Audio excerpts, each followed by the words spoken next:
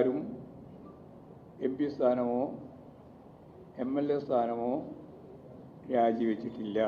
നിയമിക്കപ്പെട്ടയാൾ നിയമസഭാ സാമാജികത്വം രാജിവെച്ചാൽ പിന്നീട് നിരപരാധിയാണെന്ന് തെളിയിക്കപ്പെടുന്ന സാഹചര്യം വന്നാൽ അവരെ തിരിച്ചെടുക്കുന്നതിനുള്ള നിയമ സംവിധാനം ഇല്ല. ഇക്കാര്യത്തിൽ അത്തരമൊരു നിലപാട് സ്വീകരിക്കാനാവില്ല എന്ന് തന്നെയാണ് കാണുന്നത്. And let me go across live to my colleague Ishika, who's joining us from Palakkad, in fact. So Ishika, what's the latest that you're getting to know from the CPIM? Because remember, you had the executive committee, in fact, conveyed its decision to the CPIM, to the Chief Minister, in fact, that they want Mukesh to resign. But why this sudden decision to, in a sense, back Mukesh?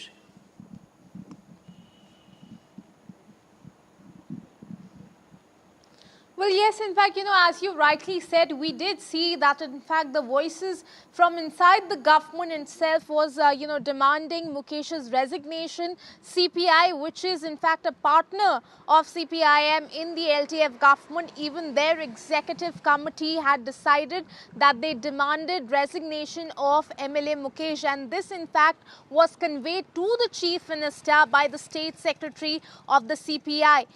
In fact, even after that, we did see that even senior voices of the party, that is the CPIM, like Brinda Karat herself, in fact, indirectly demanded his resignation. But even after that, we are seeing that in the state committee meeting today of the CPIM, it has now been decided that the party will not be asking for Mukesh's resignation. Now, this is what the party sources, in fact, had earlier told us, that they had accepted the explanation that came from Mukesh, that the entire allegation against him was fabricated and that he would be fighting it legally. Rather, the party also advised him to not, in fact, issue any statement to the press. Now, we also heard how the State Secretary of the party, in fact, went on to say that they are, the government is not trying to protect anyone. The fact is that they are going against their own MLA by letting the investigation continue. So this is kind of a clarification that is being issued by the party after the scrutiny of the party, certainly after the decision that they have made. Because we have seen, Vedan, that how the agitation on the streets of Kerala continues to intensify. The opposition parties here, be it the Congress or be it the BJP, they continue to hold protests outside Mukesh's residence or even outside the Chief Minister's residence, demanding his resignation. And as you rightly said, it is not just coming from the political parties. Even women activists had, in fact, announced that if he does not resign, there will be protests across Kerala. So what will be the fallout of that? After party has decided on this, that certainly remains to be seen. Over to you. All right, Ishika, thanks very much for joining us with the latest there. But stay on with us as we look at the other big development in this story. Well, the ex-Amma chief and prominent Mollywood actor Mohan Lal has now broken his silence on the Hema Committee report. He says, I'm here to fix things. In fact, he says, I've never run away from the Me Too storm. He says he was absent because of some personal reasons, but he said perpetrators must be punished. Listen it. Hema Committee report. വളരെയധികം സ്വാഗതാർഹമാണ്. ഞാൻ 2 പ്രാവശ്യം ആ കമ്മിറ്റിയുടെ മുമ്പിൽ പോയിരുന്ന് സംസാരിച്ച ആളാണ്. അതിന് ഒളിച്ചോടിപ്പോയിട്ടില്ല. എൻ്റെ വ്യക്തിപരമായ കാരണങ്ങൾ. ഞാൻ കഴിഞ്ഞ കുറേ നാളുകളായിട്ട് കേരളത്തിലില്ലായിരുന്നു. ഞാൻ ഗുജറാത്തിലായിരുന്നു, പിന്നെ ബോംബെയിലായിരുന്നു, മദ്രാസിലായിരുന്നു. അതിൽ ഏറ്റവും പ്രധാനപ്പെട്ട ഒരു കാര്യം എന്ന് പറഞ്ഞാൽ എൻ്റെ ഭാര്യയുടെ ഒരു സർജറിയുമായി ബന്ധപ്പെട്ട് എനിക്ക് ഹോസ്പിറ്റലിൽ ഇരിക്കേണ്ടി വന്നു. അപ്പോൾ ദയവ് ചെയ്ത് ഈ ഒരു ഫോക്കസ് ഞങ്ങളിലേക്ക് മാത്രമായി ഈ സിനിമ ഇൻഡസ്ട്രിയെ തകർക്കരുത് എന്നൊരു അഭിപ്രായം എനിക്കുണ്ട്. FIFCA is holding the meetings of his affiliate unions, and we intend to conclude all these meetings by 4th or 5th.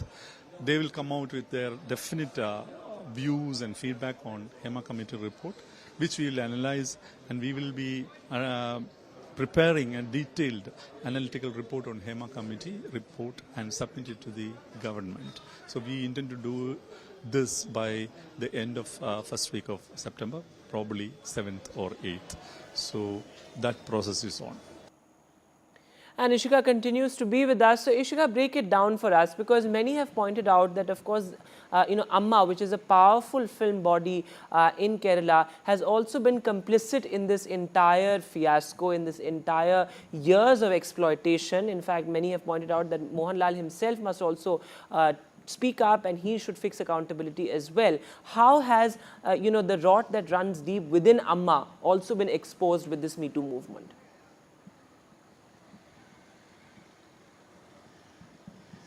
Well, yes, Vedant, as you rightly mentioned, when this HEMA committee report, in fact, first became public, and then after, when this executive, the body of Amma was dissolved, certainly after that, the question were being asked to Mohan Lal, who resigned as the president of Amma, as to why he was silent on the entire matter. So today, in fact, it was his first press briefing after the HEMA committee report became public, and he said in the very press meeting that he was not running away from his responsibility. His absence was due to personal reasons. Then he again went on to say that he hasn't read the HEMA committee report, but he welcomes it, and he also in fact said that they are here to in fact coordinate and cooperate with the investigation. He also said that this time the state government should take action and the perpetrators should be punished. So these were the main pointers that in fact he said in his press briefing today. But as you rightly mentioned, when this Me Too movement here in this Mollywood spiraled, we also saw that there were grave allegations against the then secretary of Amma, that is Siddiq. And we saw how the FIR was filed, because these charges were rape charges that were leveled against him. And after that, certainly he resigned, but then he also in fact said that this is just a conspiracy to blackmail him. So after that, certainly, Mohan Lal's silence was being questioned even more. But now when he has come forward and he has said that, perpetrators need to be punished, we need to see, as to what will be the result of that, because his influence here in the Malayalam film industry is in fact big. Over to you. All right, Ishika, thanks very much for joining us with the latest there. As Ishika is reporting, this certainly could have wide-ranging ramifications, given the fact that Mohan Lal has real influence when it comes to the Malayalam film industry. But looking now at our other big focus, well, the unspeakable tragedy in Kolkata, in which a young doctor was brutally raped and murdered. In fact, doctors continue to protest on the streets. Well, from Delhi to Kolkata, doctors still up in arms, undeterred. In fact, these are visuals that you can see on your screen of protests in both Kolkata as well as Delhi. In fact, doctors, of course, demand justice and also a central law as far as doctors' safety is concerned. My colleague Shreya Ghosh sent us this report. Violence against doctors is a perpetual issue, but after the brutal rape and murder case of a young doctor at her workplace in the RG Kar hospital in Kolkata, that too in the seminar room during her duty hours, that's when the nation kind of awakened and they started questioning the safety protocol that the resident doctors have in their workplace. And of course, after this gruesome crime that took place in Kolkata, we saw the doctors coming together and conducting nationwide strike, and they had halted their OTP facilities, and the non-emergency services were at a halt, and they were on the streets protesting, demanding for justice for the young doctor, resident doctor, and also they were demanding for the Central Protection Act.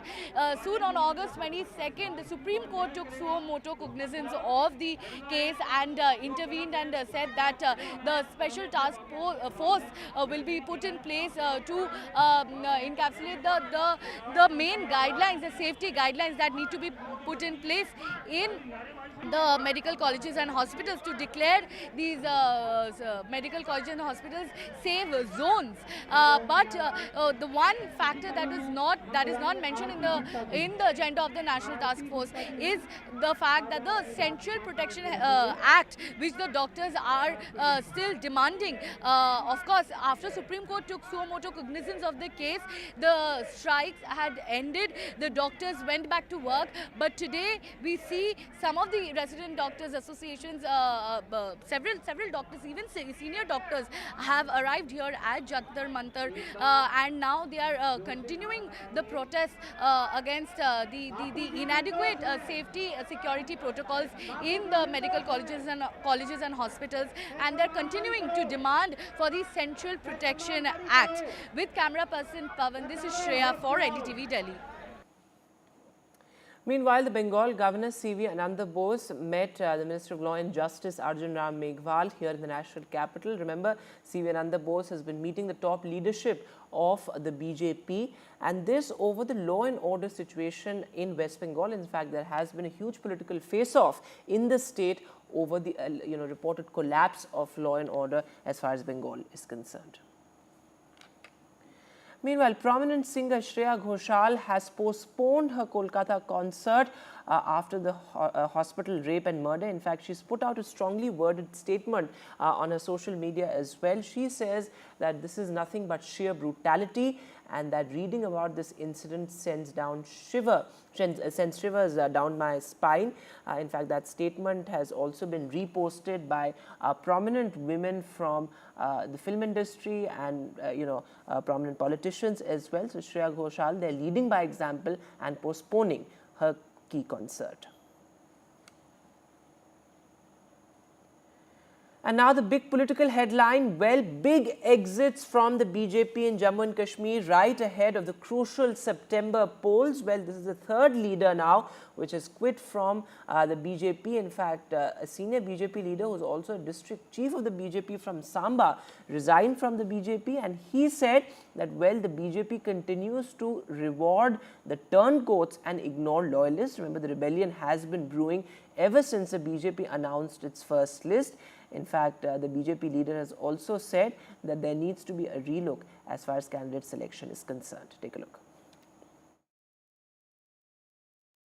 Kashmira Singh, जिला अध्यक्ष Bharatiya Janata party Samba, अपने पद से त्यागपत्र दे रहा हूं Bharatiya Janata party और Bharatiya Janata party की प्राइमरी मेंबरशिप से। संघर्ष करके 42 साल में जितना संघर्ष करके साथियों आज भारतीय जनता पार्टी जिस मुकाम पर पहुंची है, वहां मैंने बहुत संघर्ष किया है पार्टी के लिए, और आज दुख होता है जब इतना करने के बाद आज 30 साल के बाद हमारी कॉन्स्टिट्यूंसी ओपन हुई, रिजर्व में चल रही थी, तो आज हम पर विचार भी नहीं किया गया, काम करना कार्यकर्ताओं ने और कैंडिडेट बाहर से। Well, clearly when you have election after 10 years, so there would be so many claimants. Many parties are facing it, but the way BJP is facing it is really huge challenge for the party. And the party president JP Nadda has sent spoke to the senior leaders according to reports and asked them to fix the problem, because the problem is only growing by the day. The visuals you are seeing, these are from Chamb area in Jammu, where these BJP supporters and the workers are protesting against party decision of, selecting the candidate for somebody, Chamb Assembly constituency. They're seeing someone else who doesn't belong to that area has been trusted on them, and they want the selection of candidates should be changed. The person should be given mandate from the same area, not someone else, not what they call the outsider. And then Kashmira Singh, district president Samba, who has been the BJP leader for 42 years in the same area. And he has resigned over selection of candidate again. He is saying loyalists have been ignored and turncoats who have switched over to BJP from different parties have been given mandate. So there have been several such, candidates BJP has selected. They were actually either from the National Conference, PDP, Congress, Apni Party, Panther Party, others, they all have been given mandate. And the BJP, old BJP loyalists are, unhappy. Even the senior leaders like former Deputy Chief Minister Dr. Nirmal Singh he has not been given ticket. Kavinder Gupta has not been given so far. And there's no clarity if the BJP president, JNK president, Ravinder Rana is being given, mandate, because so far that seat has not been decided who will contest from there. So BJP's problem about the candidate selection are growing, though they have given most of the tickets they have distributed, they have made the selection list has been already, released, tickets have already been given. So we have to see how BJP is going to deal with this. BJP MP from Jammu, Jugal Kishore Sharma, says that they will talk to everybody to ensure that BJP wins from Jammu region. But the way things are going, for the first time, BJP is facing such a revolt. And the people, its leaders, senior leaders are resigning, and people are now coming out on roads and protesting against the High Command decision. In other news now, well, the RSS National Coordination Conclave is underway in Kerala's Palakkad. It's a 3-day conclave. And remember, all affiliate organizations of the RSS, including the BJP, are attending this crucial meeting. In fact, this is the first RSS-BJP meeting since the formation of Modi 3.0. And what we're being told by our sources is that the BJP's ground performance, as far as the Lok Sabha polls in 2024 were concerned, will also be discussed. My colleague Ishika sent us this report. Well, in fact, as you mentioned today, the very important annual meet of the RSS is currently taking place in Kerala. This meeting is going to go on till 2nd of September. And one of the associated organization of the RSS is BJP. So certainly, yes, as you mentioned that there are in fact reports that JP Nadda in fact had met Mohan Bhagwat yesterday itself. Today in this meeting it becomes even more crucial because this is the first meeting of the RSS after Modi 3.0 came into power, and we did see that how the Lok Sabha election results were not up to the expectations of the BJP. Also the preparations of the elections of the BJP in the coming state elections, that is also going to be a prime focus in this, particular meet. So certainly all of that discussion has already in fact taken place, last night as well. But today, all of these organizations, there are 32 associated organizations of the RSS, they will be giving their inputs, their perspective on this entire matter.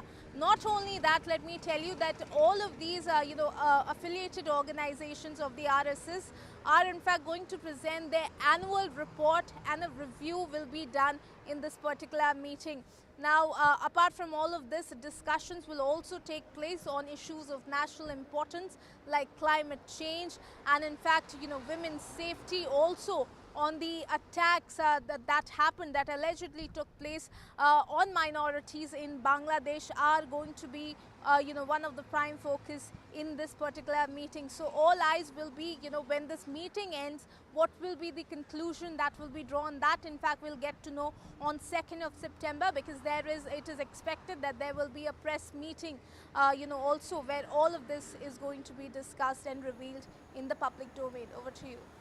And news now from Telangana. Well, the demolition drive continues. In fact, the Hydra demolition drive has now reached the BJP corporators' sheds in Telangana. In fact, there you can see those dramatic visuals of those sheds being demolished by the authorities. Remember, the anti-encroachment drive has now been going on for days on end. In fact, Chief Minister Revanth Reddy has himself backed this drive. He says that this is beyond politics and this will spare no one. When it comes to illegal constructions, he says, my interest is to protect the water bodies of Telangana. In fact, Chief Minister's own brother had also been put on notice by Hydra. And news now from neighbouring Andhra Pradesh. Well, unprecedented visuals from Vijayawada. This as one person has died and at least 4 people have been injured in the landslides that were triggered by heavy rain. In fact, there you can see those visuals of from the city as well, where traffic was slightly disrupted, though of course things seem to be back to normal. But these are visuals from the more interior areas of Vijayawada, where roads have turned into rivers. In fact, what we're also being told is the Met Department has issued a moderate to heavy rain alert for parts of Vijayawada as well. And now India's shining star at the Paralympics. Well, Preeti Pal has truly scripted history by getting India its first track medal at the Paralympics. Remember, she won a bronze medal, but she says, I want to change the color of the medal in my next bout. Take a look.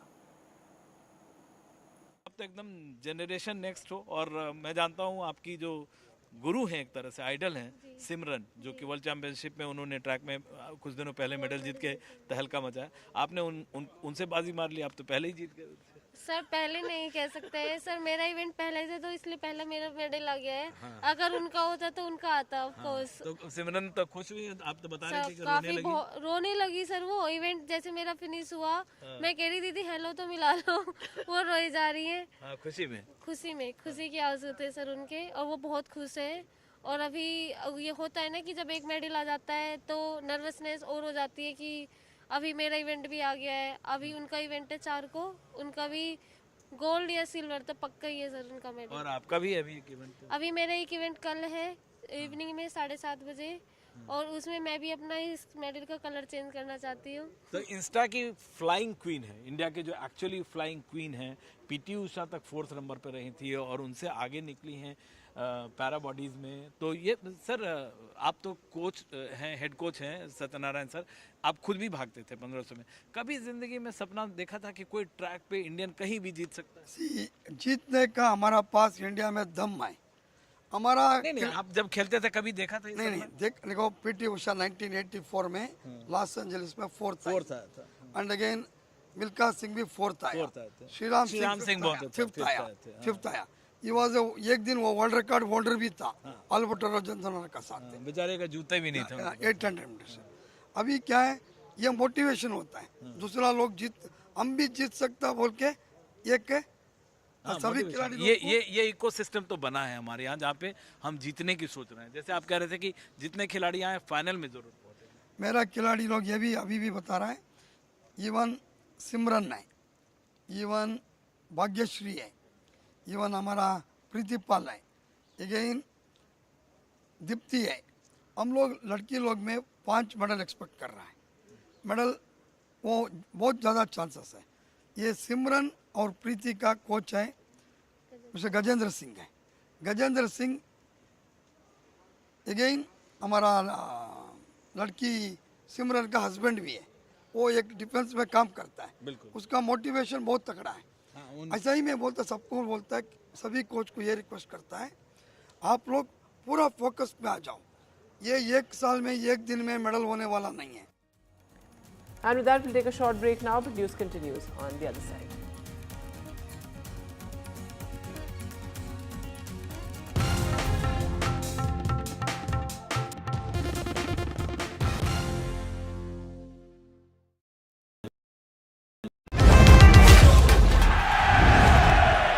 Get the magic of the best working for you now. Link your payment cards once, collect rewards forever.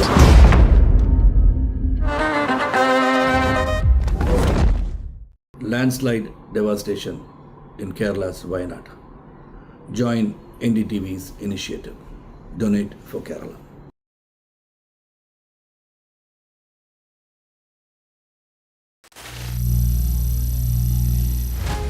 Some people say the metaverse will only be virtual. One day this lecture hall will be made of code, and driverless cars would be trapped in intersections. But even in this maze of the future, you can't wish away health. It's time to become more resilient.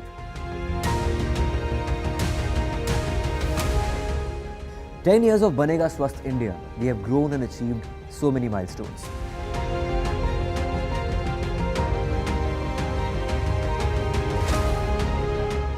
And now I have a plan to beat the urgency, to stop breathing with difficulty, to relieve getting choked with inactivity.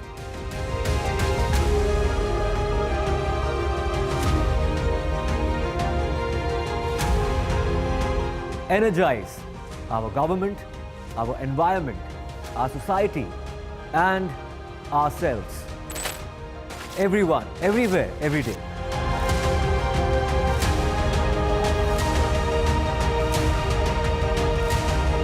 Banega Swasth India.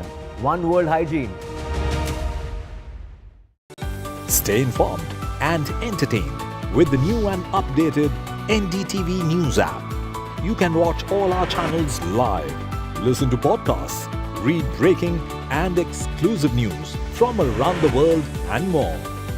Download the NDTV app today and get access to the best journalism and storytelling on your smartphone or tablet. The NDTV app. News that matters to you.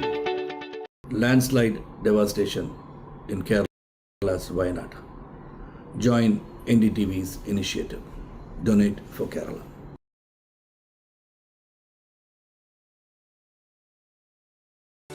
Stay informed and entertained with the new and updated NDTV News app.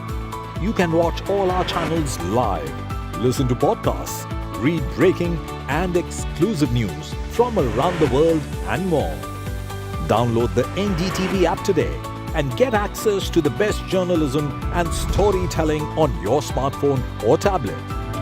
The NDTV app. News that matters to you. Hi, I'm Shri Akal. Kerala's Wayanad area is hit by devastating landslides, resulting in loss of lives and livelihood. Kerala needs your help right now. Let's join NDTV initiative. Come, donate. Let's rebuild Wayanad.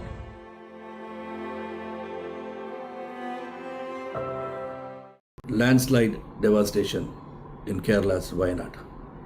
Join NDTV's initiative. Donate for Kerala.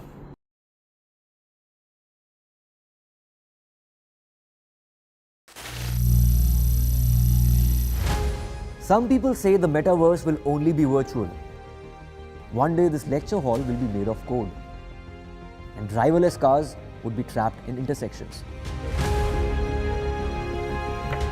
But even in this maze of the future, you can't wish away health. It's time to become more resilient.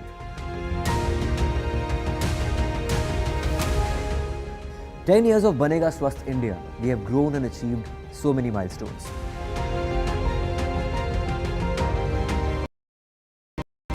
Stay informed and entertained with the new and updated NDTV News app.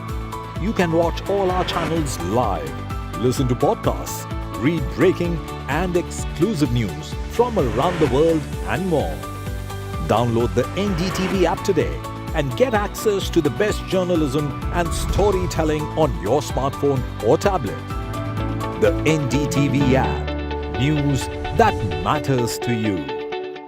Landslide devastation in Kerala's Wayanad. Join NDTV's initiative. Donate for Kerala.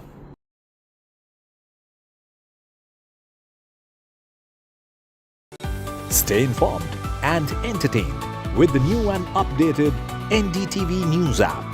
You can watch all our channels live, listen to podcasts, read breaking and exclusive news from around the world and more.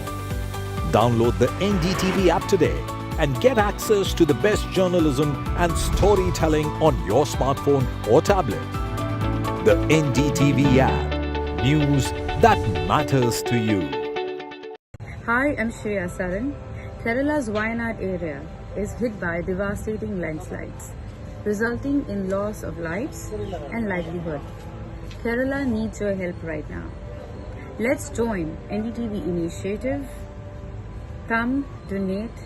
Let's rebuild Wayanad.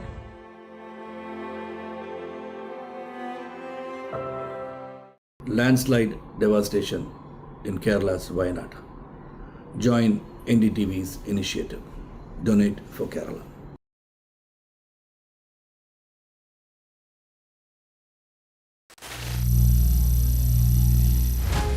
Some people say the metaverse will only be virtual. One day this lecture hall will be made of code, and driverless cars would be trapped in intersections. But even in this maze of the future, you can't wish away health. It's time to become more resilient.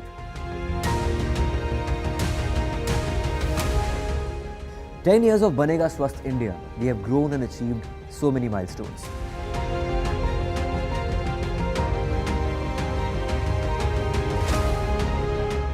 And now I have a plan to beat the urgency, to stop breathing with difficulty, to relieve getting choked with inactivity.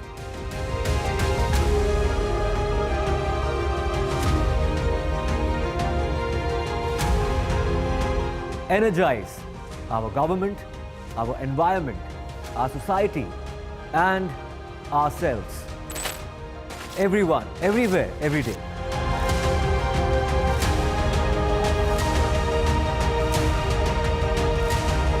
Banega Swasth India. One World Hygiene. Stay informed and entertained with the new and updated NDTV News app. You can watch all our channels live, listen to podcasts, read breaking and exclusive news from around the world and more. Download the NDTV app today and get access to the best journalism and storytelling on your smartphone or tablet. The NDTV app. News that matters to you.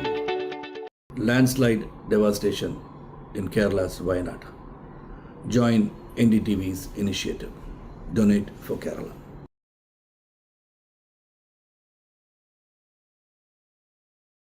Stay informed and entertained with the new and updated NDTV News app. You can watch all our channels live, listen to podcasts, read breaking and exclusive news from around the world and more. Download the NDTV app today and get access to the best journalism and storytelling on your smartphone or tablet.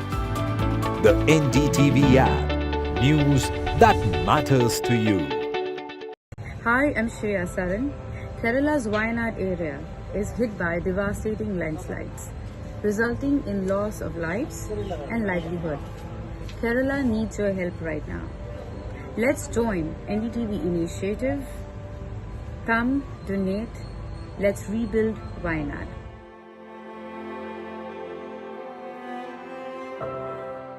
Landslide devastation in Kerala's Wayanad. Join NDTV's initiative. Donate for Kerala.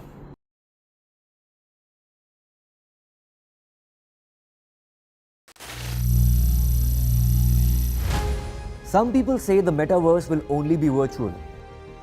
One day this lecture hall will be made of code, and driverless cars would be trapped in intersections. But even in this maze of the future, you can't wish away health. It's time to become more resilient.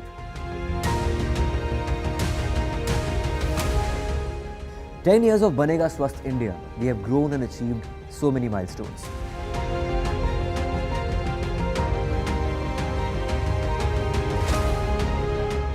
And now I have a plan to beat the urgency, to stop breathing with difficulty, to relieve getting choked with inactivity.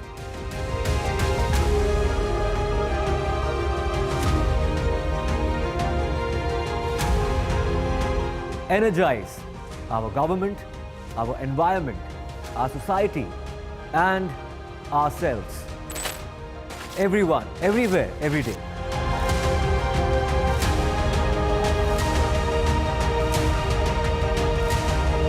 Banega Swasth India.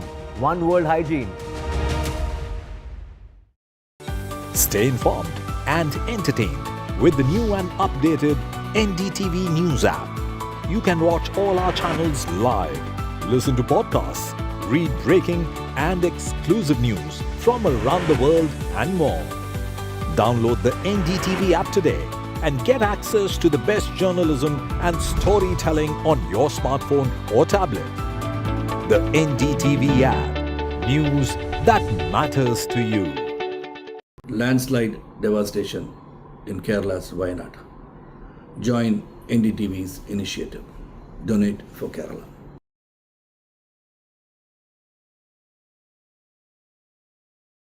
Stay informed and entertained with the new and updated NDTV News app. You can watch all our channels live, listen to podcasts, read breaking and exclusive news from around the world and more. Download the NDTV app today and get access to the best journalism and storytelling on your smartphone or tablet. The NDTV app. News that matters to you. Hi, I'm Shri Akal.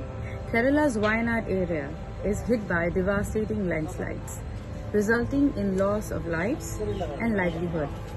Kerala needs your help right now. Let's join NDTV initiative.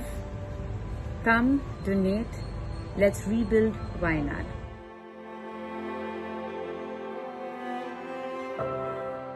Landslide devastation in Kerala's Wayanad. Join NDTV's initiative. Donate for Kerala.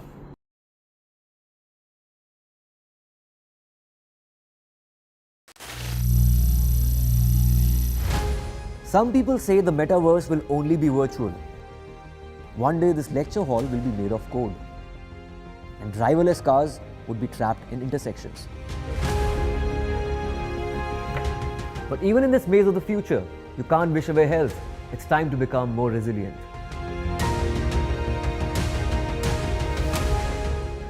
10 years of Banega Swasth India, we have grown and achieved so many milestones.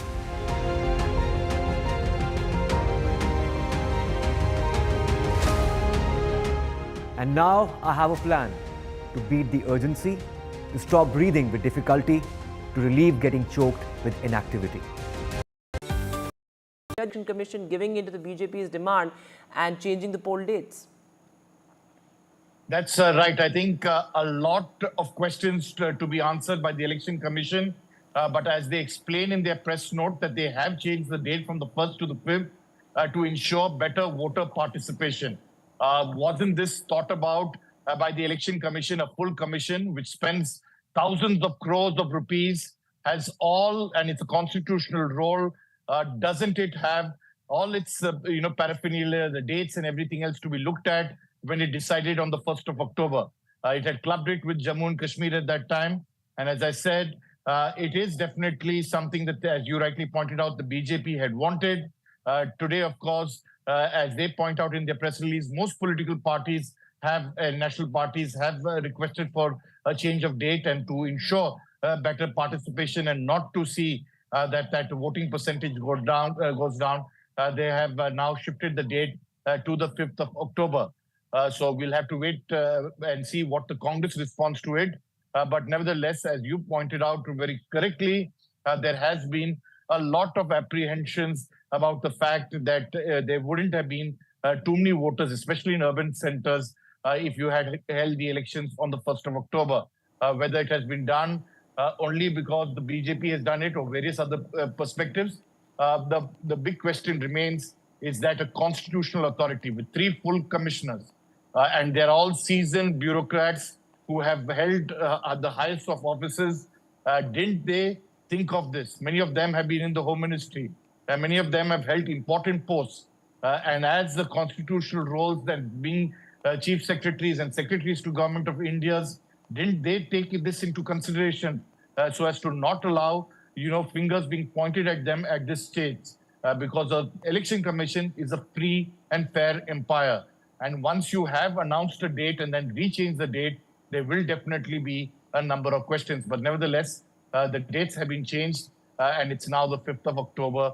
Counting, of course, gets revised. But this is only for Haryana.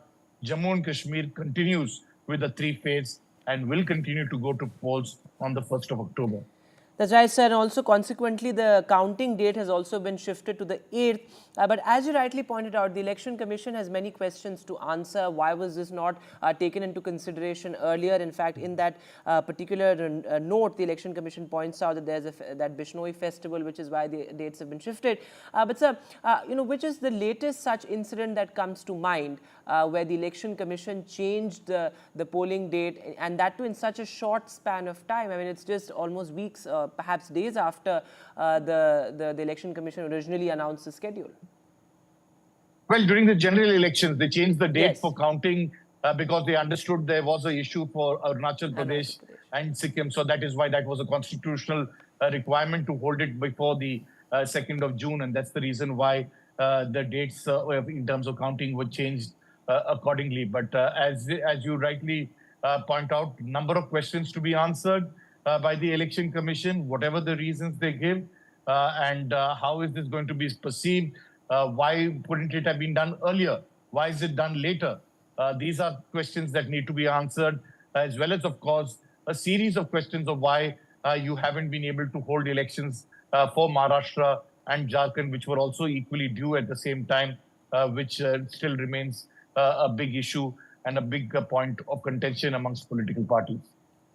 Right, sir. I mean, it's too premature, but any reactions coming in from the Congress and the opposition? Of course, the Aam Aadmi Party and the Congress both had said earlier that, you know, these are just tactics by the BJP to delay the elections as far as Haryana is concerned, because, you know, we have seen that in the Lok Sabha polls as well, the BJP's performance in Haryana hasn't been what it expected.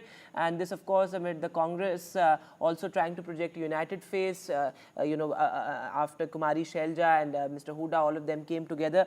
But, this will lead to sharp reactions coming in from both the Congress and the Aam Aadmi Party, because there have been, allegations earlier as well that the Election Commission, perhaps hasn't really been able to sort of live up to its bipartisan and, neutral image.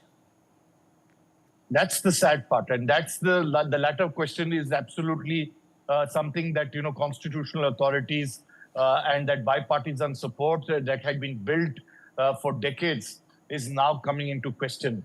The Chief Election Commissioner and his fellow election commissioners hopefully will realize and introspect and understand that these series of mistakes that you're making will cast a big shadow on the Election Commission. But having said that, the political parties, as you rightly pointed out, have said that these are delaying tactics. They continue to feel that elections should have been held earlier. This time around, the decision, of course, has been made, and now it's fait accompli. I mean, does the Aam Aadmi Party and the Congress, while they might protest and oppose it, will it have a say? No, the decision has been taken. It's a constitutional authority. Under Article 324 of the Constitution, they have the complete power to do so, unless, of course, the Supreme Court intervenes, and which is the rarest of rare, and they usually never do so in a country like ours. They give full power to a constitutional authority, and it's in that backdrop that this entire episode, as I said, thousands of crores are paid for elections to the Election Commission to conduct elections. They have the complete control of the entire government paraphernalia. Are you telling me that they didn't know that there was a Bishnoi festival, or that they didn't have the various permutations and combinations? Then you should have just held elections for Jammu and Kashmir. Why did you need to include Haryana? These are questions that everybody's asking. You should have held Haryana along with the rest of the other states, that is Maharashtra as well as Jharkhand. So it's in that backdrop, and that's the way they did it the last time round. Except for the fact that in Maharashtra you had imposed President's rule, so the date got slightly further delayed. And it's in this backdrop we'll now have to wait and watch and see how the Election Commission takes the criticism. But I think the damage is done. The decision has been taken. Not very much for political parties they can oppose it. They can say what they want. But under Article 324, the Election Commission has all the powers to change the date as it deems fit. All right, my colleague Gurpreet is also joining us live. But Sunil sir, before I let you go, you were also talking about what it could mean on the ground. Of course, not so much in Haryana, but what it means also is that the date of counting in Jammu and Kashmir has also now been shifted to the 8th. Now, of course, the security preparedness as far as Jammu and Kashmir is concerned is already of huge concern as far as the centre is concerned, as far as the Election Commission is concerned. So what does it really mean as far as that aspect is concerned, given the fact that you'll have a longer window for which the security preparedness will have to be looked at in Jammu and Kashmir? You raise a very, very important point. And if you see Article 370, the judgment of the Supreme Court, it very categorically says that there should be an elected government in Jammu and Kashmir by September 30th. And that was written as part of a constitutional bench. And even then, they weren't able to comply. They delayed by 1 day, October 1st. Now, elected government cannot be in place till the 8th of October. And even then, there will be an entire process after that. So definitely, it's a long delay. It's two constitutional authorities, the Supreme Court of India and the Election Commission, which both need to respect each other. And it's in that backdrop that this decision has been taken. So definitely, they won't be able to comply with the Supreme Court's directive. But this is, as I said, between two constitutional authorities, and the respect for both institutions, be it the Election Commission or for that matter, the Supreme Court of India. All right, Sunil, sir, thanks very much for being with us and decoding all those important aspects of the story. But Gurpreet is also joining us live from Chandigarh. Gurpreet, any reactions coming in from the opposition in Haryana, because they had opposed this very fiercely and very vociferously, both the Aam Aadmi Party and the Congress. What are you hearing? Well, as of now, we have seen the Haryana Chief Minister held a press conference where he has already briefed a lot of things related to the Haryana polls. But now this date, which has been extended, we have seen the BJP president has already written a detailed letter, and so many times they have repeated saying there was a number of holidays and it will definitely affect the vote turnout. It seems that had been considered by the Election Commission of India, and that could be possible reason why this date has been extended.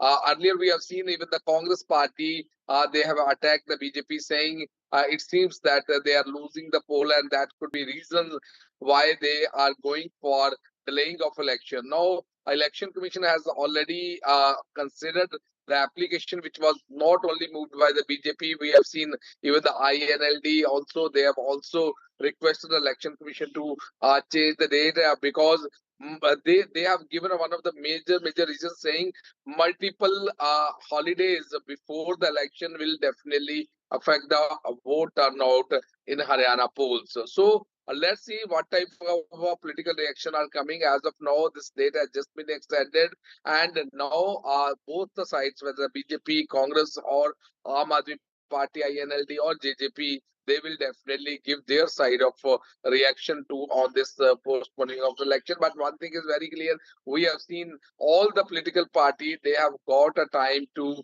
even discuss their political strategy. We have seen BJP as well as the Congress, they have been holding marathon discussions on each and every constituency so that they will be able to make a proper political strategy for upcoming polls. So it seems both the parties, all the parties, not only one or two parties, all the parties will get time for making their political strategy. So let's wait for their reaction, how the reaction is going on.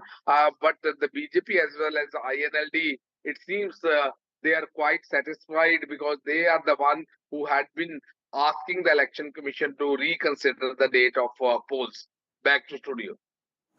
Oh, that's an important point to make there, because one of the allegations that were levelled by the Aam Aadmi Party and the Congress was that the BJP is trying to delay the elections because they have no real poll strategy. And we saw in the Lok Sabha polls as well that the BJP's performance wasn't what it expected. In fact, this amid sort of a Congress revival, as many would say, given the fact that you have Kumari Shelja and Dipinder Hooda, sort of mending their differences, mending the bridges and coming together and projecting a united face as well.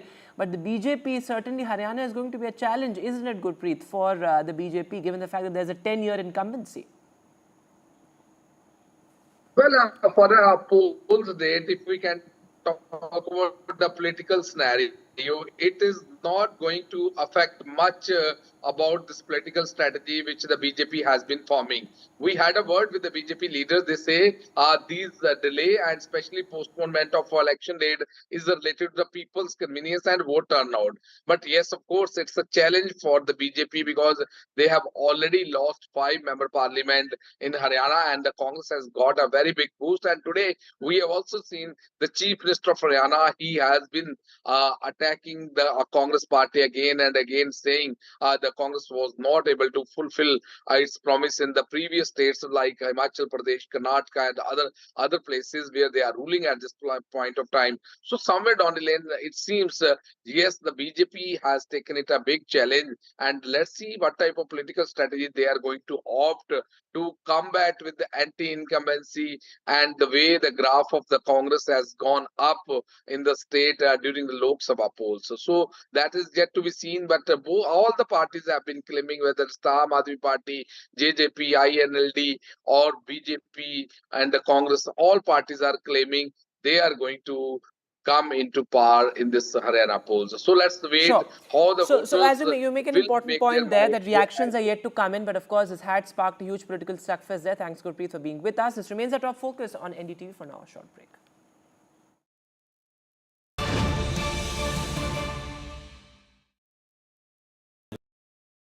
Landslide devastation in Kerala's Wayanad. Join NDTV's initiative. Donate for Kerala.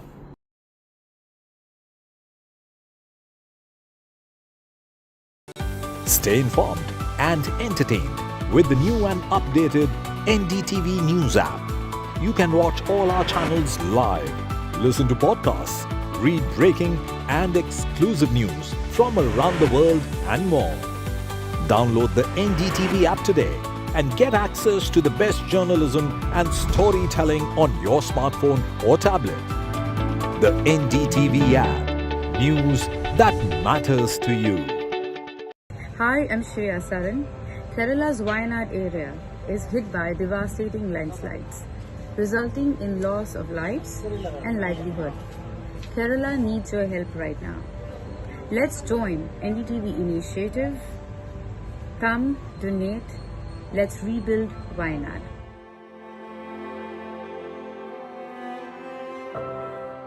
Landslide devastation in Kerala's Wayanad. Join NDTV's initiative. Donate for Kerala.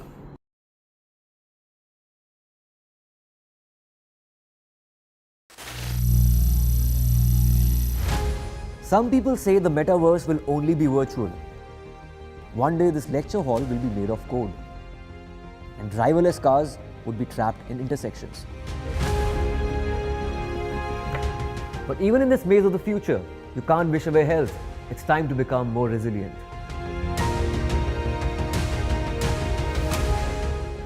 10 years of Banega Swasth India, we have grown and achieved so many milestones.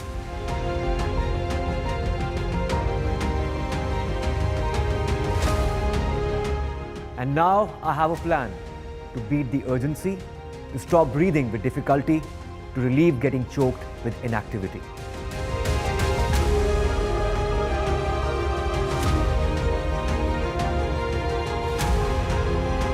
Energize our government, our environment, our society, and ourselves.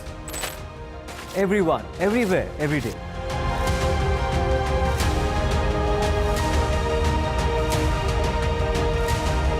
Banega Swasth India. One world hygiene. Stay informed and entertained with the new and updated NDTV News app. You can watch all our channels live, listen to podcasts, read breaking and exclusive news from around the world and more. Download the NDTV app today and get access to the best journalism and storytelling on your smartphone or tablet. The NDTV app. News that matters to you. Landslide devastation in Kerala's Wayanad. Join NDTV's initiative. Donate for Kerala.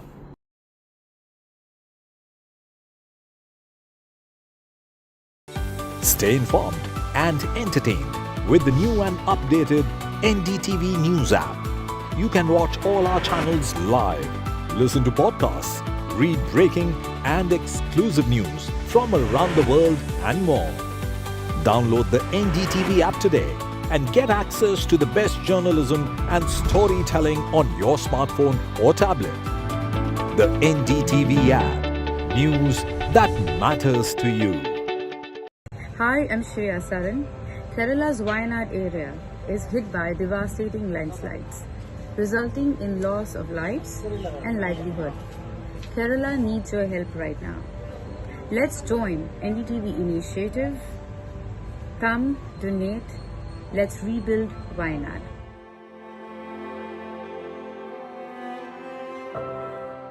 Landslide devastation in Kerala's Wayanad. Join NDTV's initiative. Donate for Kerala.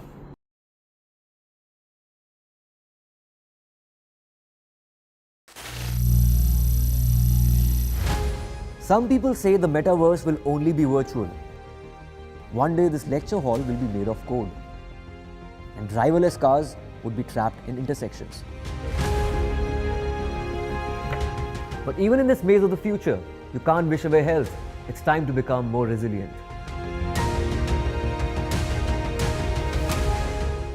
"10 years of Banega Swasth India, we have grown and achieved so many milestones.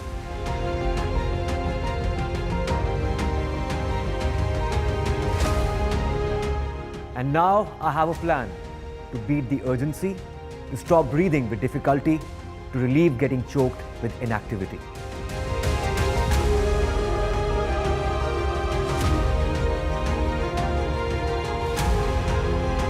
Energize our government, our environment, our society, and ourselves. Everyone, everywhere, every day.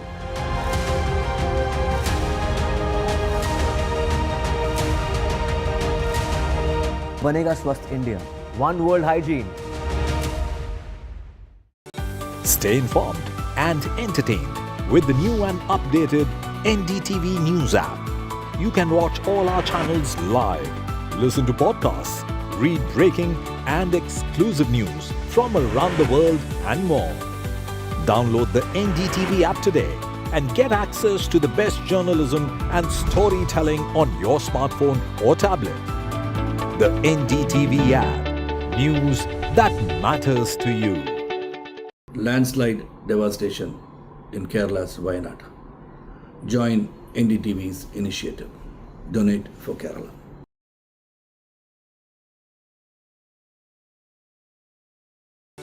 Stay informed and entertained with the new and updated NDTV News app.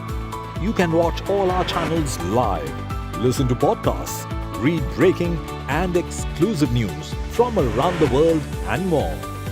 Download the NDTV app today and get access to the best journalism and storytelling on your smartphone or tablet.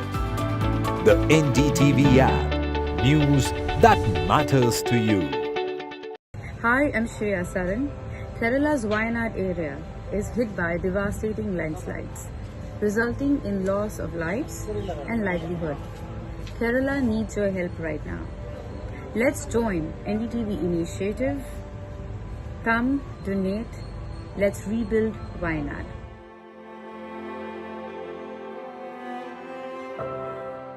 Landslide devastation.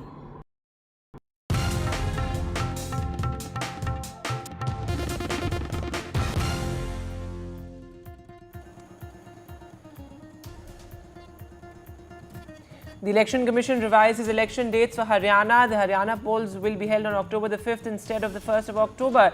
The dates changed amid the BJP's demand also to accommodate the Bishnoi festival as per the Election Commission. The CPIM backs Me Too accused MLA Mukesh. The CPIM says others with similar allegations have not quit. But this as the CPIM accepts Mukesh's false Me Too case argument.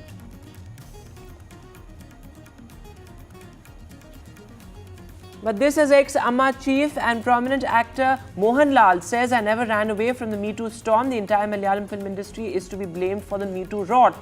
He says perpetrators must be punished.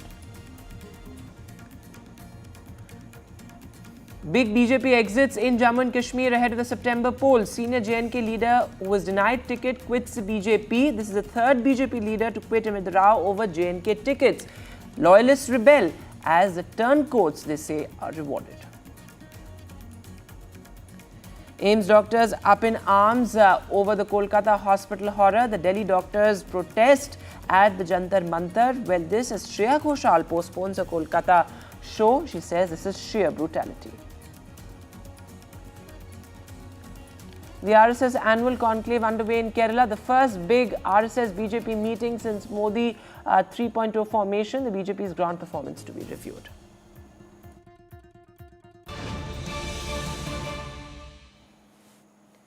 And the big story we are tracking on NDTV very, very closely. Well, the Election Commission has decided to defer the polling date as far as the Haryana Assembly elections are concerned.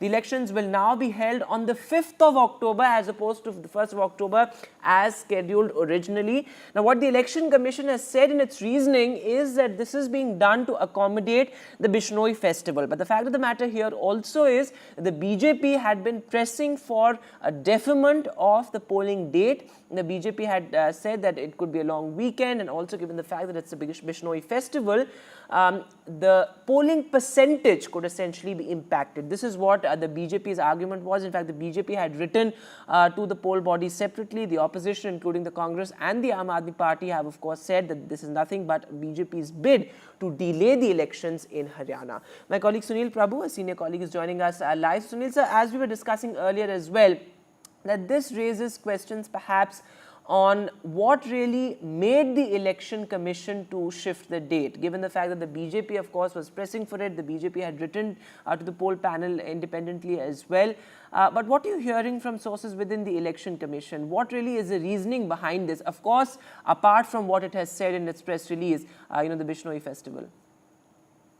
Well, there were a lot of debates within the Election Commission, and as you can see, the Election Commission has taken a lot of time to arrive at this conclusion. It wasn't done in a hurry. They have had a series of meetings through the last week, hoping that they would be able to find a consensus. And finally, of course, as you rightly pointed out, citing the reasons for the fact that there has been a local festival, Bishnoi, poll percentages down, that various political parties have written to them. And that's the reason why they are postponing the elections. The schedule, mind you, hasn't changed. That will continue. The polling will continue for campaigning, will continue for a few more extra days till the 5th of October. So on the 3rd, the electoral, that will be the last day for campaigning. So only that has been shifted. But as we've been saying, the Election Commission is a constitutional authority. Under Article 324 of the Constitution, it has complete powers to do and ensure a free and fair election. Thousands of crores are spent by the Election Commission to conduct this exercise. And it has the most senior-most members of the bureaucracy who are elevated and selected to become members of the commission. And it's in that backdrop that they failed to look at these factors when they were deciding to have elections in Haryana on the 1st of October. Did the state governments, did the various people who work in the Election Commission, from the Deputy Election Commission to the various planning divisions, not give them these inputs? Because deciding dates is one thing, but taking all these into account and then announcing it and then subsequently changing the date has clearly put a finger of suspicion amongst them, especially since political parties feel that this is being done to favor the BJP and it should have been done pre-polled, which is technically not possible. So these are all the factors that have to be looked at, but ultimately the decision has been taken by the Election Commission to postpone the elections to the 5th of October, and political parties will simply have to comply with the decision that has been taken. Yes, that's an important point you're making, sir. And also, in its reasoning, perhaps also the Election Commission trying to say that this is not an unprecedented move, given the fact that we saw in the Lok Sabha polls as well that the dates were changed. And also last year in Rajasthan, the Election Commission decided to, defer the polling, given the fact that it was a wedding season. So perhaps, not an unprecedented move, but certainly this could have been taken into account earlier. It was just 2 weeks ago, in fact, that the Election Commission announced the dates. That's right. And I mean, when you have so many, inputs for you as an election commission, you're conducting elections year after year. And it is, something that you prepare for, for example, in Haryana or that matter Maharashtra or Jharkhand, that in the next 5 years, there will have to be an election. You look at the past record, you look at the various points, and then plan accordingly. And if you can't do this basic exercise of planning, then definitely it has cast a lot of aspersions. And it's in that backdrop that political parties, because it is such a do or die battle for them, be it the BJP, be it the Congress, be it any other political party in Haryana, they will feel upset either way that you are favoring one political party or the other. So it's a difficult job that the Election Commission should be done, has to undertake. And when you make that announcement, you should have taken these things into account. Yes, you are right. There has been, it's not unprecedented. There have been instances, as I was citing to you, in the Lok Sabha elections when they changed the dates of the schedule for announcement counting because you have to keep a constitutional requirement. Rajasthan has been there. There have been a number of instances when they have changed the dates. That's not an issue. The issue is for an election commission which spends thousands of crores of the taxpayers' money to conduct a free and fair election, when you have the senior most officers at the helm of affairs, if you have had experience of being either in the finance ministry or in the home ministry or being a state chief secretary and various other inputs, if after those years of experience and that gives you a chance to become an election commissioner, you are not able to take this into account, it's a sorry state of affairs. All right, Sunil, so thanks very much for joining us with the latest there. I'm also being joined by Anil Gupta, spokesperson of the BJP. Mr. Gupta, you've of course heard what the Aam Aadmi Party and the Congress have said earlier. They say that it was the BJP's bid to delay the elections in Haryana and that the BJP has already accepted defeat. But regardless of that, the Election Commission has now gone on to change the date and delay it to the 8th of October. Do you think it's in the best interest of the state and best interest of the electorate? Yeah, good evening to you and all the viewers. Election Commission job is to hold the elections in a democratic way. And, it is also their job that maximum number of citizens, the electoral, participate in election. A particular sect, the Guru Jambeshwar, and they have a great number of followers, and they celebrate on those days. And if from their request they changes, I think there should not be any huge crime, and we welcome the decision of the Election Commission. There was a precedent in the past also, because if the voters doesn't come out, what is the reason of holding the polls? So, for the benefit of the states and for the benefit of the voters of the states, if the dates have been marginally changed, so it should be welcomed. There should not be make any issue on this. We as a party always welcome. And our issue is that maximum number of voters participate in this democratic process. And with this day, when the maximum number of voters participated, we will have a healthy and a better elections, and whosoever will get the majority will form the government. And we always respect the constitutional bodies like Election Commission. And as I mentioned, there was precedent, there is nothing new. And I think we should respect the judgment of the Election Commission. Yeah. But Mr. Gupta, how would you respond to those perhaps the naysayers or the critics who would say that, this in a sense is the Election Commission favouring the BJP by giving into your demand for a date change? See, where is the favour? It is a marginal change. Elections are being held in Jammu and Kashmir and Haryana. Jammu and Kashmir, same dates are there. Only Haryana marginal, because in particular a major portion of Haryana area, this Bishnoi community, and they have a origin, the Guru Jambeshwar was the first one in the environmental issues. If you go into the history of the Guru Jambeshwar, and they are celebrating that thing.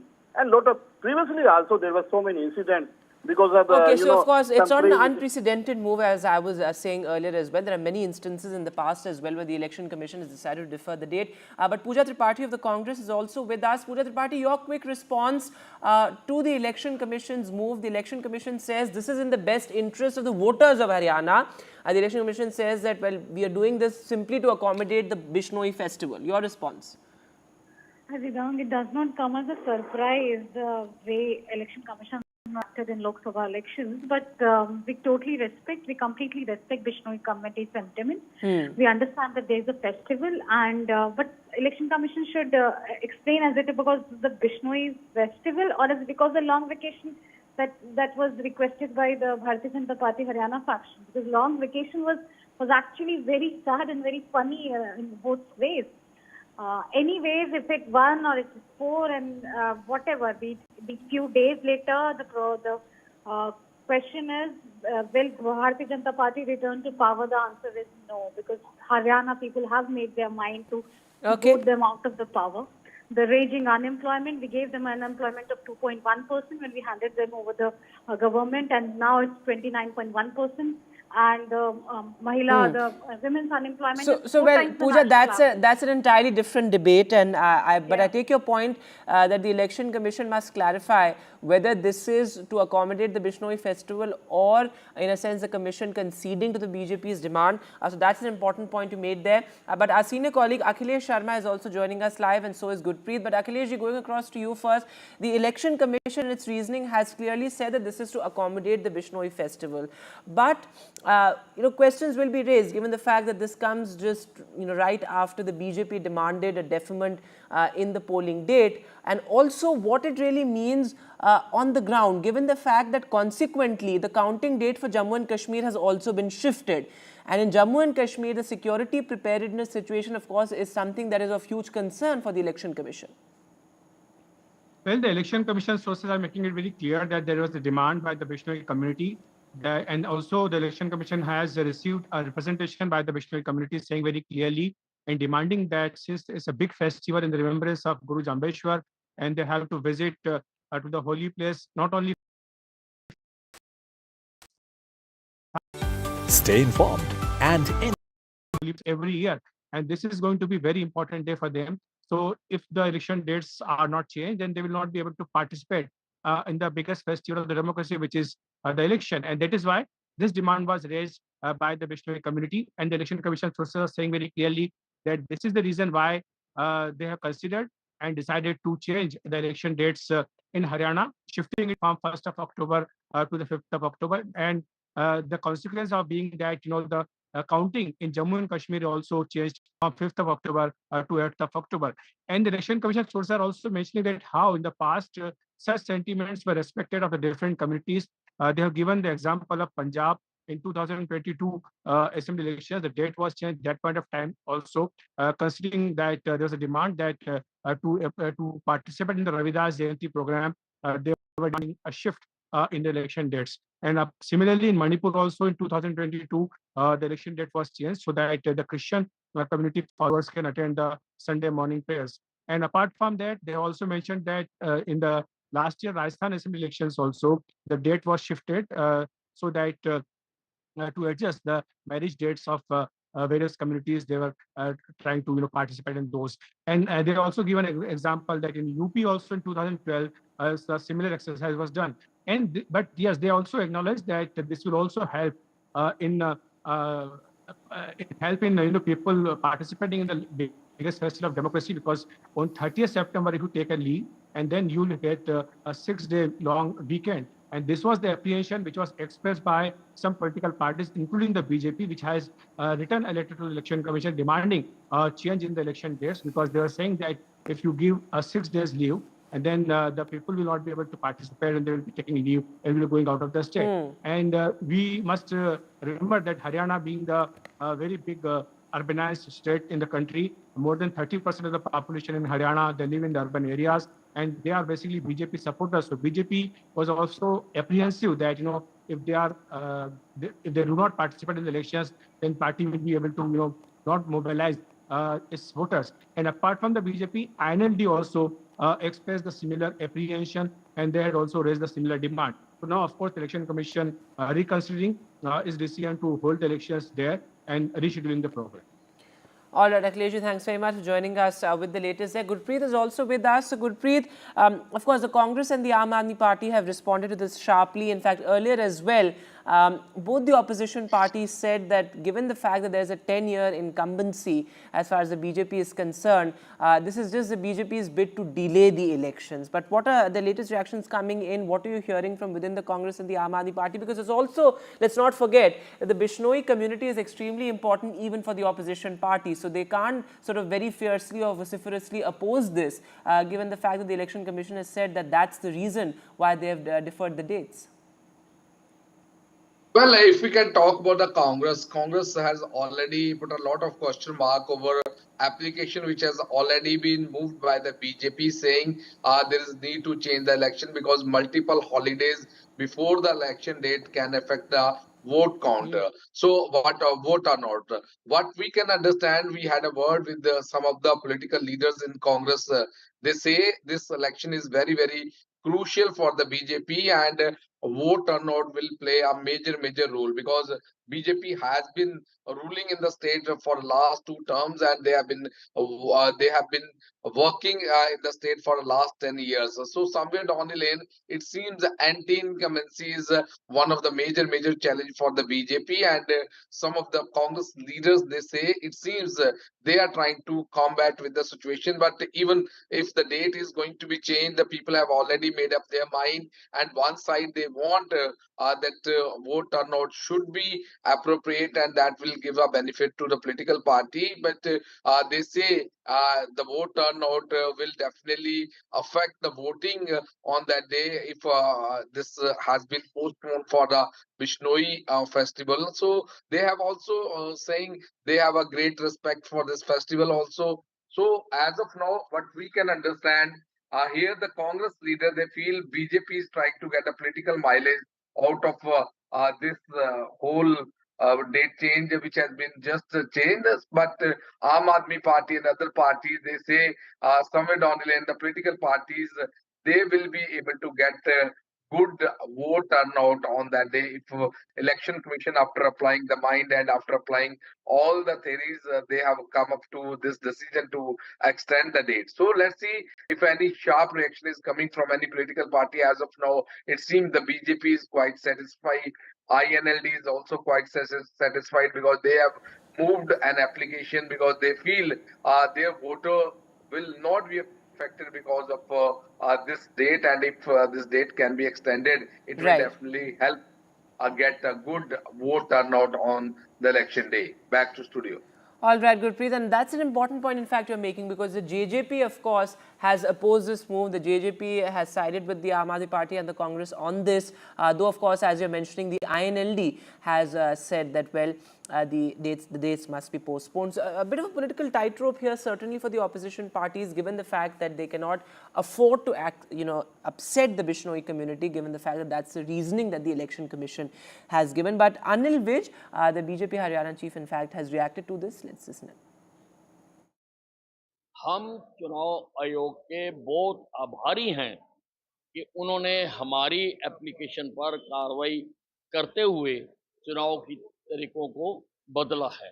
हमारा मकसद ये था कि जो पहले schedule जारी किया गया था, उसमें एक छुट्टी लेने से चुनाव के पास 5 दिन की छुट्टियां बन जाती हैं और संभावना बनी रहती है कि लोग उसके लिए घूमने बाहर चले जाएं या कोई अपने निजी काम दूसरे निपटाए, उससे वोट परसेंटेज गिरती है। इसलिए चुनाव आयोग का बहुत बहुत धन्यवाद है। All right, so the BJP there thanking the Election Commission. In fact, the BJP, of course, as I said earlier as well, had written to the poll panel demanding a deferment of the polling date. The BJP said that it's going to be a long weekend, a long holiday, in fact, so that could affect the polling percentage. But the fact here is that the Aam Aadmi Party and the Congress have opposed this. Remains to be seen how this plays out politically as far as Haryana is concerned. But the bottom line is that, well, all the political parties, the electorate, will have to comply to the Election Commission's decision to hold the Haryana polls now on the 5th of October, the counting for both Jammu and Kashmir and Haryana on the 8th.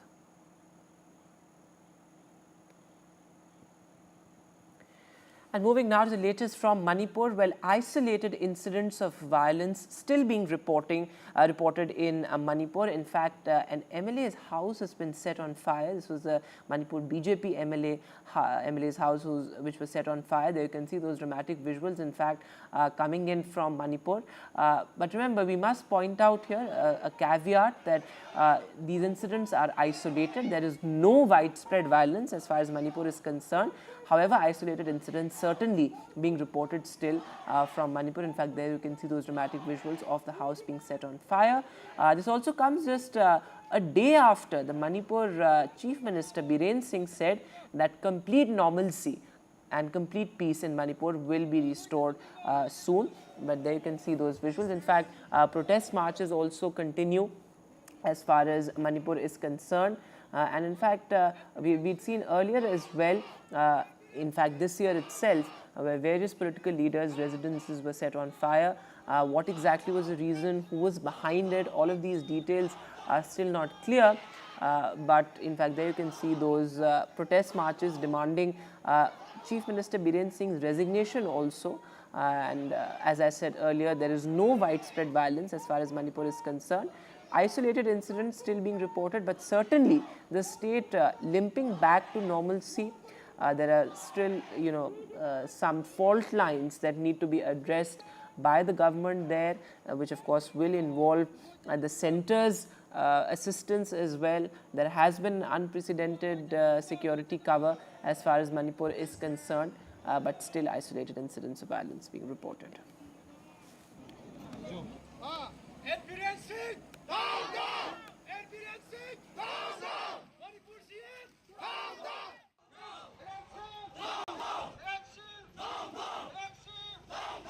And news now from Haryana. Well, after a migrant was reportedly beaten to death by self-styled car vigilantes, now action has been taken.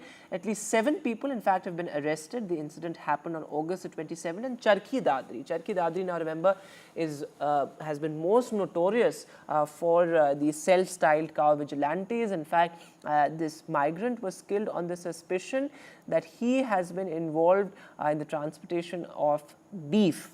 So absolutely shocking there how that migrant was beaten to death. But many such incidents, in fact, have been reported in Haryana, particularly in the past 5 to 6 years. Charkhi Dadri, as I said, falls in that belt where self-styled car vigilantes are supposed to be most active.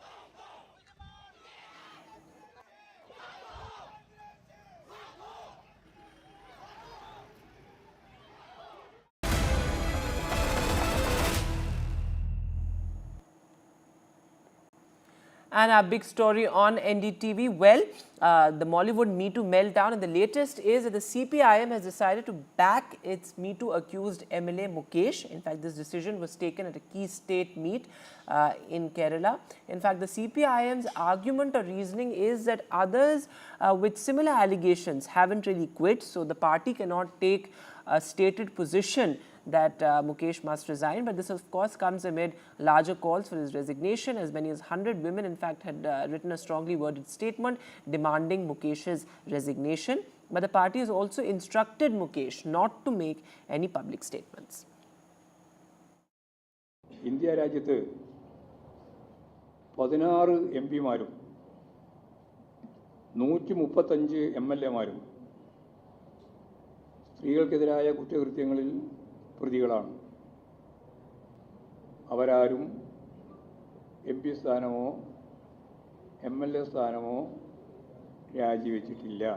ആരോപിക്കപ്പെട്ടയാൾ നിയമസഭാ സാമാജികത്വം രാജിവെച്ചാൽ പിന്നീട് നിരപരാധിയാണെന്ന് തെളിയിക്കപ്പെടുന്ന സാഹചര്യം വന്നാൽ അവരെ തിരിച്ചെടുക്കുന്നതിനുള്ള നിയമ സംവിധാനം ഇല്ല.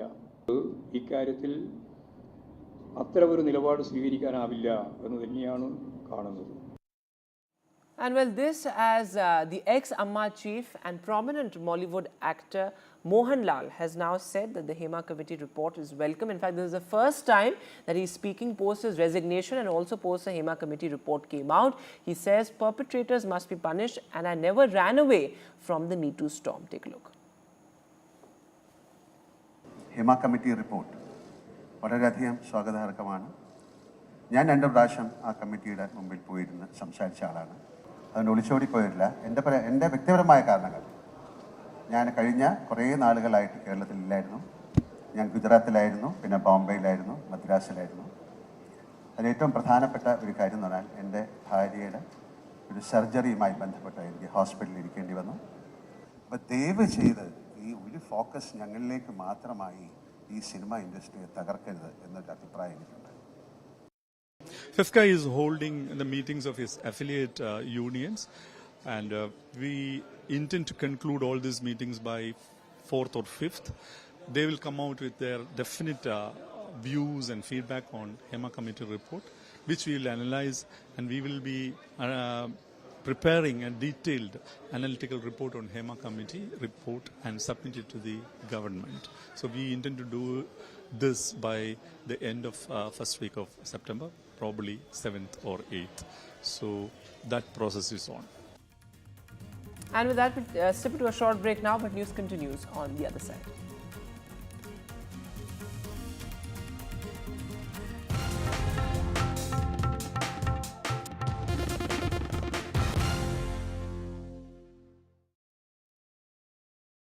Landslide devastation in Kerala's Wayanad.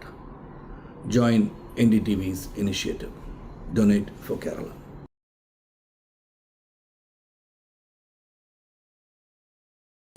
Stay informed and entertained with the new and updated NDTV News app. You can watch all our channels live, listen to podcasts, read breaking and exclusive news from around the world and more. Download the NDTV app today and get access to the best journalism and storytelling on your smartphone or tablet. The NDTV app. News that matters to you. Hi, I'm Shri Akal. Kerala's Wayanad area is hit by devastating landslides, resulting in loss of lives and livelihood. Kerala needs your help right now. Let's join NDTV initiative. Come, donate. Let's rebuild Wayanad.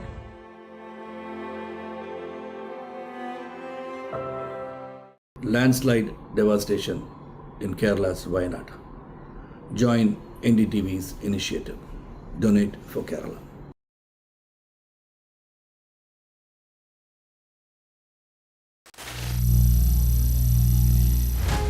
Some people say the metaverse will only be virtual. One day this lecture hall will be made of code, and driverless cars would be trapped in intersections. But even in this maze of the future, you can't wish away health. It's time to become more resilient.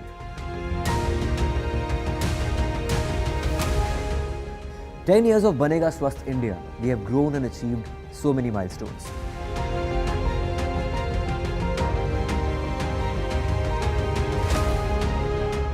And now I have a plan to beat the urgency, to stop breathing with difficulty, to relieve getting choked with inactivity.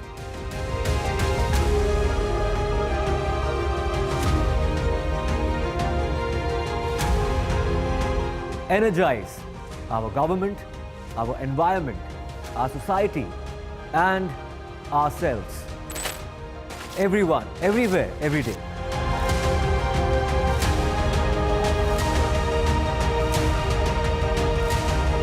Banega Swasth India. One world hygiene. Stay informed and entertained with the new and updated NDTV News app. You can watch all our channels.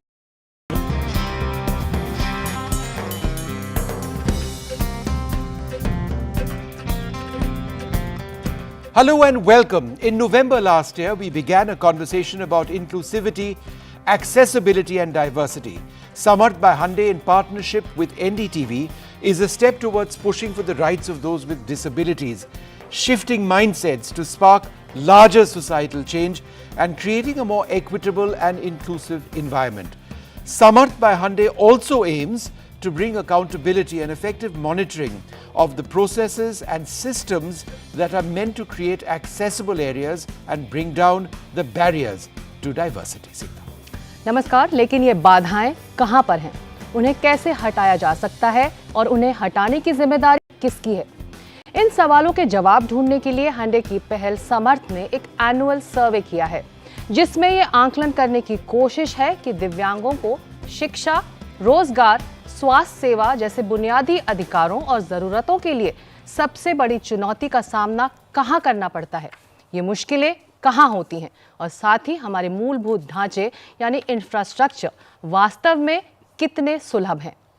हांडे की पहल समर्थ के पहले सर्वे के नतीजे अब सामने आ चुके हैं और आज हम अपने मेहमानों के साथ इसी सर्वे पर बातचीत करेंगे। हमारे साथ है निपुण मल्होत्रा, डिसेबिलिटी राइट्स एडवोकेट और निपमैन फाउंडेशन के संस्थापक, Pankaj Sinha, advocate, supreme court of India, साथ ही निधि मदान, एक्सेस ऑडिटर और लैंडस्केप आर्किटेक्ट और डायरेक्टर समर्थ्यम।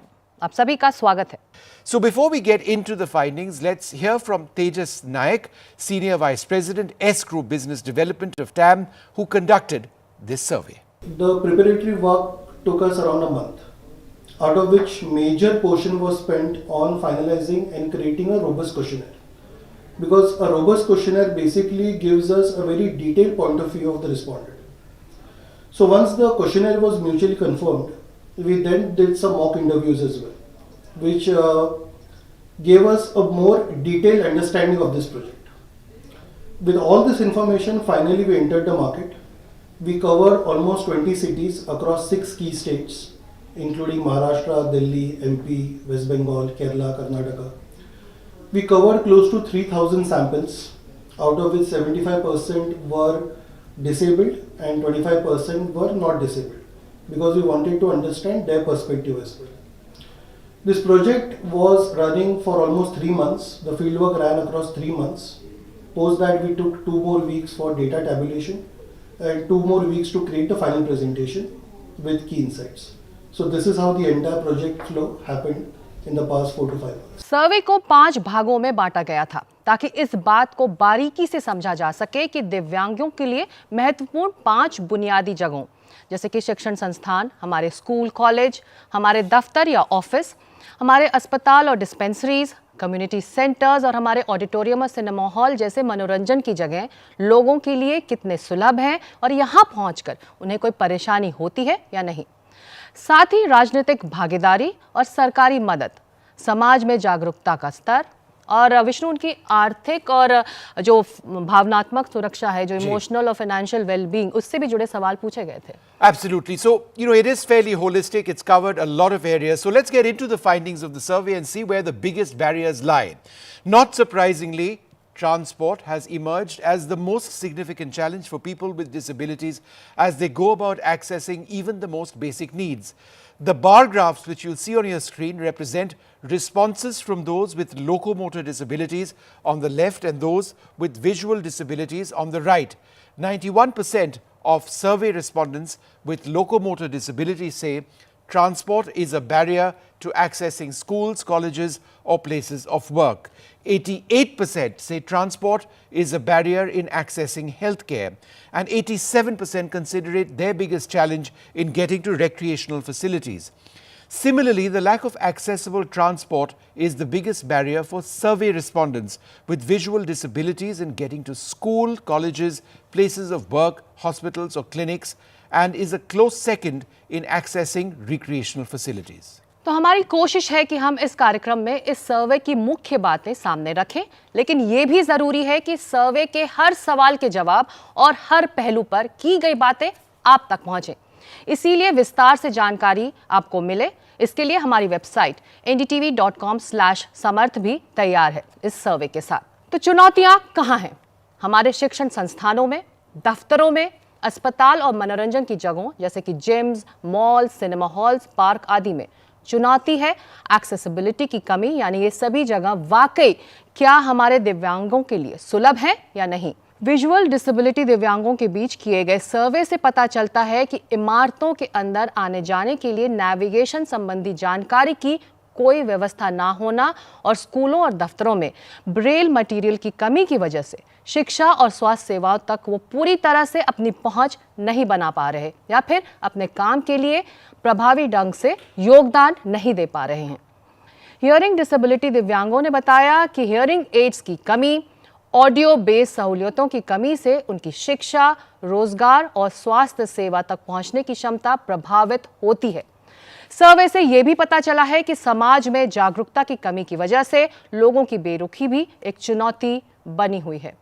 निपुण, ये सर्वे एक सैंपल सर्वे है, कुछ चुनिंदा लोगों से बातचीत कर ये सैंपल सामने आया है, लेकिन इस वक्त एक संदर्भ देने के लिए ज़रूरी है कि हम लोगों को ये बताएं कि जो दिव्यांग हैं उनकी संख्या भारत में कहीं ज़्यादा है। सेंसस को हुए अरसा बीत गया है, तो इस वक्त ये बात होनी ज़रूरी क्यों है और इस वक्त ये सर्वे क्यों ज़रूरी है? मेरे ख्याल से सर्वे बहुत ही ज़रूरी है। इंडिया का जो पिछला सेंसस हुआ था वो 2011 में हुआ था, जिसमें बताया गया था कि 2.21% इंडिया की जो पॉपुलेशन है वो पर्सन्स विद डिसेबिलिटीज़ है।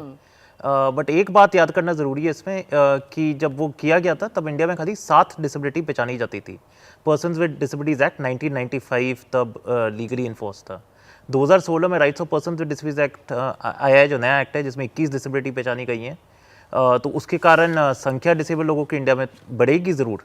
उसके अलावा जो 2011 का सर्वे था उसमें एक और क्रिटिसिज्म ये थी कि जो 60 डिसेबिलिटी थी उसमें भी काफ़ी अंडर एस्टिमेशन किया गया था, क्योंकि इंडिया में अभी भी एक बहुत बड़ा सोशल स्टिग्मा है। लोग डिक्लेयर नहीं करना चाहते कि हमारे परिवार में कोई डिसेबल्ड है या उसकी कोई प्रॉब्लम है इस सेंस की। दैट्स व्हाई आई थिंक काफ़ी चीज़ें छुप जाती हैं टेबल के नीचे, एंड बिकॉज ऑफ दैट क्या होता है कि गवर्नमेंट की बजट एलोकेशंस एंड ऑल भी उसी हिसाब से प्लान की जाती हैं। इस सर्वे के थ्रू आई थिंक हाईलाइट किया जाएगा कि क्या एक्सेसिबिलिटी प्रॉब्लम्स है, क्या डिफरेंट चैलेंजेस हैं एक्सेट्रा, जो वैसे सेंसस में तो कवर की नहीं जाती। सेंसस में तो खाली डिसेबल्ड पॉपुलेशन की जाती है, but at the same time India में डेटा की प्रॉब्लम तो है ही, एंड आई थिंक पहली बार कोई डेटा के बारे में कोई एक्सरसाइज की जा रही है। You know, Nidhi, what strikes me is that these barriers have persisted for a long time, and it's not that the government hasn't done anything about it in reaching out to people with disabilities, the entire community, different sets of disabilities. There are various schemes, financial schemes, pension schemes, scholarship schemes, etc., but this is all moot and useless in a sense if you can't get from point A to point B, right? So it just seems that whatever is given by way of pensions or schemes, you know, don't account for the reality on the ground. Absolutely right. And I think a lot of steps have been taken. There has been a lot of policies in place. There have been laws that have been changed. The intent is there, but now the next level is action. What is that action that's required? What is that action to make sure we're not just doing a limited one-step approach where a certain number of buildings are accessible, or only government buildings are accessible, or only certain schemes are accessible, if you know how. Now is the need to completely create accessibility from your home to any place that you require to a bank, to a hospital, to a recreational space, but even to find livelihood that is equal to anybody else and have a dignified, independent life. The same thing as far as communication is concerned. How do you know about these schemes? Where is that access to information? That's another very big factor to create that next level of accessibility, that action on the ground. तो पंकज, ऐसे में सवाल ये उठता है कि इन बाधाओं को दूर करने के लिए क्या किया जाए, और जवाबदेही जो बहुत ज़रूरी है हमारे समाज में, हमारे पॉलिटिकल सिस्टम में, उसको तय करने के लिए अभी क्या करने की ज़रूरत है? जो आपके सर्वे से निकल के आया है उसके बेस पे मैं यही बोल सकता हूँ कि एक तो जो एटीट्यूड्स है कि क्यों इतना दिया जाए, उसको बदलने की ज़रूरत है। पर्सन्स विद डिसेबिलिटीज़ को देने की ज़रूरत है, क्योंकि पर्सन्स विद डिसेबिलिटीज़ के साथ ये लोगों को लगता है कि वो एक एक्स्ट्रा बर्डन होगा अगर हम एक्सेसिबिलिटी पे खर्चा करते हैं, या अगर हम फैसिलिटीज़ या सर्विसेज देते हैं तो उसके लिए हमें एक्स्ट्रा एडिशनल एक्सपेंसेस इनकर करना पड़ता है, जो शायद एक गलत अप्रोच है। उस अप्रोच को बदलने की ज़रूरत है। दूसरा कि जो पर्सन्स विद डिसेबिलिटीज़ में चैप्टर 8 है जिसमें ड्यूटीज़ एंड रिस्पॉन्सिबिलिटीज़ डिफाइन की हैं गवर्नमेंट, अप्रोप्रिएट गवर्नमेंट्स की, तो उन गवर्नमेंट्स को अकाउंटेबल उनकी अकाउंटेबिलिटी फिक्स करनी पड़ेगी कि अगर आप लोग फेल हो रहे हैं तो क्यों हो रहे हैं। और अगर टाइम हो तो मैं एक चीज़ आपको बताऊंगा कि जो हमारी सेंट्रल एडवाइजरी बोर्ड है ऑन डिसेबिलिटी, उसमें अगर आप देखेंगे तो उसमें ऐसा कोई भी सेगमेंट नहीं है जिसको कि उसमें छोड़ा गया है। मतलब कोई भी मिनिस्टर हों, लोकसभा के मेंबर्स हों, राज्यसभा के मेंबर्स हों, सब के सबको उसमें इन्होंने इंक्लूड किया है। और वो बहुत, इसके अगर मैं मेंबर्स का ही केवल आपको थोड़ा सा 2 मिनट लेके बता सकूं तो इसमें जो constitution of central advisory board on disability है उसमें बहुत क्लियरली लिखा है कि central government shall by notification constitute a body to be known as the central advisory board on disability to exercise the powers conferred on and to perform the functions assigned to it under this act.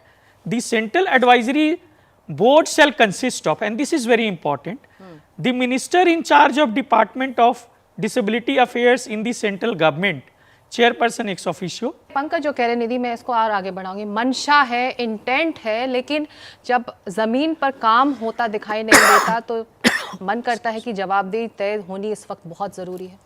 बहुत ज़रूरी है, और हमें ये समझना है कि ये पूरी तरह से इस पे एक्शन लेने की ज़रूरत है। कॉम्प्रिहेंसिव अप्रोच, कि ये नहीं अगर इंटेंट है ठीक है, पर उसके बाद जो ग्राउंड पे काम कर रहा है, जो डिज़ाइनर्स है, जो पॉलिसी मेकर्स है, जो डिसीजन मेकर्स है, जो लेबर है साइड पे, जो कॉन्ट्रैक्टर्स है, उनको समझ है कि जो आप कर रहे हैं उसमें आप जगह एक्सेसिबल बना रहे हैं या उसमें बाधाएं डाल रहे हैं। क्योंकि बहुत बार ये होता है, बड़े इंटेंशन से बहुत अच्छी चीज़ बनती है, पर उसके बाद क्या होता है, कुछ और आके, जैसे मैं एक स्ट्रीट्सकेप की बात करूँ, पेमेंट बन जाता है, एक्सेसिबिलिटी बन जाती है, कर्ब रैंप बन जाता है, कोई वहाँ पे एक लाइट पोल लगा लेते हैं, एक्सेसिबिलिटी ख़त्म, कोई आके पार्क कर देता है, एक्सेसिबिलिटी ख़त्म.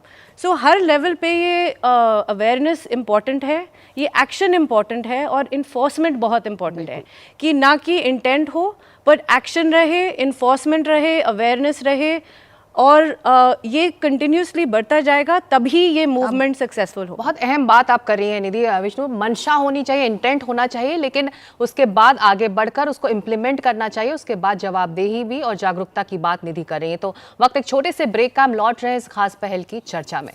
Samarth by Hyundai in partnership with NDTV is an initiative that seeks to promote inclusivity.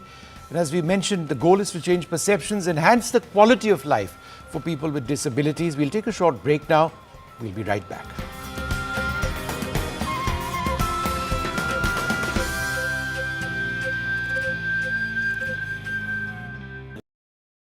Landslide devastation in Kerala's Wayanad. Join NDTV's initiative. Donate for Kerala.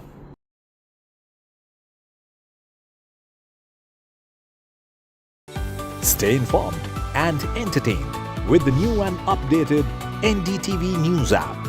You can watch all our channels live, listen to podcasts, read breaking and exclusive news from around the world and more. Download the NDTV app today and get access to the best journalism and storytelling on your smartphone or tablet. The NDTV app. News that matters to you. Hi, I'm Shri Akal. Kerala's Wayanad area is hit by devastating landslides, resulting in loss of lives and livelihood. Kerala needs your help right now. Let's join NDTV initiative. Come, donate. Let's rebuild Wayanad.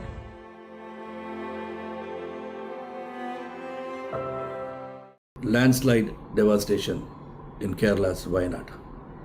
Join NDTV's initiative. Donate for Kerala.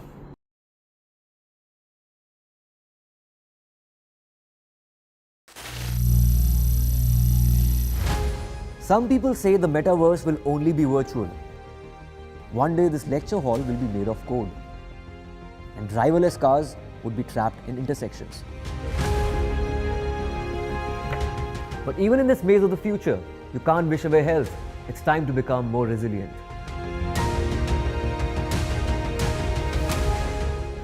"10 years of Banega Swasth India, we have grown and achieved so many milestones.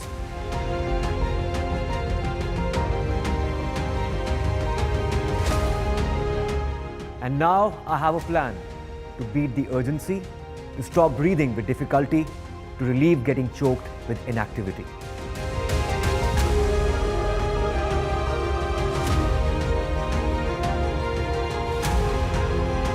Energize our government, our environment, our society, and ourselves. Everyone, everywhere, every day.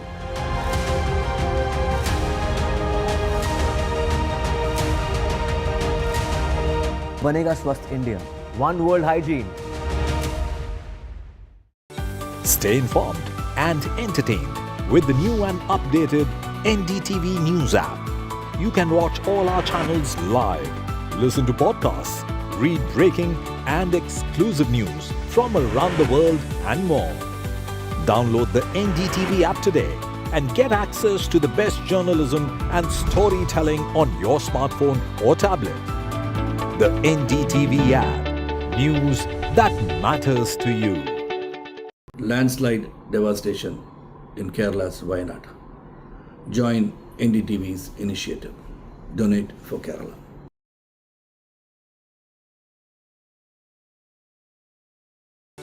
Stay informed and entertained with the new and updated NDTV News app. You can watch all our channels live, listen to podcasts, read breaking and exclusive news from around the world and more.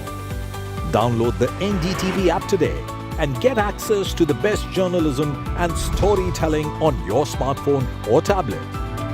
The NDTV app. News that matters to you. Hi, I'm Shri Akal. Kerala's Wayanad area is hit by devastating landslides, resulting in loss of lives and livelihood. Kerala needs your help right now. Let's join NDTV initiative. Come, donate. Let's rebuild Wayanad.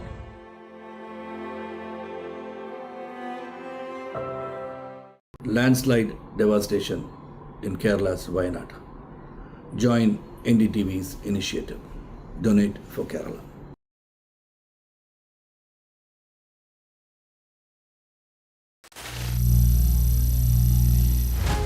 Some people say the metaverse will only be virtual. One day this lecture hall will be made of code, and driverless cars would be trapped in intersections. But even in this maze of the future, you can't wish away health. It's time to become more resilient.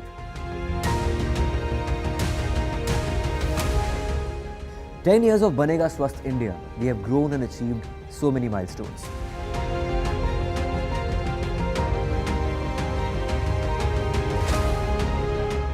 And now I have a plan to beat the urgency, to stop breathing with difficulty, to relieve getting choked with inactivity.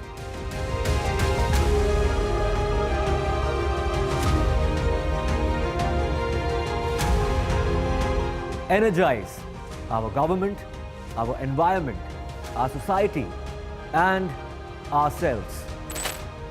Everyone, everywhere, every day.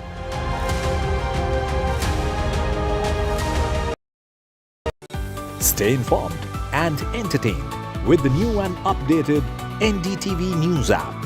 You can watch all our channels live, listen to podcasts, read breaking and exclusive news from around the world and more. Download the NDTV app today and get access to the best journalism and storytelling on your smartphone or tablet. The NDTV app. News that matters to you. Landslide devastation in Kerala's Wayanad. Join NDTV's initiative. Donate. Stay. ndtv.com/samarth login कर सकते हैं। वैसे स्वास्थ्य सेवा केंद्रों में अक्सर जाने वाले रिस्पोंडेंट्स में से 28% का मानना है कि स्वास्थ्य सेवा से जुड़े डॉक्टर्स और स्टाफ दिव्यांगों के प्रति बहुत संवेदनशील होते हैं, जबकि एक बड़ा हिस्सा ये भी महसूस करता है कि दिव्यांगों का इलाज करते समय वो कुछ हद तक संवेदनशील यानी कि मॉडरेटली सेंसिटिव होते हैं या फिर बिल्कुल न्यूट्रल होते हैं, यानी कुछ भी संवेदनशीलता व्यक्त नहीं करते। When it comes to social inclusion, only 24% of the total number of respondents frequently visit friends and families or community occasions like festivals and weddings. Of that small amount, 58% feel a sense of belonging, but 25% experience inclusion only for limited occasions, and 15% feel included but not like they truly belong. When it comes to going out for recreation, there are even fewer respondents who try to participate in such activities, and within the small group who do step out, there are significant barriers across an entire range of recreational pursuits, effectively putting them out of reach of people with disabilities, from movie halls, gyms and public parks to restaurants, concerts and sports facilities. Nipun, let me ask you, I think the most shocking aspect of all of this is the extent of exclusion, which is appalling. What exactly does the law say about this? The law actually says that everything really has to be made accessible. The RPWD Act clearly said that within 5 years, all establishments that are public in nature need to be fully accessible. The government launched this Accessible India campaign as well regarding that. Unfortunately, we've not really met our deadlines with respect to that. And I'll tell you one interesting thing regarding this.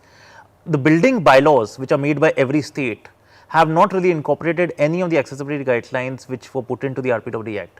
So when there's a government official going and giving a completion certificate to a building in a state, he or she will give a completion certificate irrespective of whether a building is accessible or not. But tomorrow a person with a disability can go and sue that building because it's violating the RPWD Act. So the laws are not in harmony in that sense for persons with disabilities, and I think that is something which really needs to change. जी, अब Pankaj, inclusion जो है वो कानून से कहीं ज़्यादा बढ़कर जागरूकता का मामला है। ऐसे में आपको लगता है कि बदलाव हुआ है भारतीय समाज में? बदलाव तो ज़रूर हुआ है, लोगों के दृष्टिकोण बदले हैं, लोगों की समझ बदली है, लेकिन जब उसको धरातल पे लाने की बात होती है कि सुविधाएं दी जाएं, वहाँ पे कहीं ना कहीं आप देखेंगे चाहे उसमें प्राइवेट प्लेयर्स हों चाहे गवर्नमेंट बॉडीज़ हों, वो फैसिलिटीज़ या सर्विसेज जब वो नॉन डिसेबल्ड के लिए प्लान करती हैं तो उसमें वो पर्सन्स विद डिसेबिलिटीज़ का जो प्रॉब्लम है या जो रिक्वायरमेंट है वो कहीं ना कहीं उसमें मिसिंग रहता है। तो वो एक बड़ा फैक्टर रहता है। लेकिन हाँ, अगर आप लोगों के नज़रिए में देखेंगे तो बहुत फ़र्क आया है। और आज आप देखेंगे पर्सन्स विद डिसेबिलिटीज़ भले ही कम परसेंटेज में इधर उधर दिखते हों, लेकिन एम्प्लॉयमेंट में, एजुकेशन में, हर जगह आप देखेंगे कि पर्सन्स विद डिसेबिलिटीज़ का except the political arena representation है। Well, talking about the law, the respondents were asked how aware they were of legal protections and the rights for people with disabilities in India. 60% have said that they are aware but not fully informed. So there is a significant need to create comprehensive awareness among people with disabilities as to what their rights are and how they can get legal protection. Pankaj, why don't I come to you? Is that part of the problem, that people with disabilities are not fully aware of their rights? We talk about disability rights on this program, but people who are impacted are often not fully aware. We actually need to spread awareness. We actually need to do capacity building trainings so that persons with disabilities can exercise their rights fully. जी Nidhi, Just to add to what Pankaj said, I think it's time in schools all this is taught. For example, we have sex education in schools today, we have environmental education in schools today. Why is disability not covered at all when it's such a huge population in the country? And I think that will do two things. One, people with disabilities who are in schools will be more aware about their rights, but their fellow classmates will be more aware about the duties towards persons with disabilities as well. So we need to pick them young and we need to sensitize the country. Nipur, you are making an important point with regard to schools and the importance of telling or teaching young minds about the rights of those who are disabled and also telling disabled students what their own rights are. What I wanted to tell you is that we've been trying to activate these thoughts in schools across the country. We call it our school activation process as part of this particular campaign. We've actually got Samarth Inclusivity ambassadors among children in schools who are spreading this message, right, for themselves and for those students with disabilities. I just thought I'd sort of let our viewers and all of you know about that. Oh, that's fantastic. I promise I did not say that just to peg your thing in. निधि, जब अधिकारों की बात होती है, हम दूसरे देशों के बेस्ट प्रैक्टिसेस से इस वक्त हम क्या सीख सकते हैं? दूसरे देशों में काफ़ी advanced decision making, policy making, implementation हो चुका है बहुत देशों में। बहुत जो केस स्टडीज़ हैं वो इंक्लूडेड हैं, जो हार्मोनाइज्ड गाइडलाइंस में हैं, जो बाय लॉज में एड्रेस किए हुए हैं। एक चीज़ हमें माइंडफुल रहना है कि इंडिया बहुत different है in terms of variations across the country, in terms of regional differences, in terms of language, in terms of numbers, in terms of even comprehension कि ground पे हम बैठते कैसे हैं, हम use कैसे करते हैं space, हर चीज़ में हमें इसको इंडियनाइज करने की ज़रूरत है। तो where is best practices are very important और काफ़ी टेक्नोलॉजिकली एडवांस्ड है। हमें I think we need to start from the basics instead of saying कि हमें एक बेस्ट प्रैक्टिस पकड़ना है। हमें बेसिकली अक्रॉस द बोर्ड हर शहर, हर सिटी, हर गांव में एक level of basic accessibility provide करनी है, जहां पे इतनी क्लैरिटी हो, इतनी लेजिबिलिटी हो कि सब समझे कि ये एक्सेसिबल फीचर है, ये हमें प्रोटेक्ट करना है, ये सबके लिए एक्सेसिबल है, तब हम आगे बढ़ सकते हैं। बट ये बहुत इंपॉर्टेंट है कि जो भी प्रोवाइड करे वो equal accessible across the board होना चाहिए। तो सर्वेक्षण में भाग लेने वाले दिव्यांगों से ये भी पूछा गया कि क्या उन्हें टेक्नोलॉजी तक पहुंचने या उसके उपयोग करने में चुनौतियों का सामना करना पड़ता है या नहीं। सामूहिक रूप से उत्तर देने वाले 70% लोगों ने कहा कि उन्हें या तो काफी हद तक या कुछ हद तक चुनौतियों का सामना करना ही पड़ता है। तो निधि, सवाल यही है कि तकनीक का जब मामला आता है तो ये जुड़ता है आपकी शिक्षा से, रोजगार से, तो इसका एक आर्थिक प्रभाव भी है दिव्यांगों पर। बिल्कुल, ये बहुत इंपॉर्टेंट है हर लेवल पे, क्योंकि पॉलिसी तो एक जगह है बट उसको अब इम्प्लीमेंट कैसे करें, ये ट्रेनिंग कैसे करें गवर्नमेंट ऑफिशियल्स को, इंजीनियर्स को, आर्किटेक्ट्स को, प्लानर्स को, कि ये इनकॉर्पोरेट कैसे करें, कैसे हम NGOs, डिसेबिलिटी राइट्स एक्टिविस्ट को इंक्लूड करें इस, क्योंकि जो ये एक्सपीरियंशियल लर्निंग है वो डिज़ाइन से नहीं आ सकता, वो एक्सपीरियंस से आ सकता है। हर डिसेबिलिटी अलग है, ये कैसे इंक्लूड करेंगे ग्राउंड लेवल पे, स्किलिंग में, हर लेवल पे इसमें बजट एलोकेशन इम्पॉर्टेंट है, बहुत इम्पॉर्टेंट है इनफैक्ट। और कंटिन्यूइंग जैसे आप पहले पूछ रहे थे about other countries and technology, next level पे इसी आर्थिक सुविधा के साथ हम आगे बढ़ सकते हैं, इसको ज़्यादा इनोवेशन कर सकते हैं। Disability rights advocates have consistently raised the issue of greater political participation of people with disabilities as a true means towards empowerment. And the respondents agree with that. A combined 66% have felt that political parties should reserve a certain percentage of seats specifically for candidates with disabilities in various elections. That participation in the political process is highest when it comes to voting. A massive 92% have been voting or plan to vote in any upcoming election, indicating a strong commitment to electoral participation. So let me come across to you, Nipun, on this. How important is that particular point when it comes to people participating in the electoral process? I think this is something which is extremely important. Something that I've been trying to say for a long time to all political parties is that it is shocking that not a single political party in India today has a disability cell. We have cells for women, we have cells for all kinds of minorities, but disability is really not being looked at as a vote bank amongst parties at the moment. And I think that is something which is extremely unfortunate. What was heartening in the 2024 Lok Sabha elections is that even the Election Commission acknowledge that persons with disabilities are a huge proportion of people who are going to vote. And in fact, I think NDTV also did a campaign where they were looking at... But they've also done a lot of work, haven't they, in raising or improving accessibility in places in terms of infrastructure where, you know, elections are taking place, voting booths, has enough been done? I think it's never perfect. I mean, you can always improve, but I think things have significantly improved. My own election booth where I was voting did not have a ramp last time and had to be lifted up 3 steps, and this time there was a ramp. I was surprised to see that. So I'm a living example of the beneficiary of the Election Commission in that sense. But I think across political parties, this time there was some slight noise. Political parties acknowledged people with disabilities in the manifestos. They spoke 1 or 2 lines about it. There was only one candidate with a disability across political parties, Devendra Jajaria who contested from Churu under a BJP ticket, and he unfortunately lost.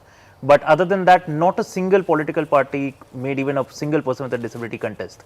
And I think that was pretty disturbing in that sense, considering the huge number of persons with disabilities this country has. अहम बात निपुण और पंकज आप दोनों ने कही कि अगर आप दिव्यांग वोट दे सकते हैं, आपके वोटर हैं, तो पॉलिटिकल पार्टीज को, हमारे पॉलिटिकल सिस्टम को ये भी जरूरी है विष्णु देखना कि वो प्रतिनिधि भी बने, उनके लिए वो जगह हो. What does the word representation mean if you don't have, if you aren't actually doing that or achieving that? तो आप देख रहे हैं समर्थ बाय हंडे पहल पर हमारी खास चर्चा. वक्त एक छोटे से ब्रेक का, हम लौट रहे हैं इस चर्चा में इस ब्रेक के बाद.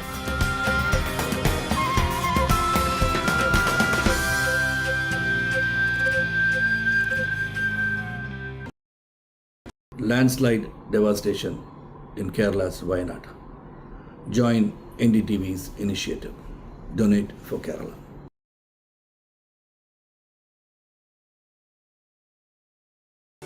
Stay informed and entertained with the new and updated NDTV News app. You can watch all our channels live, listen to podcasts, read breaking and exclusive news from around the world and more.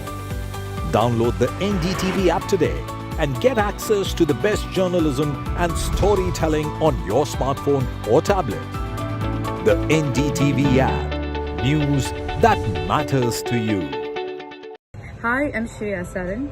Kerala's Wayanad area is hit by devastating landslides, resulting in loss of lives and livelihood. Kerala needs your help right now. Let's join NDTV initiative. Come, donate, let's rebuild Wayanad.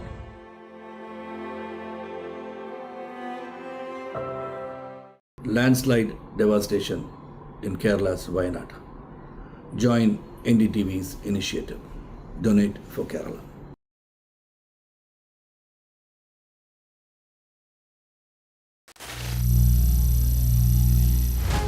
Some people say the metaverse will only be virtual. One day this lecture hall will be made of code, and driverless cars would be trapped in intersections. But even in this maze of the future, you can't wish away health. It's time to become more resilient.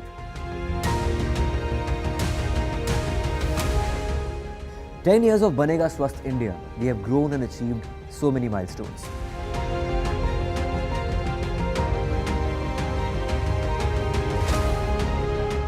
And now I have a plan to beat the urgency, to stop breathing with difficulty, to relieve getting choked with inactivity.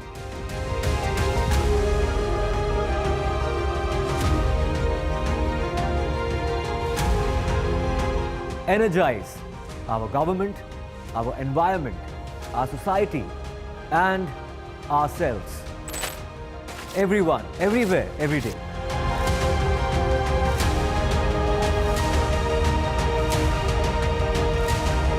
Banega Swasth India. One world hygiene. Stay informed and entertained with the new and updated NDTV News app. You can watch all our channels live, listen to podcasts, read breaking and exclusive news from around the world and more. Download the NDTV app today and get access to the best journalism and storytelling on your smartphone or tablet. The NDTV app. News that matters to you. Landslide devastation in Kerala's Wayanad. Join NDTV's initiative. Donate for Kerala.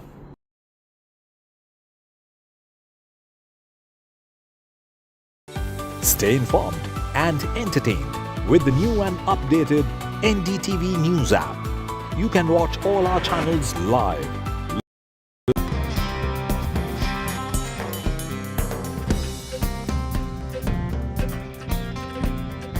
Well, what we thought we'd do at this stage is just remind our viewers that this program isn't Sikta just a talk shop.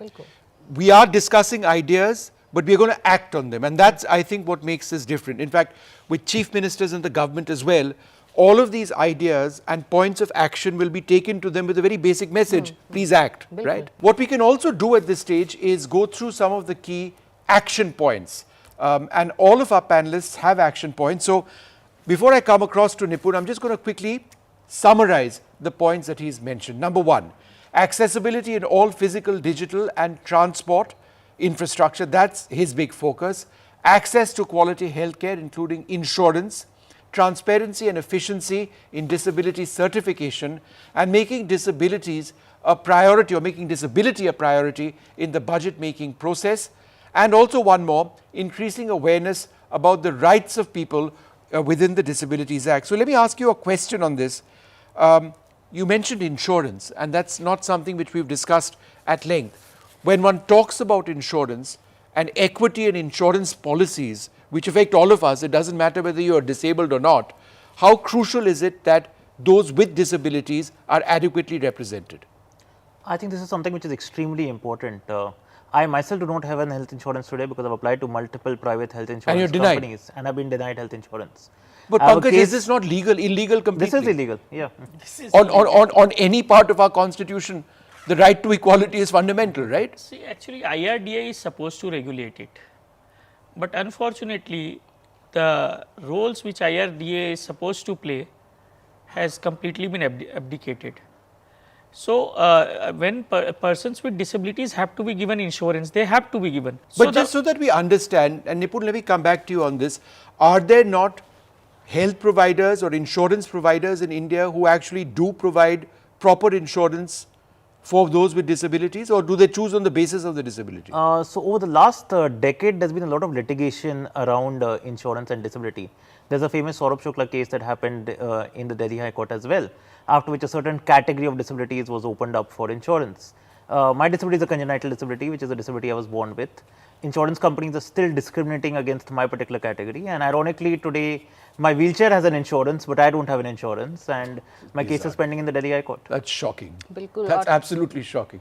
तो इसीलिए ज़रूरी है विष्णु, जो आज हम यहाँ studio में बैठकर ये चर्चा कर रहे हैं, हम मौजूद जानकार जो अपने 5 बिंदु जो मुख्य बिंदु हैं, जो जिस पर ज़मीन पर काम होना ज़रूरी है, उसकी चर्चा कर रहे हैं. तो अब बारी पंकज सिन्हा की है. इनके 5 पॉइंट्स, मेन पॉइंट, जैसा कि निपुण ने कहा, इनके क्या हैं? पंकज जी को क्या क्या वो चाहिए जिस पर काम हो, कार्रवाई तुरंत हो? All public places to be made accessible, यानी कि सार्वजनिक जगह सुलभ बनाए जाए। Health insurance at affordable rates, health insurance के रेट्स अफोर्डेबल हों।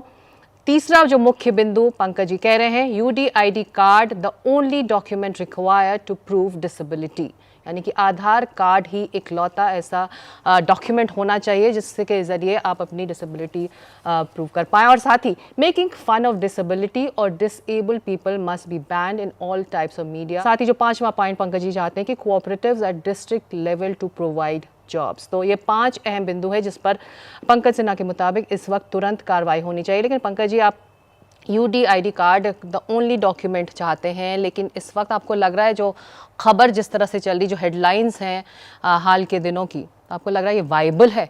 एक ज़माने में किसी के पास कोई डॉक्यूमेंट नहीं होता था, वोटर ID आया, वोटर ID के बाद आज आधार कार्ड आया और उसको नेशनली एक्सेप्ट किया गया। And despite the judgement of supreme court कि आप आधार को मैंडेटरी डॉक्यूमेंट नहीं बनाएंगे, आप देखेंगे हर टिकट बुकिंग में, बैंक्स में, जहाँ भी जाएंगे आपको आधार ही मांगा जाता है। UDID कार्ड एक ऐसा है जो एक डिसेबिलिटी का प्रूफ है।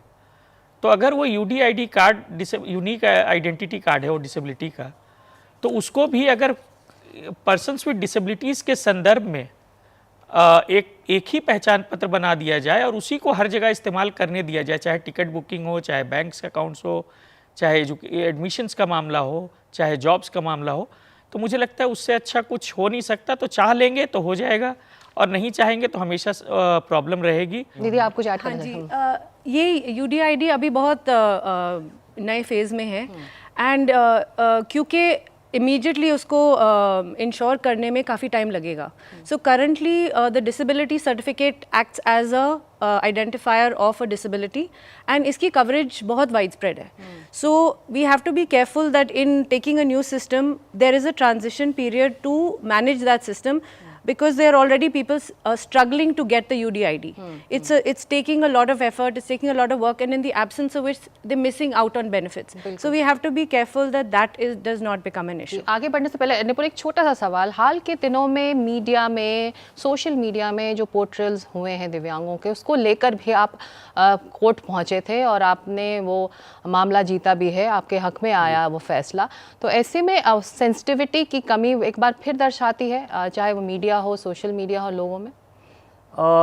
हाँ जी, आई थिंक सुप्रीम कोर्ट का ये जजमेंट जो था काफ़ी हिस्टोरिक था, because there was a movie जिसमें अलग अलग डिसेबिलिटीज़ का मजाक किया गया था और क्रक्स इस मूवी का यही था कि डिसेबिलिटी छुपा के ही आदमी शादी कर सकता है। That was very disturbing for me and that's why went to the supreme court. Supreme court एक प्रॉपर गाइडलाइन रिलीज़ की है सुप्रीम कोर्ट ने कि पीपल विद डिसेबिलिटीज़ को कैसे दिखाया जाना चाहिए कोई भी किस्म की विजुअल मीडिया में। And I think that will be something very important, because क्या होता है कि मूवीज़ सोसाइटी में बड़ी परसेप्शन क्रिएट कर देती हैं।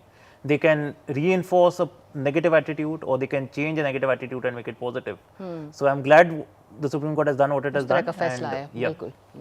So what we can do now is look at Nidhi's top 5 points, and that once we're done with that, get a quick reaction from her. So Nidhi says there needs to be there must be an insurance of a complete trip chain accessibility to and from transportation, education, health, leisure and livelihood infrastructure. Capacity building for designers, policymakers, implementation and management agencies, second point that she talks about.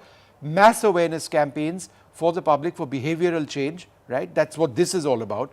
Partner with private sector to create opportunities for education, skilling, employment and inclusion, and create a framework for social security, including access to resources, insurance, healthcare and caregiver support. तो निधि, capacity building designers की, policy makers की और policy की कैसे साथ साथ चल सकती है? ये बहुत इंपॉर्टेंट है। मैं एक लैंडस्केप आर्किटेक्ट हूँ और मैं बता सकती हूँ आपको, ऑन द ग्राउंड जो भी पॉलिसी है, जो भी डिज़ाइन ड्राइंग जाती है साइट पे, वो बहुत चेंज हो जाता है जब साइट पे पहुंच जाता है, क्योंकि वो अंडरस्टैंडिंग नहीं है हम अचीव करने की क्या कोशिश कर रहे हैं। डिज़ाइन बन जाता है, कुछ इम्प्लीमेंटेशन बन जाता है, बट जो चीज़ें बाधाएं बनती है उसकी अंडरस्टैंडिंग नहीं है। सो इसमें ये बहुत इम्पॉर्टेंट है कि हर जने जो इम्प्लीमेंटेशन जो मेंटेनेंस भी कर रहे हैं वो बहुत इम्पॉर्टेंट है, और इस पूरे प्रोसेस में अकाउंटेबिलिटी इम्पॉर्टेंट है। अभी वो कम्प्लीटली मिसिंग है। डिज़ाइन है, ड्राइंग में है, हाँ हमने एक्सेसिबल फीचर्स देने हैं, बट ये अकाउंटेबिलिटी की ये पूरी ट्रिप चेन accessible सबके हाथों में है. Not only the designer, also the implementer, also the contractor, also the maintenance agency, also the user, which is why behavioral change is also important. Coming up after the break, our final list of key asks. तो कहीं मत जाइए, हम लौट रहे हैं इस छोटे से ब्रेक के बाद.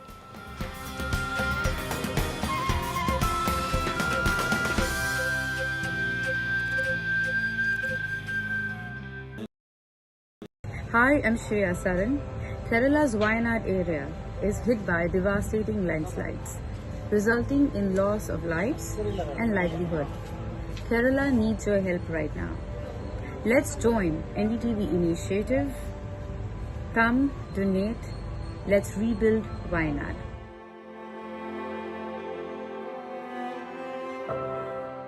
Landslide devastation in Kerala's Wayanad. Join NDTV's initiative. Donate for Kerala.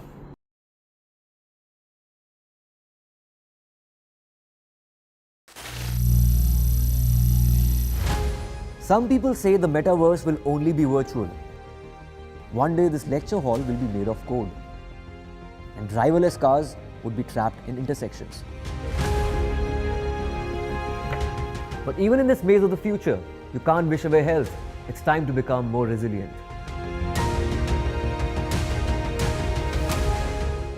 10 years of Banega Swasth India, we have grown and achieved so many milestones.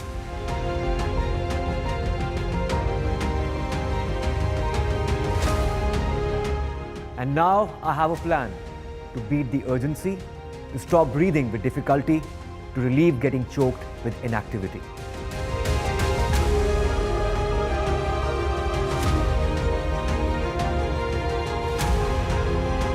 Energize our government, our environment, our society, and ourselves. Everyone, everywhere, every day.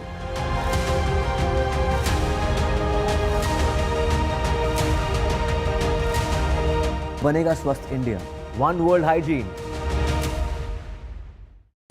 Stay informed and entertained with the new and updated NDTV News app.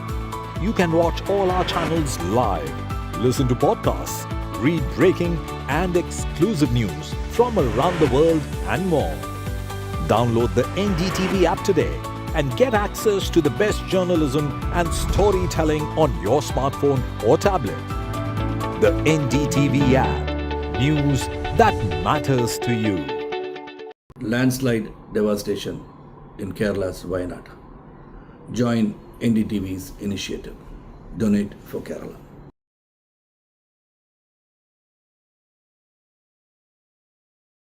Stay informed and entertained with the new and updated NDTV News app.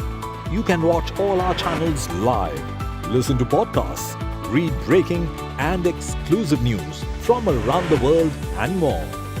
Download the NDTV app today and get access to the best journalism and storytelling on your smartphone or tablet. The NDTV app. News that matters to you. Hi, I'm Shri Akal. Kerala's Wayanad area is hit by devastating landslides, resulting in loss of lives and livelihood. Kerala needs your help right now. Let's join NDTV initiative. Come, donate. Let's rebuild Wayanad.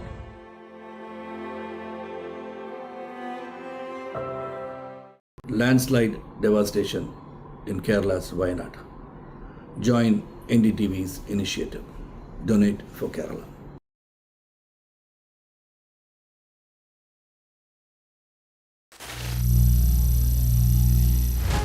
Some people say the metaverse will only be virtual.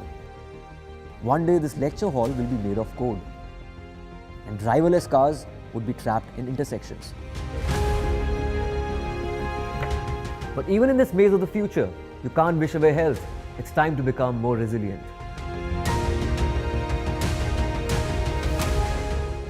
10 years of Banega Swasth India, we have grown and achieved so many milestones.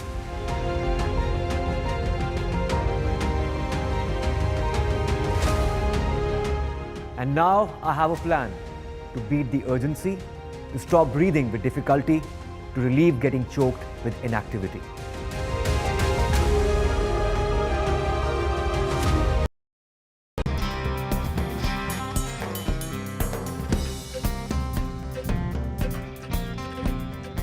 I think it is time, Sikta, that we start summarizing what we've achieved in this program. So the first area that everyone is in agreement about is it's about infrastructure, making all manner of infrastructure, physical and digital, accessible. Digital infrastructure, what needs to be done there? In terms of communication, because a lot of access to information for persons with all kinds of disabilities, not just locomotor, hearing impaired, visual impairment and other disabilities, communication and our phones today, our access to the internet gives us a lot of opportunity to connect. And that is something that we have to look at as a great tool. That's what we have to look at as the technology that is going to connect us, empower people with disabilities and create opportunity and also increase their role in the mainstream.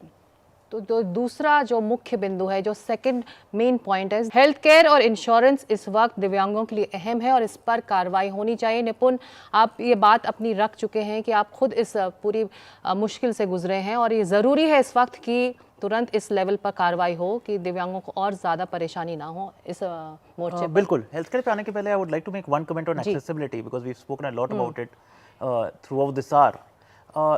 You know, a lot of people think that when we are looking at accessibility, हम खाली persons with disabilities के बारे में सोच रहे हैं. But actually, this world cannot be divided into people with disabilities and people without disabilities. Everybody really is temporarily able-bodied. किसी को भी कोई fracture, injury कभी भी हो सकती है और उनको भी यही accessibility requirement होगी जो person with disability के पास है. Secondly, मैं वो इसी पे आने वाला था. 7 to 8% of India's population is at an older age.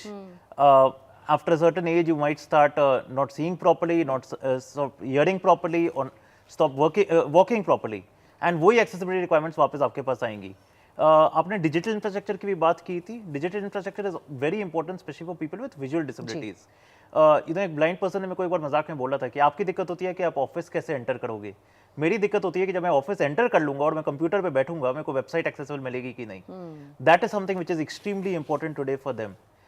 When it comes to healthcare and insurance, the second point जिसके बारे में आपने मेरे को अभी पूछा था, मैंने अपनी इंश्योरेंस की एक्सपीरियंस के बारे में तो बता ही दिया है, but we also need doctors to be more sensitive towards persons with disabilities. There need to be mandatory sensitisation programmes for doctors so that they know how to interact with persons with disabilities and they can provide more sensitive treatment to them. Making disability a priority in the budget making process, including capacity building for all stakeholders, is a priority, and therefore increasing political representation, something that we've spoken about, is so much.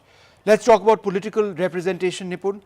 Without political representation, and not just words, actual people with disabilities sitting in Parliament, Rajya Sabha, Lok Sabha, and addressing issues, and not just issues associated with disabilities, but all issues. How important is that, you know, I mean, as part of our system? I think that is something which is extremely important. And on one side, I of course say that there should be reservation of persons with disabilities in Parliament. We've seen changes happen for women as well, where finally there is a reservation now. But at the same time, I also think that this is an opportunity for political parties. This is a huge vote bank that you're missing out on by not specifically targeting it. We saw how close some of the seats which were contested were. Unfortunately, not a single political leader had disability as part of the stump speech when they went from constituency to campaign. And we already discussed that not a single political party had a proper representation apart from that one single candidate.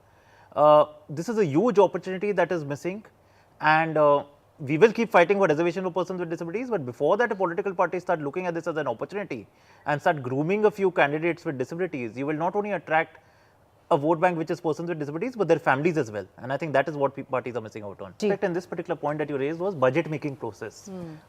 Throughout India's union budgets, historically only 0.25% to 0.04% has been allocated for disability related issues. I think it is time that more budgets and more funding is put into disability, because disabilities are intersectional issues as well. It's not just one department of disability affairs that can solve all problems. You need disability funding in education, you need it in health, you need it in housing, you need it at the center, you need it at the state. And I think that is another point that I wanted to highlight along with political representation, and I hope that leads to some change as well. और इसी बदलाव की तरफ हम बढ़ रहे हैं, इसलिए ज़रूरी है कि ये चार्टर जो 5 मुख्य बिंदुओं का है वो सरकार तक पहुंचे। तो जो चौथा मुख्य बिंदु है, partner with private sector to create opportunities and district level and cooperatives to provide jobs for education, skilling, employment and inclusion। Pankaj, Nidhi, ये सवाल दोनों मेरा आप दोनों से ही है कि क्यों ये जिम्मेदारी सरकार पर पड़ती है या सरकारी संस्थाओं पर हो, कि चाहे वो शिक्षा हो चाहे रोजगार हो, सरकारी एजेंसियां करें, प्राइवेट सेक्टर साइड में बैठकर एक ऑडियंस की तरह देखता रहे। आई थिंक ये इम्पॉर्टेंट है कि हम सब कुछ गवर्नमेंट पे ना छोड़ें, क्योंकि गवर्नमेंट की भी कैपेसिटी लिमिटेड है और अगर हमें बहुत अपॉर्चुनिटी बहुत जल्दी अवेलेबल करनी है, it is very important to include the private sector. Private sector में opportunity, skilling, capacity building opportunities हैं, बन सकती हैं। Already there are private sector companies that are skilling persons with disabilities for different skills, and ये scale up बहुत जल्दी हो सकता है। जैसे आप industry include करेंगे, उसमें आपकी capacity, उसमें आपकी funding, उसमें आपकी technology, उसमें आपकी innovation increase होगी, उसमें आपकी also visibility of the interventions become clearer, because that is not possible in the government. Government is spread very thin. So that to expand at scale very fast, we need the private sector. ये हिचक private sector में क्यों है? इसमें three fold submissions होंगे मेरे। एक तो ये कि प्राइवेटाइजेशन बहुत तेज़ी से हो रहा है, तो आप देखेंगे कि जितनी गवर्नमेंट डिपार्टमेंट्स, एजेंसीज हैं, वो भी ग्रेजुअली प्राइवेटाइज हो रहे हैं। और मुझे लगता है अगर कोई एक इंस्टीट्यूशन जो शायद प्राइवेटाइज नहीं होगा वो जुडिशरी होगी, अदरवाइज मुझे लगता है ग्रेजुअली सारे के सारे प्राइवेटाइज हो जाएंगे। तो वैसे भी पर्सन्स विद डिसेबिलिटीज़ को आज नहीं तो कल प्राइवेट सेक्टर में जाना है, तो आज से ही पार्टनरशिप क्यों ना शुरू हो कि कल पर्सन्स विद डिसेबिलिटीज़ बिल्कुल एक्सक्लूडेड ना हो जाए और उनको कहीं कोई जॉब ना हो, कहीं कुछ खाने को ना हो। दूसरी बात ये है, आप देखेंगे मॉल्स, होटल्स, रेस्टोरेंट्स इस तरीके से, तो प्राइवेट ज़्यादा बड़े स्केल पर हैं, they are at large scale, you know. So those things also we have to see कि प्राइवेट में ही पर्सन्स विद डिसेबिलिटीज़ को आप ज़्यादा से ज़्यादा अकोमोडेट कर सकते हैं। हालांकि ये 3-4% जो रिजर्वेशन है वो भी पूरी तरह इम्प्लीमेंट नहीं हुआ है, वो दूसरी बात है।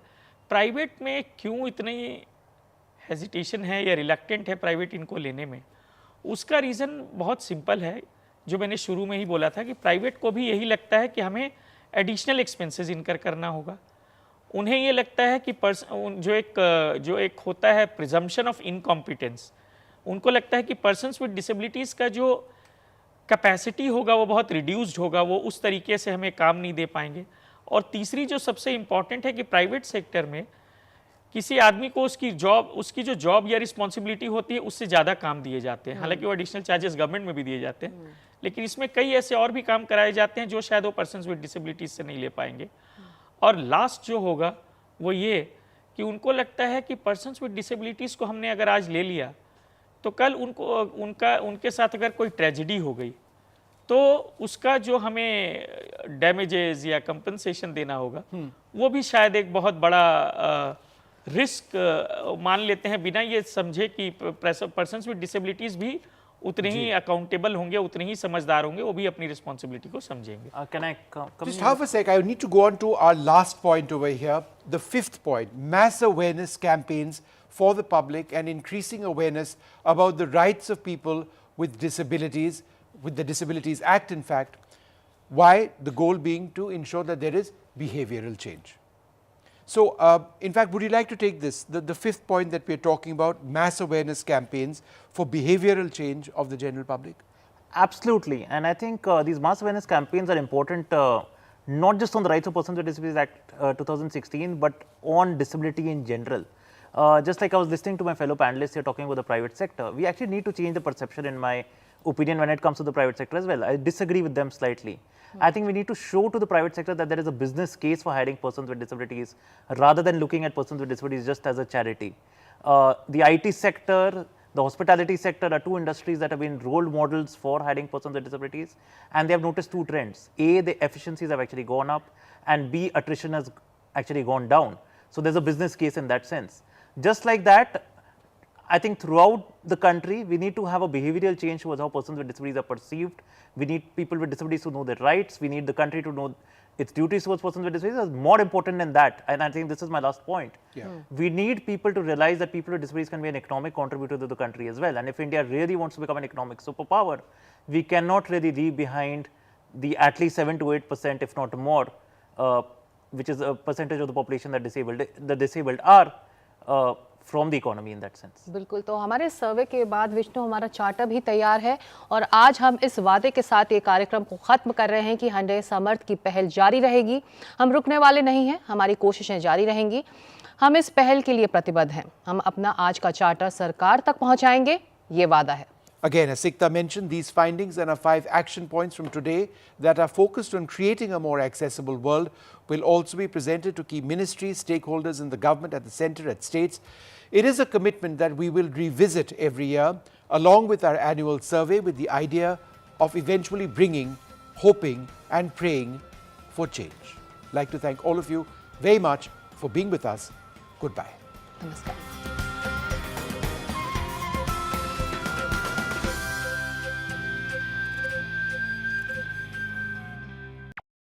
Stay informed and entertained with the new and updated NDTV News app. You can watch all our channels live, listen to podcasts, read breaking and exclusive news from around the world and more. Download the NDTV app today and get access to the best journalism and storytelling on your smartphone or tablet. The NDTV app. News that matters to you. Landslide devastation in Kerala's Wayanad. Join NDTV's initiative. Donate for Kerala.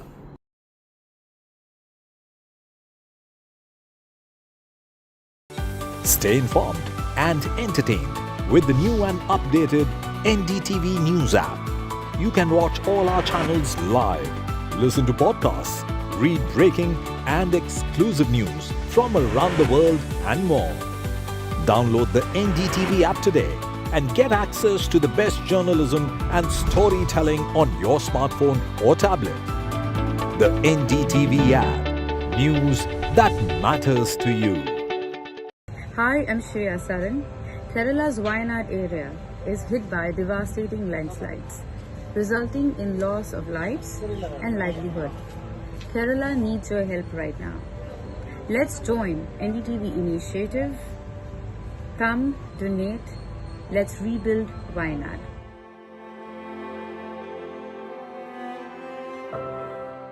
Landslide devastation in Kerala's Wayanad. Join NDTV's initiative. Donate for Kerala.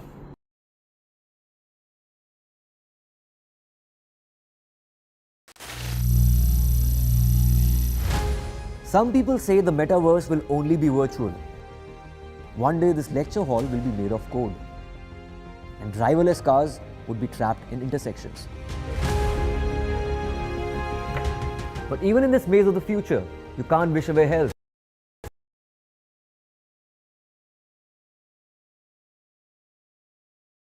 Stay informed and entertained. Ideas. Today we launched the Thinkers series, and who better to join us than global thinker Professor Kishore Mehbubani.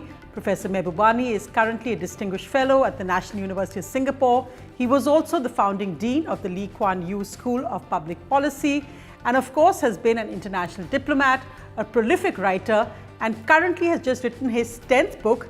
This is an undiplomatic memoir about living the Asian century. Professor Mehbubani, thanks very much for being on the NDTV Dialogues. My pleasure. Thanks for having me.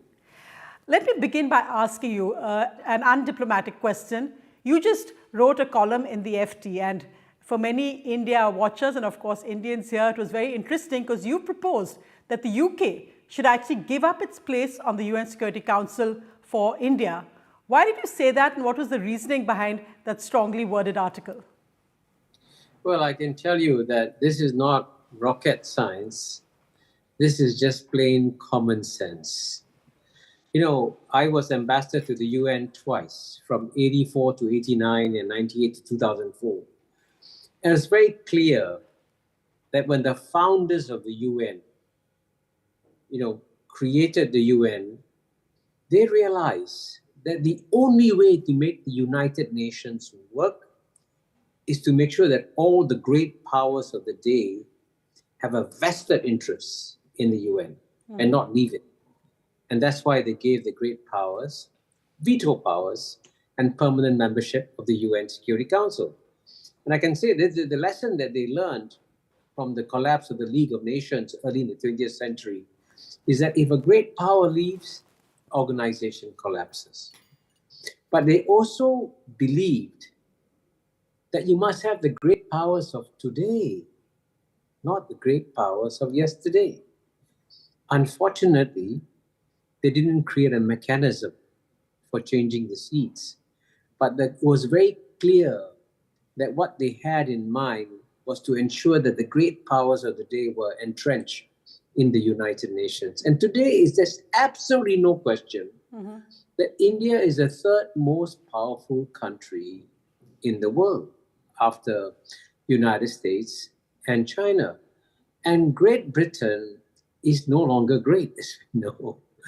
And frankly, the United Kingdom has effectively given up its veto on the UN Security Council because it hasn't used it for decades. They know that if they use it, people get very, very upset.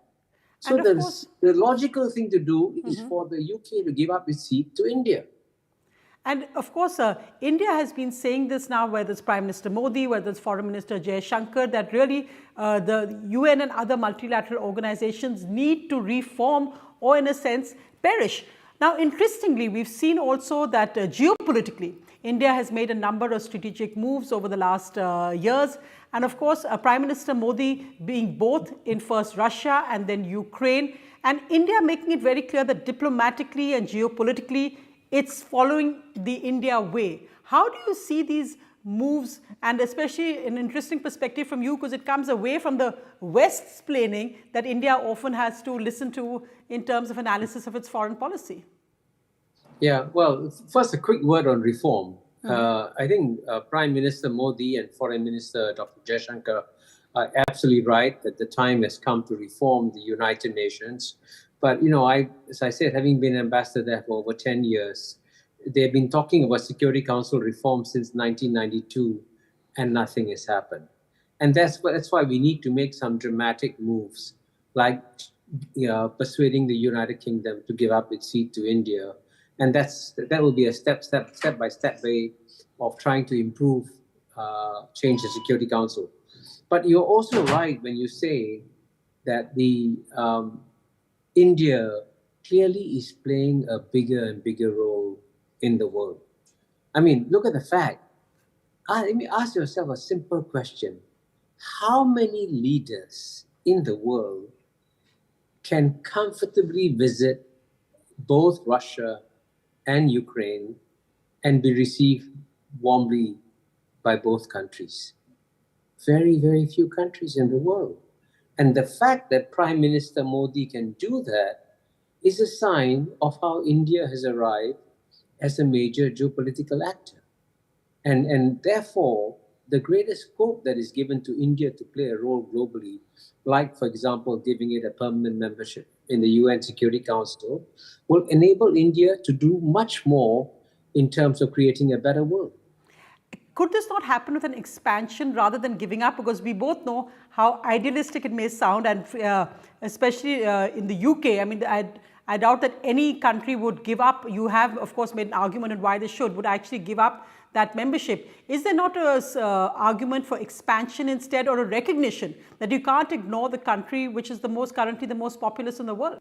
You know, countries cannot be great powers forever. And frankly, it would be better for British interests to give up its seat to India. Not only do you get the friendship of India, but it frees up the UK to act independently, because in the Security Council, essentially the UK has become a satellite state of the United States, and everyone knows it. And it's sad. It's sad to see a great country like the United Kingdom behave like a satellite state, incapable of disagreeing in any way with the United States. No, and also, of course, there's the economic arguments. Of course, perhaps a sense of history coming full circle, that a country which once colonized India is now, of course, India emerging as an economic power, the third largest economy. But there also remains the fact that India has challenges on its path of becoming from an emerging economy to actually becoming a developed economy. That's something which is on the political agenda for now, but challenges remain. And many say, let's look at other ways of judging it, because otherwise, how can you say just judge India on GDP and not look at per capita income? Your views on that? Well, I would say at the end of the day, what matters is the size of your GDP, not your per capita income. Let me give you one statistic that illustrates this. In the year 1980, the combined GDP of the European Union countries was 8 times bigger than China. 8 times bigger, 1980. Today, they are about the same size. By 2050, the European Union will be half the size of Europe. Can you imagine? Europe going from being 8 times bigger to China to becoming half the size of China. Now, of course, China's GDP will continue to remain lower than that of Europe. But functionally, China is now a much larger, more powerful actor than all of Europe. And this is part of a dramatic global shift away from the West to the rest. Now, many countries in the West may have lower per capita GDPs, but what matters at the end of the day is the size of your economy, because that will determine your place in the global hierarchy. And certainly in PPP terms now, number 1 is China, number 2 is United States, number 3 is India. And that's why these are the 3 most powerful countries in the world today. You've made that point in other in your essays, etc., that this whole, in a sense, the West having lost control of the world, the crisis of leadership in the West, and how the global South and the whole shift of power is really what's going to define geopolitics, not just now, but in the decades and century to come. You, of course, have written extensively on the Asian century. Many observers have said that this could be the Indian century. Tell us why you think the West is in a crisis of, say, leadership, geopolitical strategy, and why you think there's been this shift of balance of power. Well, the West clearly has got to accept that its capacity to dominate the world in the way that it could in the past is over. I mean, it's hard to believe this, right, Sonia? 100 years ago, in the year 1924, 100,000 Englishmen could rule over 300 million of our ancestors, the Indians. I find that quite amazing. 100,000 Englishmen ruling 300 million Indians? How is that possible? But it happened. It was real. The West was just so incredibly powerful. But the world has come full circle now. And the West now represents 12% of the world's population. The rest make up 88%. And I already illustrated by comparing Europe's GNP with China's GNP, the relative share of the GNP of the Western countries is going down. Let me give you another comparison. Okay, in the year 2000, roughly around then, the combined GNP of the G7 countries, representing the West, was 2.5 times bigger than the BRICS countries in PPP terms. Now G7 is smaller than BRICS. See, that's how times have changed. And Absolutely. So the intelligent thing for the West to do is to adapt intelligently and thoughtfully. And I must emphasize, I don't speak here as an enemy of the West. I speak here as a friend of the West, trying to persuade both the Europe and United States that it would be wiser for them to share power, to share control of international institutions with the countries of the global South. And, for example, why do we have this absurd rule that says that to become the head of the IMF, you must be a European. To become the head of the World Bank, you must be an American citizen. Why not allow Asians to run these institutions? Because the fastest growing economies in the world are not European, not American, but Asian economies. So these are examples of how we must adapt to the 21st century. And the 21st century, I want to emphasize, will be the Asian century, because it will be the rise of not just China and India, but other Asian powers too. And one small point I'd like to make here is that Indians should pay special attention to Southeast Asia, to the 10 ASEAN countries. Because, 9 out of the 10 Southeast Asian countries have an Indic base in their culture. For 2,000 years, India has been very close to Southeast Asia. And Southeast Asia is emerging as a major growth pole in the world also. And I'll just give you one more statistic that I think every Indian should be aware of. In the year 2000, out of the 3.5 billion people who live in the three growth poles, the CIA, China, India, ASEAN. CIA doesn't mean Central Intelligence Agency. It means China, India, ASEAN. Out of the 3.5 billion people living in the CIA countries, only 150 million people enjoy middle-class living standards. Today, out of 3.5 billion, by 2020, the number hit 1.5 billion. It went up 10 times in 20 years. No, the and by numbers 2030, yes, and by 2030, it will be 2.5 to 3 billion.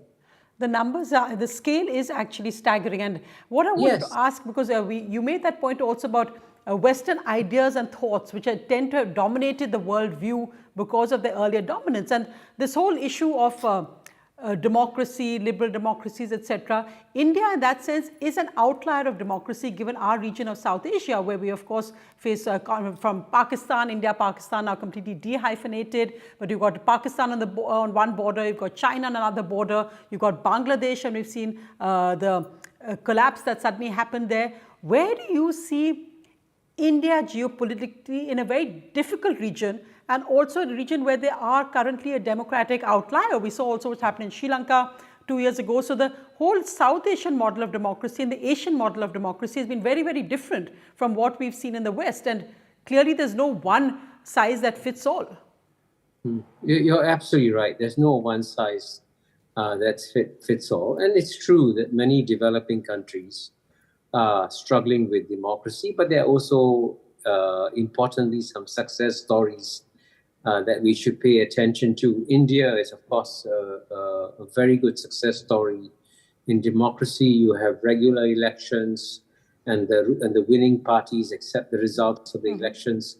As you know, what shocked the world was in the year 2020, when Donald Trump refused to accept the results of the elections. That's supposed to happen, in the third world developing countries, but it happened in the United States of America. But I also want to point out that apart from India, Indonesia is also another very successful democracy. It is, the most populous Islamic country in the world. It has had very peaceful elections. It has had very peaceful changes of leaders, from President SBY to President Jokowi, soon to President Prabowo. And so there are other success stories in the developing world too.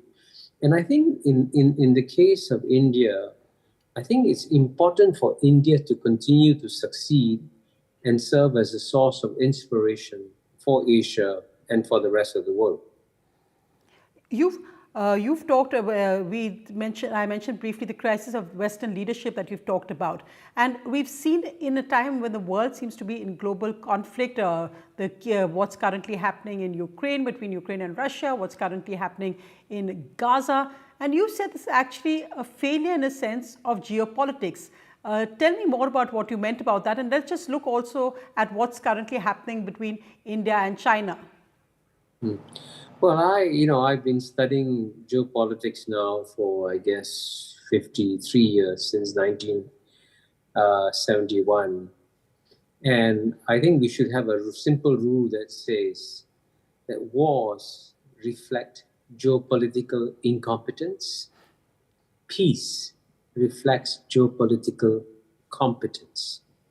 And certainly, I think what Europeans need to ask themselves is a simple question. Why is it they set up so many institutions like OSCE and they fail to stop the war in Ukraine? And, of course, there's no question that the Russian invasion of Ukraine is illegal, which is why the UN correctly condemned it. But that war could have been avoided if the countries of Europe had listened to very eminent statesmen like Henry Kissinger, like George Kennan, who advised Europe against pushing Ukraine to NATO because you were crossing a red line of Russia unnecessarily. That was not necessary at all. And similarly, unfortunately, the war in Gaza sadly reflects, and certainly we should condemn the attack by Hamas on innocent Israeli civilians. But that conflict could also have been avoided if the United States had used its diplomatic muscles to try and push for a two-state solution effectively between Israel and Palestine. And you see, very sadly, you see that the Secretary of State, Tony Blinken, has gone to the Middle East, I don't know how many times, and has been completely unable to achieve either a ceasefire or some kind of pause in the fighting. And it's very sad because that incapability to stop wars and prevent wars also reflects geopolitical incompetence. By contrast, by the way, most of East Asia, you haven't seen a major war since 1979, since the Sino-Vietnamese War. But of course, there are challenges in our region. And you correctly pointed out one big challenge, and that challenge is the relationship between China and India. And there's one thing that worries me when I talk about the Asian century. I believe that the Asian century is going to happen, and certainly I expect, as I gave you the data, China, India, ASEAN, and frankly, you've got to add Japan, South Korea, and others are going to flourish and do well. But if relations between China and India become difficult, and if they get caught in any kind of downward spiral, that would sadly affect the rest of Asia too. So in that sense, India has some very complex challenges, because one, you have, of course, the concern about Russia and China becoming closer, perhaps as a fallout also of Russia's isolation from the West. You have the worry over Pakistan becoming a failed state and what that does to more fundamentalist elements, and of course the continuing, in that sense, aggression or incursions backed by Pakistan forces in Jammu and Kashmir. You have also the worry of Afghanistan and the Taliban, and now what's happening in Bangladesh. How do you think India, what do you think are the best ways ahead for India to actually maneuver this complex tightrope walk, as it were, in its region? Well, I think let's start with the first example you gave of Russia. As you know, Russia has been a very good friend to India. I mean, I know that whenever India had some problems in the UN Security Council, and when they wanted to block countries from taking measures that would be hostile to India, India could always turn to the Russian delegation. And the Russian delegation would always say to the Indian delegation, if you want us to veto a resolution, we'll be happy to do so on your behalf. So I can understand the deep friendship that has developed between Russia and India. But I think if India wants to help Russia in its current predicament, the best thing that India could do is to repeat what George Kennan, the eminent American strategic thinker, what Henry Kissinger said, which is that to try and arrive at a compromise on Ukraine, whereby the people of Ukraine have their sovereign right to do what they want to do, to be what they want to be. And frankly, if they want to join the European Union, they can join the European Union, but they shouldn't join NATO. That's a compromise. So it takes care of the core interests of all the powers. And most people know that that's a sensible solution to push for. And at the end of the day, I think it's important for India, which is now big enough, to speak privately to the European Union members and tell them that at the end of the day, Europe will have to live with Russia, not for the next 10 years, not for the next 100 years, but for the next 1,000 years. Why create a very angry, alienated Russia? Why not try to build bridges with Russia? And if you can normalize the relations, if India can help to normalize relations between Russia and Europe and help to find a solution to Ukraine, then India will once again have a very strong friend in Russia that it can work with without a problem. So I think there are various things that India can do. And you know, in terms of its neighborhood, I would say the one good thing that India could do is to learn something from ASEAN, the Association of Southeast Asian Nations. You know, the diversity in Southeast Asia is much more than the diversity in South Asia. You know, you have out of 700 million people in Southeast Asia, you have 250 million Muslims, 150 million Christians, 150 million Buddhists, Mahayana Buddhists, Hinayana Buddhists. And then we have Taoists, we have Confucianists, we have Hindus, and we have lots of communists in Southeast Asia. And yet Southeast Asia has been at peace. ASEAN is a model of regional cooperation. And the way we have done it, one way we have done it, is to open our borders completely to trade with each other. And that growing trade with each other has generated context and understanding. And that's why I believe that provides a model for South Asia to follow also. You've talked, of course, about the United States, and in that sense, Secretary of State Antony Blinken's failures, or the US's failures to control the Gaza war. But also, let me ask you, because we've got the November presidential elections coming up between Donald Trump and Kamala Harris. Do you think that, in a sense, what is good for the world? Because do you think a second term for President Trump is something that would be good globally, geopolitics-wise? Do you think President Kamala Harris, if it happens? And also, of course, when you've talked about great statesmen, great leadership, who do you think are, say, the top 5 leaders of today? Where do you think the real leadership is coming from globally? Well, I'm glad you raised the question about the United States, because there's no question whatsoever that the United States is by far still the most powerful country in the world in a comprehensive sense. And I always say that I'm a friend of the United States, and certainly we in Singapore want to see a strong, capable United States, and a United States that's playing an important leadership role on the world stage. But as you know, the United States can only play an important leadership role on the world stage if it is domestically a happy country. But as you know, the United States today has never been unhappier. In fact, if you look at my book, Has China Won, in chapter 7, I point out that sadly, functionally, the United States has become a plutocracy where the rich make the decisions. And as a result of it, the bottom 50% in the United States have not seen an improvement in their standard of living for 3 or 4 decades now. And that's very sad. We want to see a better United States than this one. But all these internal problems of the United States are now preoccupying the American people and also the American leaders.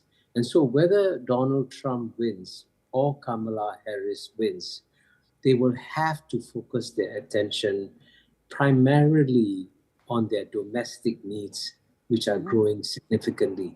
And as you know, Donald Trump's,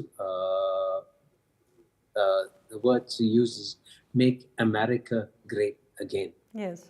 So he wants to take care of his home first, which in some ways is understandable. But it means that the previous United States that we knew, that was willing to provide, in some ways, selfless global leadership, is no longer around. There's going to be an America that puts American interests first, regardless whether it's Kamala Harris or Donald Trump. Right. So we shouldn't focus on the personalities, but we should nonetheless try to continue working as closely as possible with the United States, because at the end of the day, if United States is not part of the solution, it's going to become part of the problem. United States is an indispensable power still in the world. Mm-hmm. Professor Mehbubani, thank you so much for outlining your views on the Asian century and, of course, India's role in it in the decades and century to come. Thank you very much for joining me on the NDTV Dialogues. Thank you. My pleasure. Thank you for having me.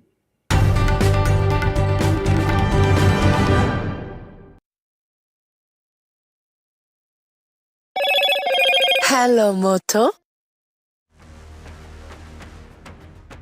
Motorola Razr 50 Ultra comes with Google Gemini.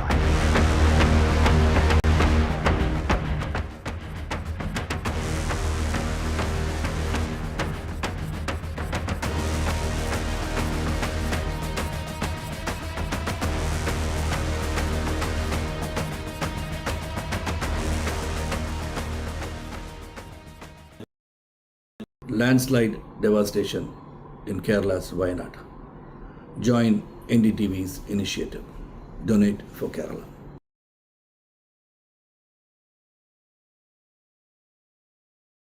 Stay informed and entertained with the new and updated NDTV News app. You can watch all our channels live, listen to podcasts, read breaking and exclusive news from around the world and more. Download the NDTV app today and get access to the best journalism and storytelling on your smartphone or tablet. The NDTV app. News that matters to you. Hi, I'm Shri Akal. Kerala's Wayanad area is hit by devastating landslides, resulting in loss of lives and livelihood. Kerala needs your help right now. Let's join NDTV initiative. Come, donate. Let's rebuild Wayanad.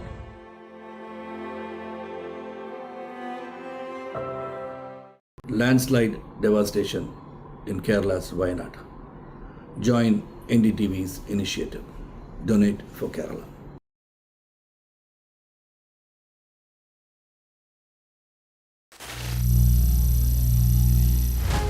Some people say the metaverse will only be virtual. One day this lecture hall will be made of code, and driverless cars would be trapped in intersections. But even in this maze of the future, you can't wish away health. It's time to become more resilient.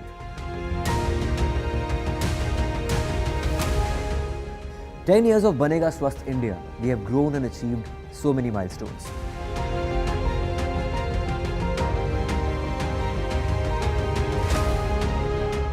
And now I have a plan to beat the urgency, to stop breathing with difficulty, to relieve getting choked with inactivity."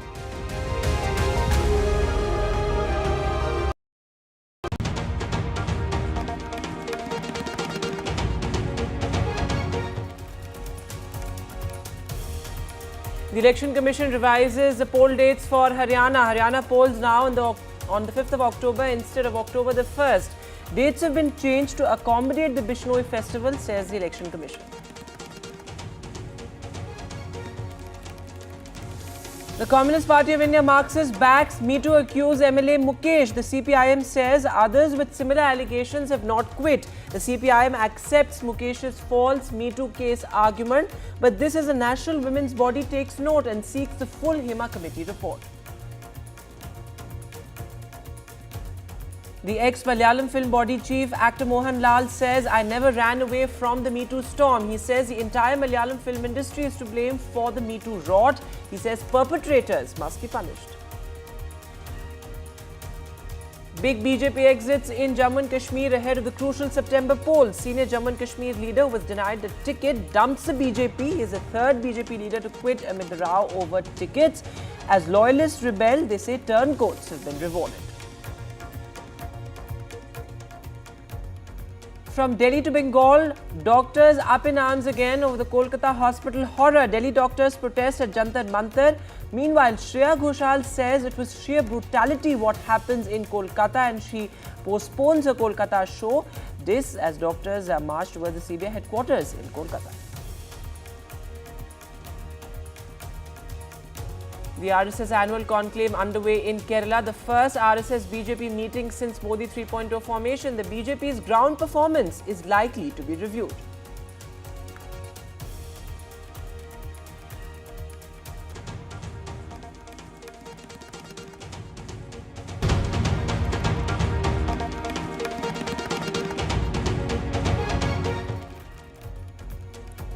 Hello and welcome. You're watching Left, Right and Centre. I'm Vedant Agarwal and our big focus on the show this evening is Mollywood Me Too storm. But before that, the big headline coming in, well, the Haryana poll dates have been deferred by the Election Commission. This, of course, after there was a demand from the BJP to postpone the dates. The BJP had said that it's a long weekend and it could impact the polling percentage in Haryana. Though the Election Commission in its official statement has said that, well, it's to accommodate the Bishnoi festival. The Bishnois, of course, are an important community in Haryana, but this has sparked a political slugfest. Take a look at all the reactions coming in.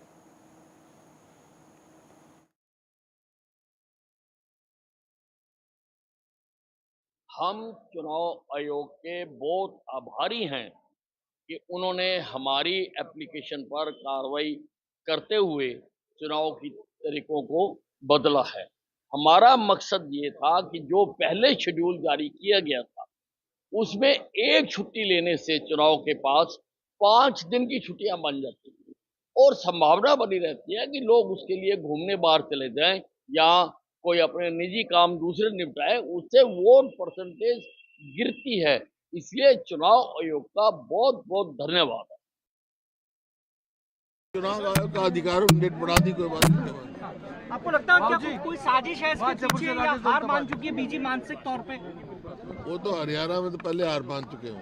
Election commission ने जो निर्णय लिया उसका स्वागत करते हैं, मगर ये चीज़ साफ दिखाती है कि बीजेपी अपनी हार से बचने के इस तरह के हथकंडे अपना रही है। और तारीख बदलने से क्या होगा, जनता ने मन बना लिया है और इस बार जो मन है वो बीजेपी को प्रदेश से बाहर करने का है।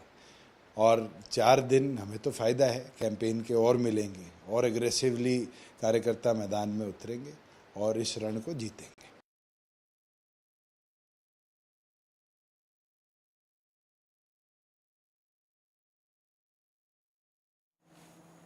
And now a special focus on Left, Right and Centre this evening, the Mollywood Me Too moment. The rot clearly runs deep, but this as there is no political accountability yet. The left government and particularly the CPIM has failed to act on its Me Too accused MLA Mukesh. In fact, the CPIM has backed its MLA, saying that others with similar charges have not quit yet. This, of course, after at least 100 women activists put out a strongly worded statement demanding Mukesh's resignation. In fact, it's absolutely unfortunate that so many women have had to come out and talk about what they had to go through in such sordid detail. And despite the courage that they have shown, the government has failed to act, whether it's the CPIM or even the Congress in Kerala. There are various Congress-linked lawyers that have also come under the scanner amid the Me Too storm. Meanwhile, also the film body, given the fact that actor Mohan Lal has finally broken his silence on this, but the film body has done little to fix accountability as well. The question that we are asking on Left, Right and Centre this evening, as the CPIM backs its Me Too accused MLA, is it party over probity for the party? All of that and more coming up. But joining me on the show this evening, Tom Vadakan, National Spokesperson of the BJP, also Dr. Shama Mohammed, National Spokesperson of the Congress, Annie Raja, a CPI leader, is also with us, and Sanjana Galrani, a South Indian film actor, is also joining us on the show this evening. But let me go across first to my colleague Ishika, who's been tracking this story very, very closely. So Ishika, the latest, of course, is that the police, in a sense, tightening its noose around Mukesh. They're looking at recreating the crime scene. What is all of that about? And also the National Women's Body seeking the full Hema Committee report. So that's important as well. Well, yes, in fact, as you rightly mentioned, the investigation in this particular case, in fact, is moving at a fast pace. Today, the police team has reached Mukesh's residence in Kochi, and they have, in fact, reached there with the complainant. They are going to recreate the crime scene, and then they are trying to, collect more evidence in this particular case. Now, what is also very important here, and as you rightly pointed out, Vedant, the National Commission of Women has also now taken cognizance of this entire matter, and in fact now the National Commission of Women is has asked for the complete Hema Committee report. Remember that the Hema Committee report that is here in the public domain, these are not full revelations, but whatever we have seen till now, those are very shocking revelations. So certainly it raises the question as to what are those facts that are still not in public domain. Are they more brutal? Certainly, that is also one of the questions. But the NCW has also pointed out that the reports point to serious issues such as workplace harassment, gender-based discrimination, and any forms of exploitation that adversely affect women in the Malayalam film industry. So after this, the NCW taking cognizance, and now have asked for the full Hema Committee report. So when will that happen, and what more details will be there when after the entire Hema Committee report is disclosed? That certainly remains to be seen. Over to you. Right, Ishika, thanks very much for joining us with all those details there. Ishika has been tracking all the details, the latest for us from Kerala, in fact. But let me introduce my panel this evening. Tom Vadakan, National Spokesperson of the BJP, is with us. Also, Dr. Shama Mohammed, National Spokesperson of the Congress. Annie Raja of the CPI is with us as well. And Sanjana Galrani, an actor, is also joining us on Left, Right and Centre this evening. Thanks all very much for being with us. Annie Raja, going across to you first. What happened today would be extremely demoralizing for all the actors who have come out and spoken in sordid detail about what they've had to go through in the Malayalam film industry. The CPM has backed its Me Too accused MLA. So larger questions on political complicity will of course be raised, given the fact that the left government in Kerala also sat on the Hema Committee report for so many years. The fact is that, first of all, we must appreciate the Kerala left front government for taking such a bold decision.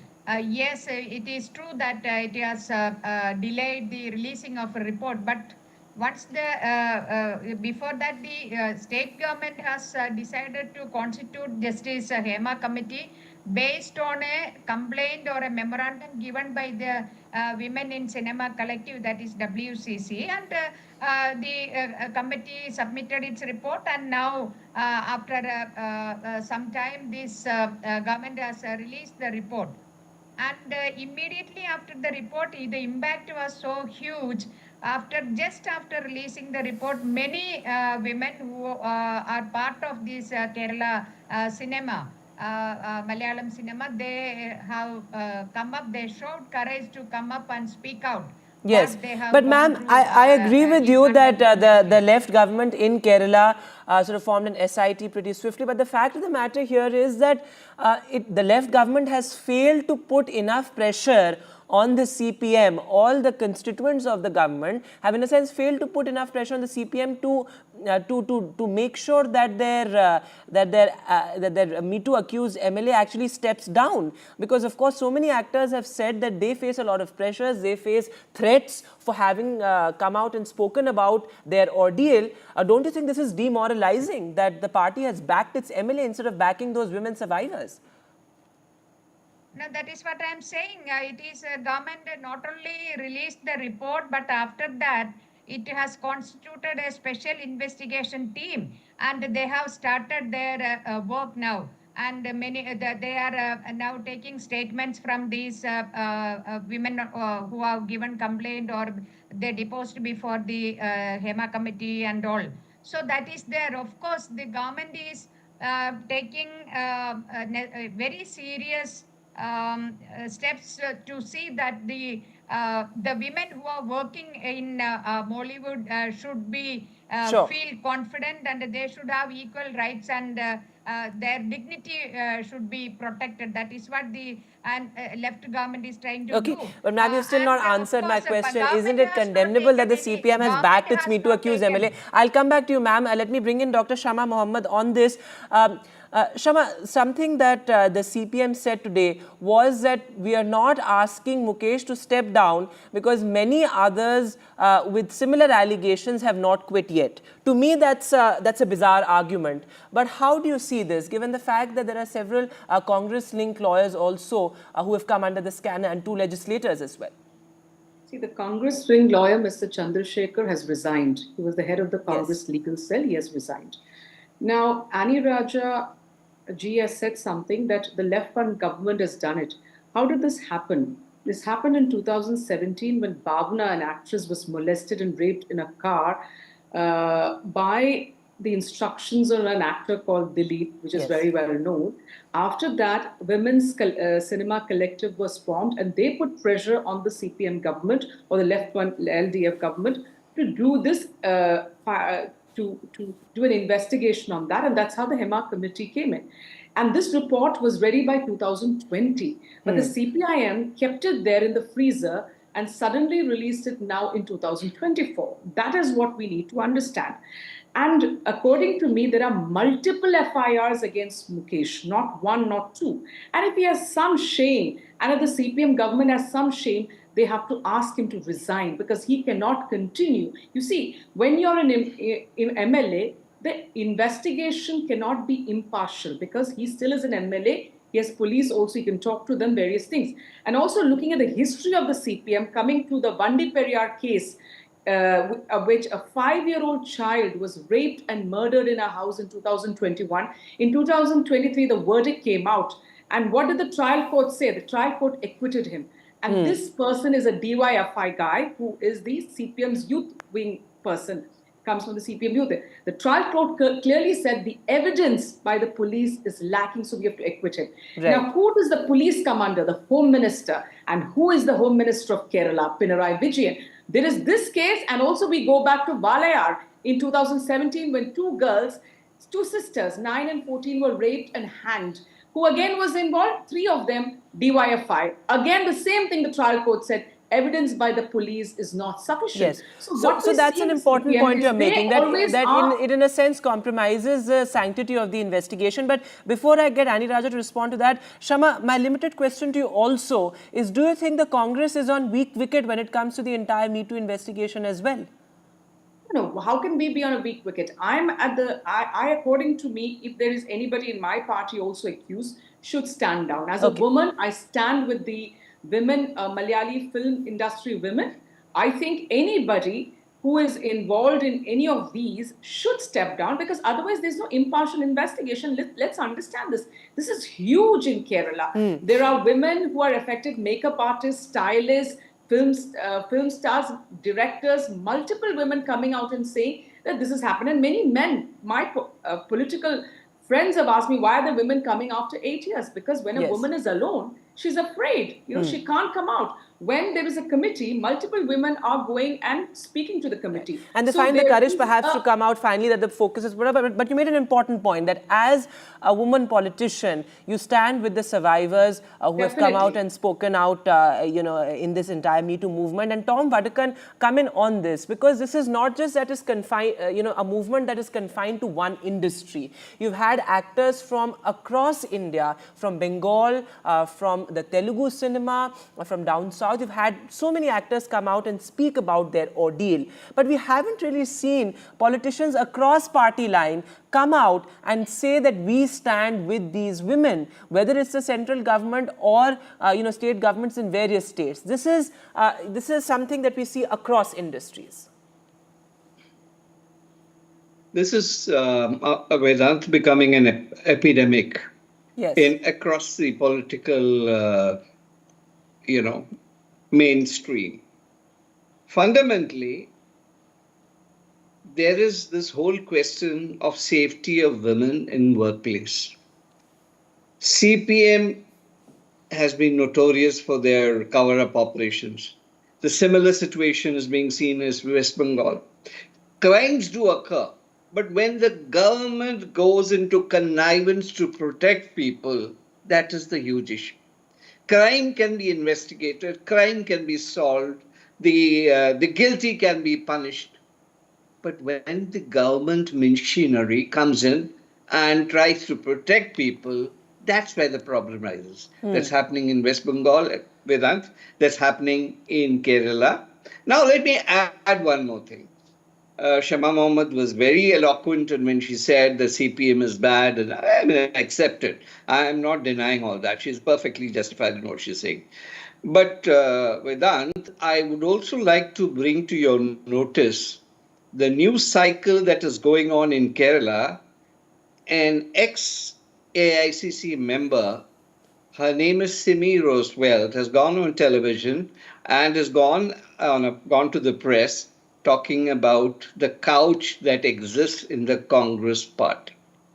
Vedant, it's unfortunate. It's unfortunate because I know a lot of people there. Well, those are it has unsubstantiated happened. claims, and perhaps I don't want to make it about, we're talking about the Mollywood, the film industry and the rot that runs deep. Let's not make it a BJP versus Congress right now, because, I mean, parties have to come on the same page. No. The intention is, you asked me a broad-based question. Yes. I'm telling you this exists across the board. Yes. So let's not be holier than thou. Let's examine ourselves, find out where women are troubled, and the workplace matter needs to be addressed across the board, whether it's left, right, BJP, Congress, TMC, whatever. I take your point. No cover-up Absolutely. operation. In fact, let me also tell you that for the longest time, neither the Congress nor the BJP had an internal complaints committee in many states. So, of course, the situation is grim when it comes to that. But Sanjana Galrani is also with us. Sanjana, as I said earlier, women from across industries have come out and shown tremendous courage in having to talk about in sordid detail what they went through.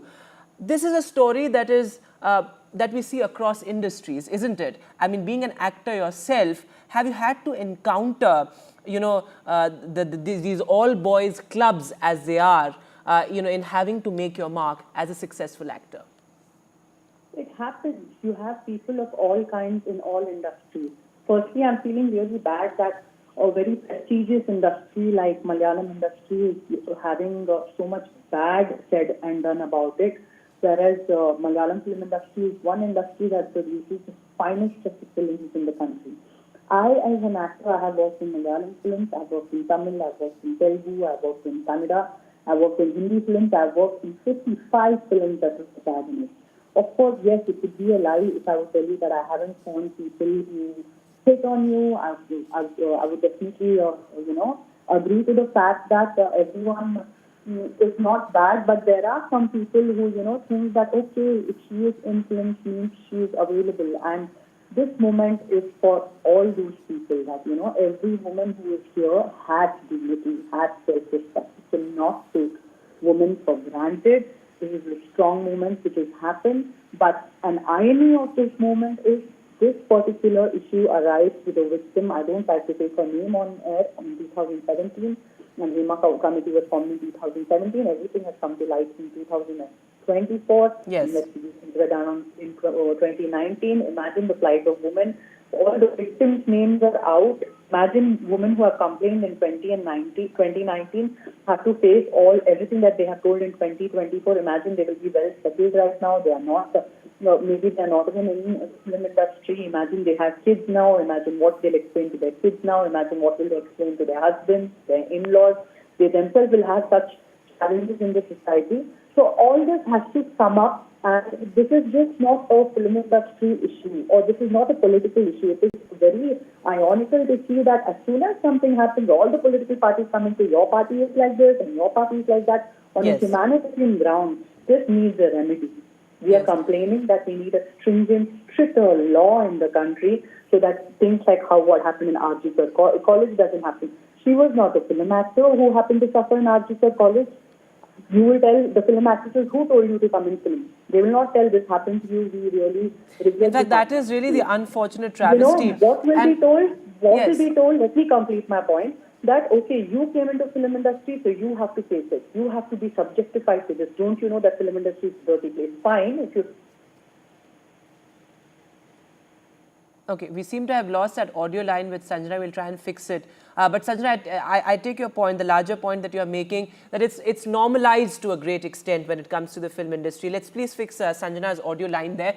But meanwhile, Annie Raja, you heard it from Sanjana there. The Kerala government owes it to these survivors, owes it to these women actors who have shown this kind of exemplary courage in talking about what they went through. How would you respond to these allegations of a potential cover-up of the investigation? Not justifying the delay of releasing the report. I am not at all justifying the delay in releasing the report. But you are repeatedly saying the courage, exemplary courage shown by these women to speak up. That courage has come when the report was released. Even before constituting the special investigation team, only by releasing the report, these women have got so much courage. That is why my party and my organization, the National Federation of Indian Women, is saying that all those who are accused in this case, they all should be removed. All those who are in the power and position, they should be removed so that including MLA Mukesh, including Mukesh. Pardon? Yes, of course. That's what we demanded, because you see, when the accused person is sitting in the power and position, yes, and the same government is enduring about all these violations and all these complaints, yes, then you cannot give a confidence to the complainant. Absolutely. That Okay, so you are saying all those accused must step down. I'm afraid I'm running out of time on the debate, so quick. Finish. The process is free and fair. That is why we are asking the government to see that he is okay. So you're assuring everybody out there that the process is free and fair. Shama Mohammed and Tom Vadakan, quick comments from you on the political complicity in this, because this is something that we've seen across industries, as these powerful men in powerful positions are very often backed by politicians. Shama Mohammed, to you first. Yeah, so I think the actress talked about laws. We don't need laws. We have enough laws. It is about convictions, and it is about changing the mindset of men. And very important that we don't see people like Gurmeet Ram Rahim getting paroled multiple times. What is the message you're giving these rapists? We need support of the Prime Minister in a case like Brij Bhushan Sharan Singh, where the Prime Minister was mourned. Manipur, yes, he has not visited. So what we need to show as the Prime Minister of this country, that you have to stand with women. We have enough laws. We have the Nirbhaya Act. We have enough. But how do we enforce these laws? That is most important. Convictions, changing the mindset of men, that is very important. And in this particular case, see to it, whoever is guilty, whoever is involved, should be punished. And there are also those who are not guilty here. Yes. And see to it that they also are not, nobody is so punished. you made a very important point there, Shama Mohammed, in fact, that the messaging on women's safety needs to be stronger. Tom Vadakan, 30 seconds to you, and then I'll give the last word to Sanjana. I agree that there has to be conviction, but conviction first it must be investigation. If the government of the day waters down investigation, you will never get a conviction. The court has the evidence in front of itself, the court, and it's on that basis conviction happens. If the investigation is watered down by the powers that are, you have a situation which neither the judges can be blamed nor anybody. Okay. The laws do exist. And let me tell you something. Mr. Mukesh must go. Yes. We have made that demand, and we will continue to make that demand. There's no questions of a compromise there. Mukesh must go. Sanjana, the last word to you, quickly.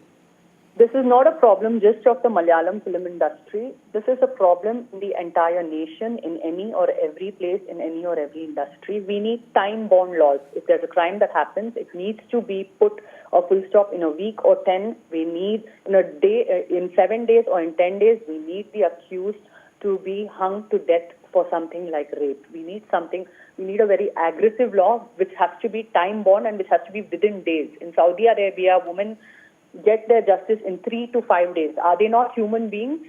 Are we not human beings? What do we have? What do we not have that Saudi Arabia has? We have all the technology. We have all the forensic equipments to find out if the rapist is really the rapist or not the rapist. We need him to be hung within weeks after this has happened. We don't want the death of the complainant to happen again and again for 5 years, for 10 years, for 20 years, for 30 years, going and fighting in the court and just telling that yes, I was raped, give me justice, I was raped, give me justice. Because ultimately justice delayed is justice denied, and that's a very important point you're making, that we need time-bound investigations. A death to go and revisit this particular topic. Absolutely. I'm afraid I'm completely running out of time, but thanks all very much for being with us on the show this evening. Of course, this will be one of our top focus stories on NDTV, given the fact that the rot clearly runs deep when it comes to the Mollywood sexual assault case. And of course, the focus very much on making sure that justice is given to all these survivors. That's all the time that we have on Left, Right and Centre. Thanks so much for watching. Good night.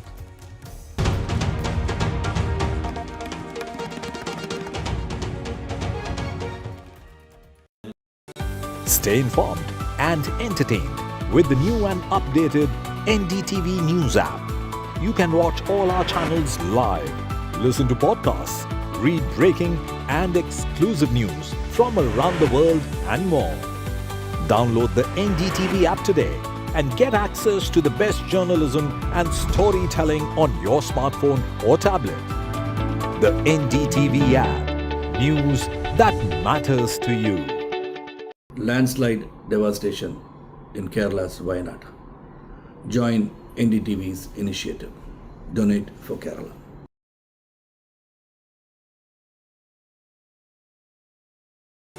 Stay informed and entertained with the new and updated NDTV News app. You can watch all our channels live, listen to podcasts, read breaking and exclusive news from around the world and more. Download the NDTV app today and get access to the best journalism and storytelling on your smartphone or tablet. The NDTV app. News that matters to you. Hi, I'm Shri Akal. Kerala's Wayanad area is hit by devastating landslides, resulting in loss of lives and livelihood. Kerala needs your help right now. Let's join NDTV initiative. Come, donate. Let's rebuild Wayanad.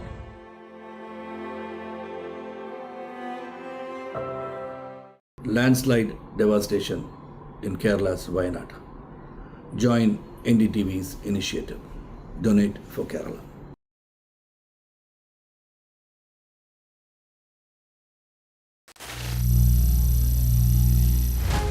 Some people say the metaverse will only be virtual.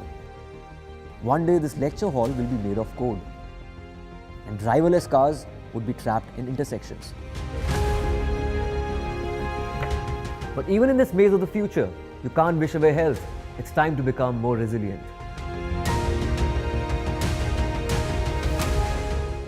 "10 years of Banega Swasth India, we have grown and achieved so many milestones.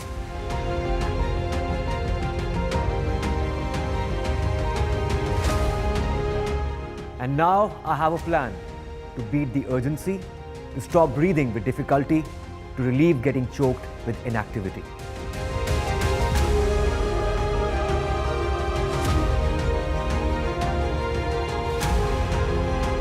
Energize our government, our environment, our society, and ourselves. Everyone, everywhere, every day.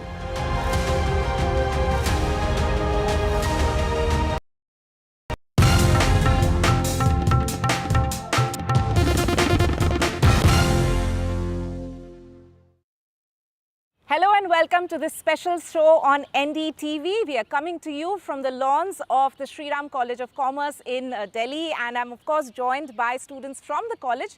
We are here to talk about the book, Who is Equal? It's the latest offering from Supreme Court lawyer Saurabh Kirpal, and the author himself is joining us today to discuss this book. Thank you so much, Mr. Kirpal, for making time. Thank you for having me, and thank you for inviting me to this beautiful college and these. It's our pleasure. Yes, so, we'll of course begin by asking if you can summarize for our viewers and the audience here, what's your book about? Well, it's rather self-descriptive in one sense, which is the book is about equality. or perhaps I should say the book is about inequality. It is about inequality in terms of caste, gender, sexuality, and religion, and how that affects different facets of one's life. So what is the meaning of inequality or equality or discrimination in education? How are the effects felt in terms of employment? How does a woman get the same rights in office at work as a man? In terms of marriage, issue close to my heart, how are different forms of marriages and within the marriage a dynamic of equality dealt with. So these are the rough structure of the book, different facets of one's life and how the possibility of inequality makes situation worse and how the promise of equality is yet to be achieved. Okay. So why now? What made you write the book? Is there a reason for the timing or any personal experience involved for which you've written the book? Well, this book ought to have been written when the first person was treated unequally in the world, and that has always been the case. And sadly, while I have great faith in my country, I see persistent inequality. Time is now because I'm writing it now, but it is always topical.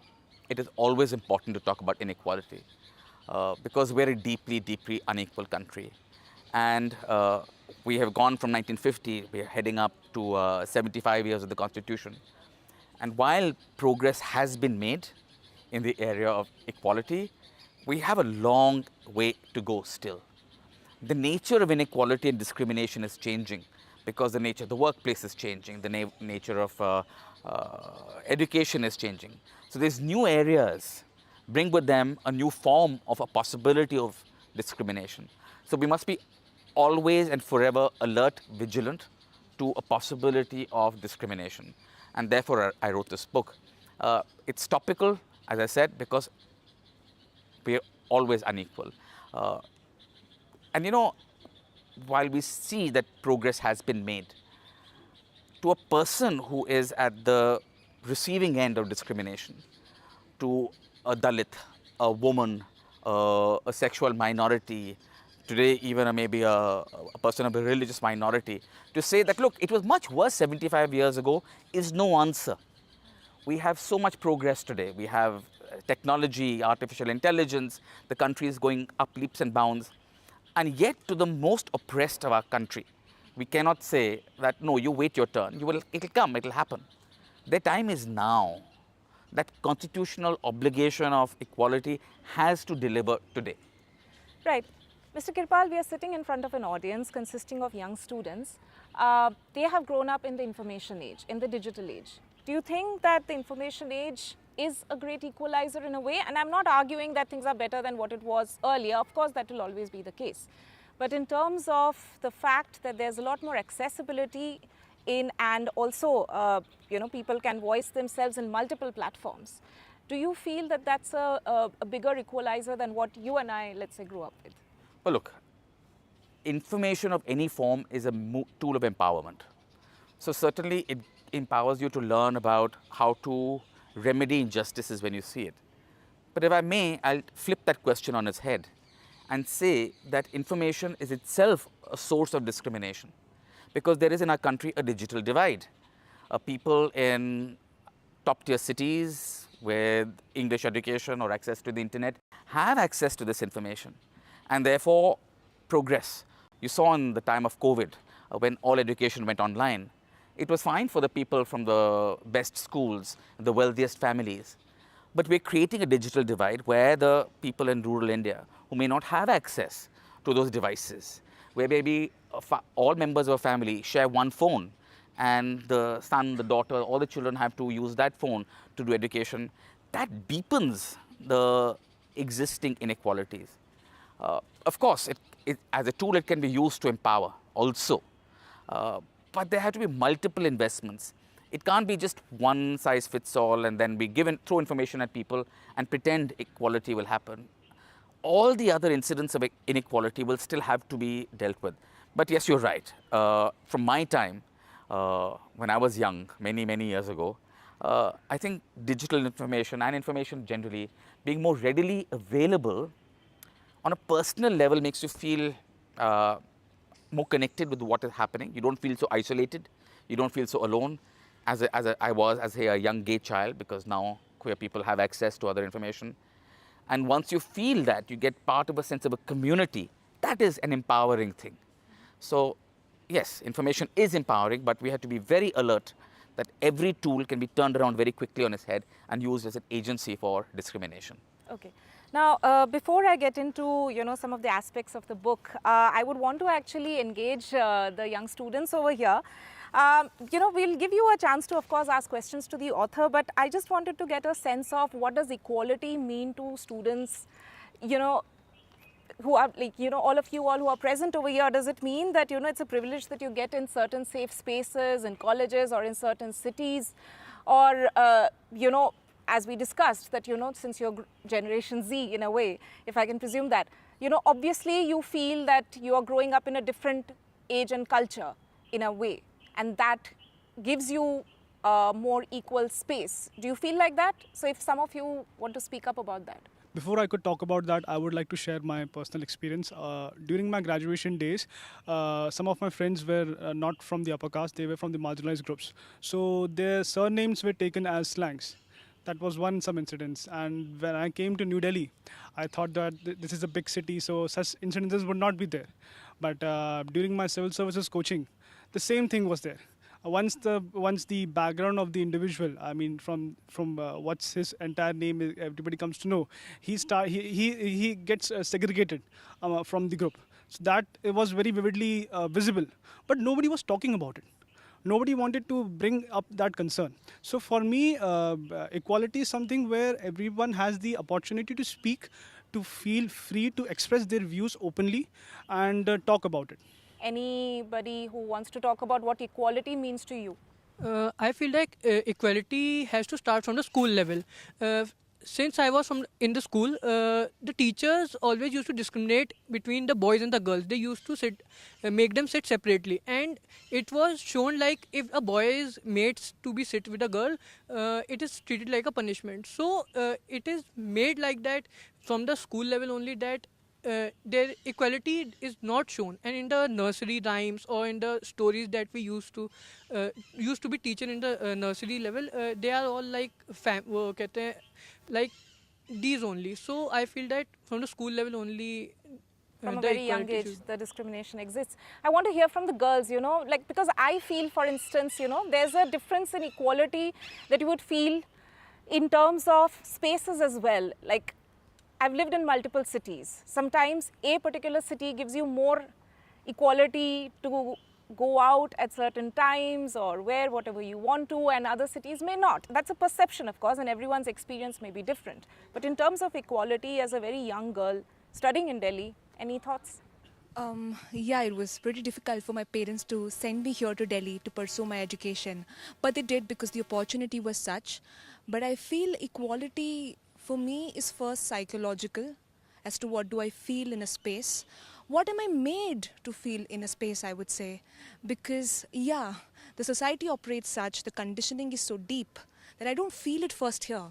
So my fight has been, how can I first feel equality here? I know it's just not a fight for me, but for the society as well. But yeah, it's psychological for me. Right. Thank you so much. So, these are young students. Of course, they've come from different parts of the country, but, they are living in an urban space. And we sometimes feel that these discriminations that you've spoken about doesn't exist in the urban space, or we don't refer to it as much, but that is a myth. That's something you've written about as well. Absolutely. I think, in fact, these get amplified in bigger cities. There are more people, there's more opportunity for discrimination. Whenever there are opportunities for discrimination as well. Recently, we were talking about caste, for instance, and that how there's caste awareness even in Delhi. I think it is only a person who's so upper caste that she or he can be completely oblivious of their caste, or pretend that, oh, I don't know my caste, no one knows of their caste, who knows of caste? Only an upper caste person would say that, because that lower caste person would certainly know their caste, because they'll be made to feel it every day. Not just in Delhi, not just in the north or the south, everywhere in India. The first thing that defines us really as a nation is caste, sadly. in terms of women, I mean, again, the lack of safety of women, which happens in a bigger city rather than a smaller town. I mean, it also happens there. Huh? It's not as though rural India is a haven for women. It certainly is not. But certainly even in cities, when you go in public transport and you're harassed and you can't access the same resources because you fear for your safety, that's a denial of equality. Since you referred to caste, so we'll begin with that, what you've written about. You've also argued in your book that the creamy layer, I mean, because referring to a recent Supreme Court order, that you know, the quota within quota order of the Supreme Court, where the top court actually said that, you know, we need to extend reservations for people who really need it still. It doesn't have to be a family inheritance in a way. But you've argued that there is valid reasons to even extend the quota to the creamy layer still. So why do you, you know, what's your reason for that? Yeah. I think first one has to ask, why do you have quotas at all? Quotas exist not only because a particular individual is disadvantaged. Quotas exist because there is a systemic historical injustice which has pushed a particular caste so back for, not in terms of just economic status, but social status, that that person can't hope to compete on an equal level playing field as another person. So you may get the same schooling and have same amount of money as another person, for instance, if you're from an upper caste. But if you come from a family which has always seen themselves, as you said, as somewhat lesser, your self-confidence is so diminished because of that systemic injustice, that you may be educated, but you come from a family where your grandparents, great-grandparents did not have that privilege. Therefore, you need quotas to remedy systemic imbalances. They're not focused on that person, but on history. So if quotas are attempting to remedy historical injustices, then to focus on a particular person today doesn't make sense, because that person may have come up in life through, but that person would still form a role model for other people of that community. So supposing you are from a Dalit caste, a subcaste, you would then be a role model for everybody else. They will want to aspire to that position.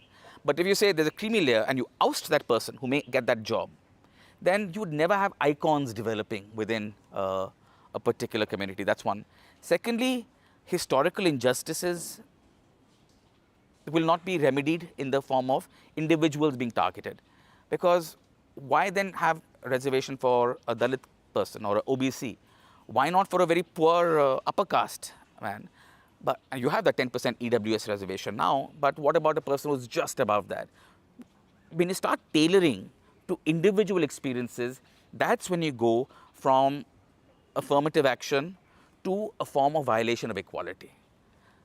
Quotas are necessary, but only justified because of the injustices that these communities faced in the centuries previous. In that context, how important do you feel an updated caste census is? It's imperative. Why do we run away from information and knowledge? Your fear that it's going to divide the country is the argument against it. Let's deal with that. But our country is already divided on the ground of caste. All that this would do is for you to gather information so that you better target. Why do you have a census every 10 years? You don't need a census. You do for targeting of special allocations of resources, etc. So it is knowledge. Now, how you use that knowledge is up to you. The problem does not lie in the knowledge.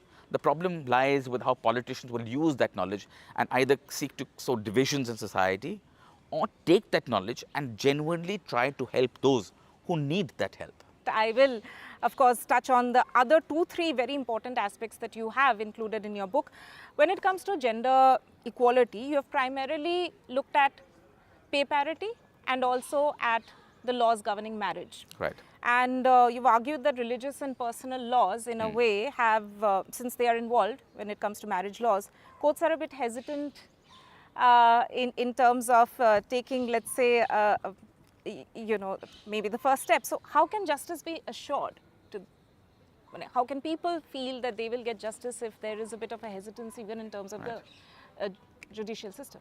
Well, so I'm saying, sadly, people don't get justice in the matters of personal law. It's not as though our courts are doing a good job at all. I think they're doing, there's definite room for improvement, let's put it as politely as one can. I think often the idea of family law and personal law is seen as an area of law that can be pushed at the back. It's not the sexy area of the law. I don't know if I'm allowed to say that on TV, but it's not constitutional law. It's not those big, but no, it's people's real lives. So I think it's important that courts see that family law is an important area of law. But moving apart from that, aside from that, they need to have the courage to step in and protect a disempowered citizen in whatever position she is. She could be walking on the road where she needs protection, or within the sanctity of her home when the husband discriminates against her by being able to divorce her in a particular manner when she cannot. So these forms of discrimination that exist in the law cannot get protection just by some cover of religion, because ultimately the individual is supreme. And while religion is a very important facet of our existence, I think this immunity that comes because of this fear of the judges that we are going to impinge on their religious freedom by trying to protect them, that's an error, I believe, on their part, and therefore they must stop. And why just talk about women, the sexual minorities, that judgment where marriage equality has not been recognized, where the courts have said, oh, there's nothing we can do about it, hope Parliament does something. I'm sorry, but that is the responsibility of the courts to step in where they see a violation of a fundamental right. They do not have the luxury. Parliament has the luxury to wait and litigate. Courts do not have the luxury to say, okay, this is not a problem we can deal with. A problem comes to you, you have to deal with it. So I think the courts need to change their mindset and start understanding that the protection of equality is their paramount duty and paramount responsibility.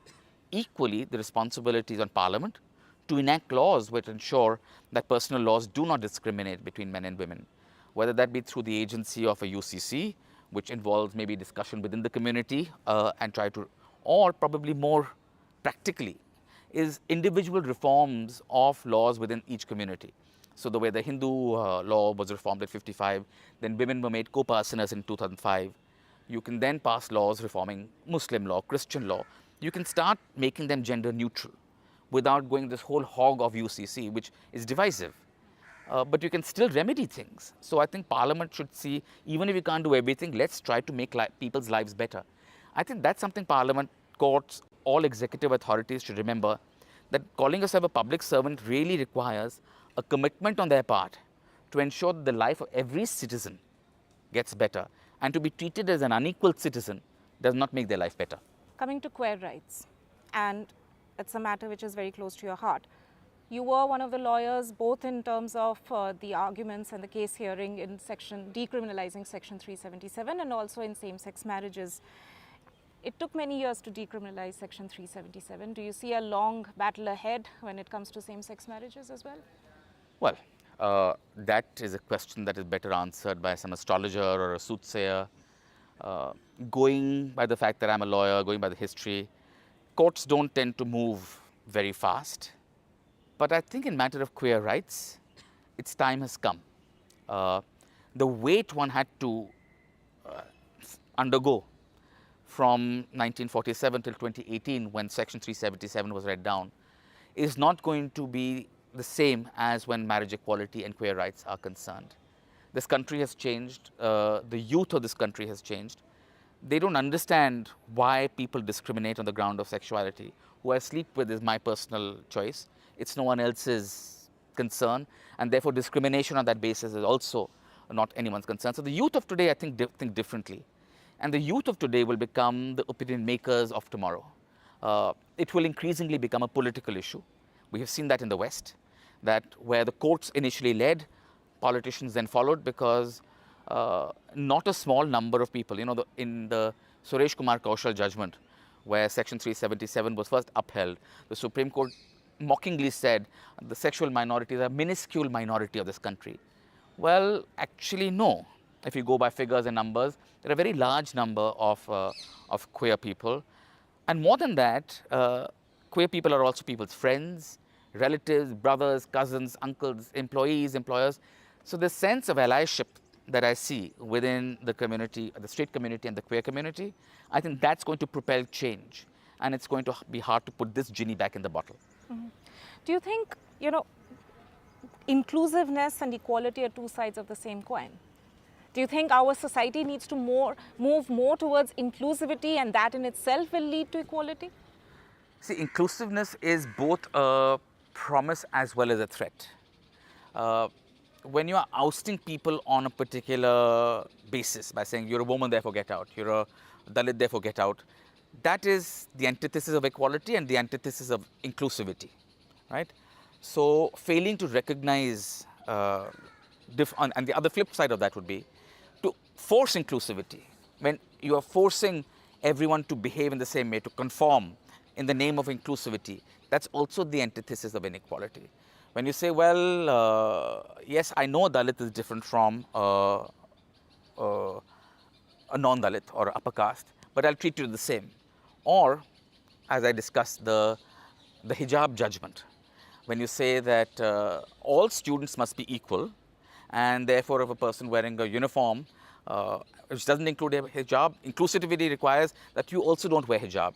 The consequence of which is that women would rather wear the hijab and not go to school, and then be treated as unequal. That's hardly an idea of equality also. I'm not a votary for the hijab. I think that reform has to come from within the community. It's discriminatory towards women, undoubtedly, but it is not for a top-down imposition by the state, because the consequence will be that the girl will remain uneducated. Often the most disempowered are the pawns in the power play of important people. It's not necessarily that hijab ban is not about that girl who's wearing hijab and going to college. We can try to engage with her and tell her that, empower her. But this is about something else at a different level. I think we should also realize. So inclusivity is good, but inclusivity which is forced conformity, that's bad. All right. I will have to ask him the last question now. Before that, any last questions from the... okay, my God. We'll be able to take two questions. I'm really sorry. Anyone who has not asked a question so far, because we are running out of time. So, okay, all right. Person at the end, yes. It's been more than 75 years of independence, and we still see a lot of inequality and discrimination deeply rooted in our societies. So what do you think, how long will this fight go on, and how can we as students contribute to this cause and fix this? You know, the very famous saying that the price of liberty is eternal vigilance. If you think inequality is going to disappear at any point, I think that is a utopian belief. I believe it may be hardwired in the nature of humans to want equality.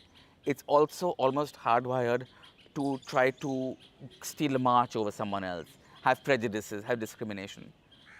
Yes, what we can, however, do is aim for a more perfect union. We can hope to get better, right? I don't believe in a complete erasure of inequalities will happen. But the kinds of effects of inequality, the basis of inequality, that can be lessened. We can have a softer state which promises a healing touch when there is inequality. An awareness amongst us and in students, what can you do? You can, as I said, generate empathy, start understanding and recognizing and seeing inequality and seeing different points of view and treating each point of view as valid, as important and worthy of discussion. You may be on the left, you may be on the right, you may be on where are privileged or discriminated. See value in someone else, recognize their struggles, and I think that is how change will happen. We need, in these times of polarization, greater communication with each other. Sir, since independence, we see that the minorities, we are talking about minor people, underprivileged people. So we see that they are fearful of the lengthy process of the judicial system. So that even a case happens, they don't register, they are fearful that it will take time, it will take their resources. So what is your advice on that? What is their perception, or what is the thing that they can do? So during your research, did you encounter any special revelations that change your perspective on equality? Coming to your question first, in terms of how can we encourage people to fight for their rights. First, you have to educate people about their rights. They have to know that they have them first. And I think we are a rights-unaware society. People don't know what they are. Then we have a my-baap culture where the government is seen as a great benefactor and gives a largesse to those who need it, and you're so grateful to receive it, you're not going to go to court to fight for your what is. So we need education for that. We need the court system to become faster. So we need investment in it, both intellectual investment, but also pecuniary investment. We need infrastructure. We need more courtrooms. We need more judges. These things take money. Just simply saying appoint more judges is not going to be the answer if you don't have courtrooms for them to sit in. We need a faster investigative machinery, for which we need better policing. We need higher number of policemen per capita, which is barely changed in India. So there are systemic reforms which are tough, but no one does them because, as I said, enacting a law is so much easier. And as regards revelations, well, yes, there is a fair amount of data in my book, which points to the continuing inequality, particularly, say, gender in the workplace. There is the low rate of female workforce participation in India, and how we're regressing. That was a revelation to me. And one interesting snippet, and I'll end it with that, is that it's not just about economic growth. Curiously, research has shown that as women become richer, they drop out of the workplace. So workplace participation diminishes with economic growth, because then because the people of the lowest income group work because they have to. The moment you become able to not work, patriarchy sets in, and if either the man or the husband has to stop working, it will be the woman. And the upper caste, of course. So that was an interesting insight for me, that economic growth does not undo the damage that patriarchy has done in our country. All right, and with that, we will have to end the show today. Thank you, Mr. Kirpal, so much for joining us and answering the questions here also patiently. And thank you to all the students for engaging with us on this show.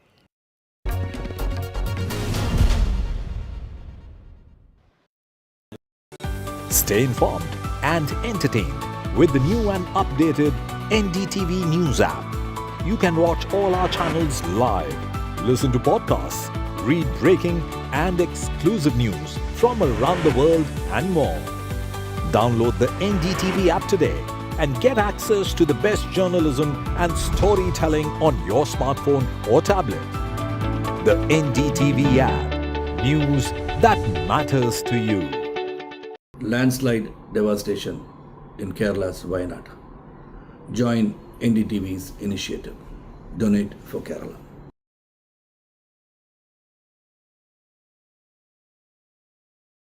Stay informed and entertained with the new and updated NDTV News app. You can watch all our channels live, listen to podcasts, read breaking and exclusive news from around the world and more. Download the NDTV app today and get access to the best journalism and storytelling on your smartphone or tablet. The NDTV app. News that matters to you. Hi, I'm Shri Akal. Kerala's Wayanad area is hit by devastating landslides, resulting in loss of lives and livelihood. Kerala needs your help right now. Let's join NDTV initiative. Come, donate, let's rebuild Wayanad.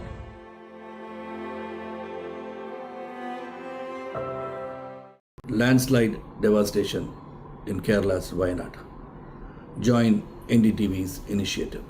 Donate for Kerala.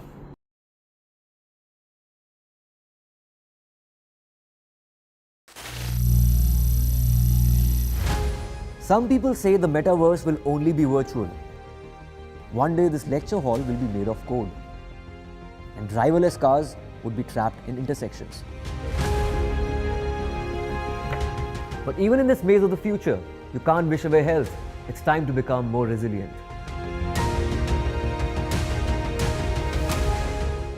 "10 years of Banega Swasth India, we have grown and achieved so many milestones.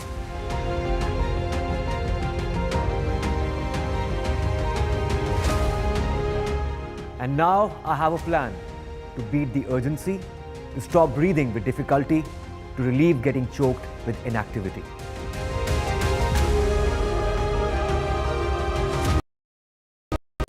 Stay informed and entertained with the new and updated NDTV News app. You can watch all our channels live, listen to podcasts, read breaking and exclusive news from around the world and more.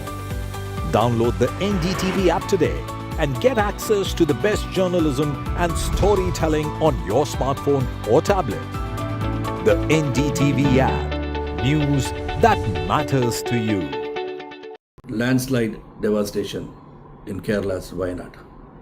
Join NDTV's initiative. Donate for Kerala.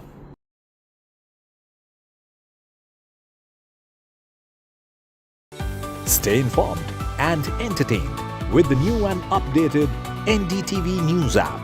You can watch all our channels live, listen to podcasts, read breaking and exclusive news from around the world and more.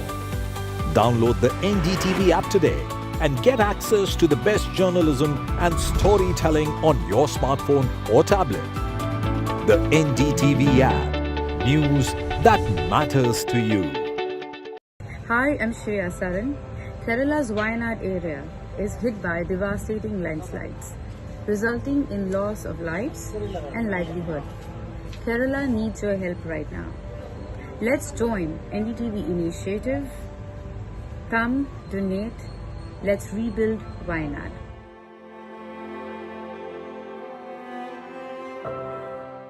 Landslide devastation in Kerala's Wayanad. Join NDTV's initiative. Donate for Kerala.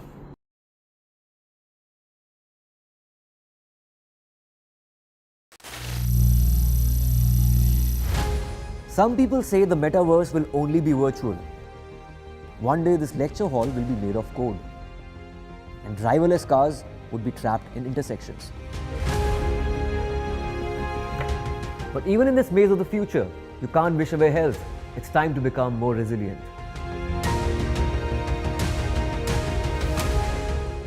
"10 years of Banega Swasth India, we have grown and achieved so many milestones.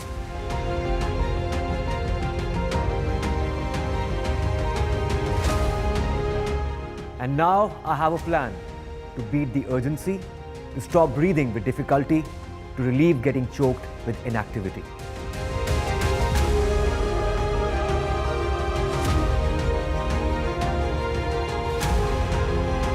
Energize our government, our environment, our society, and ourselves. Everyone, everywhere, every day.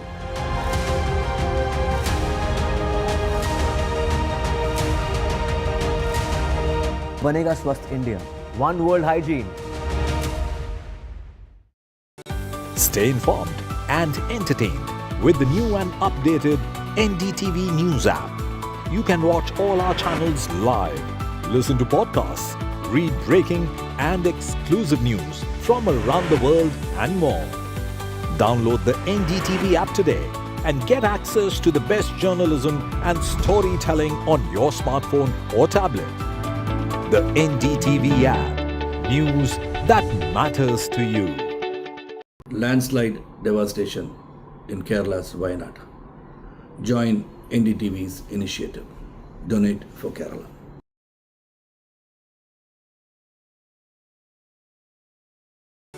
Stay informed and entertained with the new and updated NDTV News app. You can watch all our channels live, listen to podcasts, read breaking and exclusive news from around the world and more. Download the NDTV app today and get access to the best journalism and storytelling on your smartphone or tablet. The NDTV app. News that matters to you. Hi, I'm Shri Akal. Kerala's Wayanad area is hit by devastating landslides, resulting in loss of lives and livelihood. Kerala needs your help right now. Let's join NDTV initiative. Come, donate. Let's rebuild Wayanad.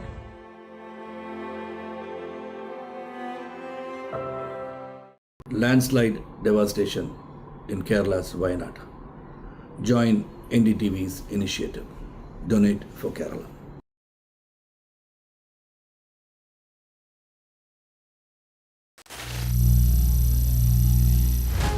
Some people say the metaverse will only be virtual. One day this lecture hall will be made of code, and driverless cars would be trapped in intersections. But even in this maze of the future, you can't wish away health. It's time to become more resilient.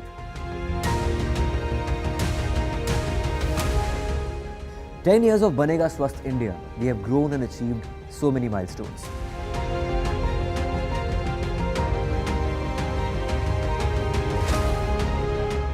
And now I have a plan to beat the urgency, to stop breathing with difficulty, to relieve statements." But this amid demands for his resignation. Remember, as many as 100 women activists had written out that strongly worded statement saying that he must quit and that we not feel safe with such men in positions of power. Also, the National Women's Commission has now taken cognizance of the entire Me Too reckoning. In fact, the National Women's Commission has also sought the full HEMA committee report. Remember, there were some parts of the HEMA committee report that were held back after it was made public. Of course, the Kerala government sat in the report for years on end, but now the National Women's Commission has demanded the full report. Take a look at all the reactions that have come in. You know, these all boys clubs as they are, you know, in having to make your mark as a successful actor. It happens. You have people of all kinds in all industries. Firstly, I'm feeling really bad that a very prestigious industry like Malayalam industry is having so much bad said and done about it, whereas Malayalam film industry is one industry that produces the finest of the films in the country. I, as an actor, I have worked in Malayalam films, I've worked in Tamil, I've worked in Telugu, I've worked in Kannada, I've worked in Hindi films, I've worked in 55 films as a protagonist. Of course, yes, it would be a lie if I would tell you that I haven't found people who hit on you. I would definitely, you know, agree to the fact that everyone is not bad, but there are some people who, you know, think that, okay, if she is influenced means she is available. And this moment is for all those people that, you know, every woman who is here has dignity, has self-respect. You cannot take women for granted. This is a strong moment which has happened. But an irony of this moment is this particular issue arrives with a victim. I don't like to take her name on air in 2017. And the HEMA committee was formed in 2017. Everything has come to light in 2024. Yes. Investigations were done in 2019. Imagine the plight of women. All the victims' names are out. Imagine women who have complained in 2019 have to face everything that they have told in 2024. Imagine they will be well settled right now. They are not. Maybe they are not even in the film industry. Imagine they have kids now. Imagine what they'll explain to their kids now. Imagine what will they explain to their husbands, their in-laws. They themselves will have such challenges in the society. So all this has to come up, and this is just not a film industry issue, or this is not a political issue. It is very ironical to see that as soon as something happens, all the political parties come into your party is like this and your party is like that. On a humanitarian ground, this needs a remedy. We are complaining that we need a stringent, stricter law in the country so that things like what happened in RG College doesn't happen. She was not a film actor who happened to suffer in RG College. So this whole thing, how I look at it is protection for women. Whether it is Malayalam, Tamil, Telugu or Kannada, the South Indian constituting of the South Indian industry or any industry.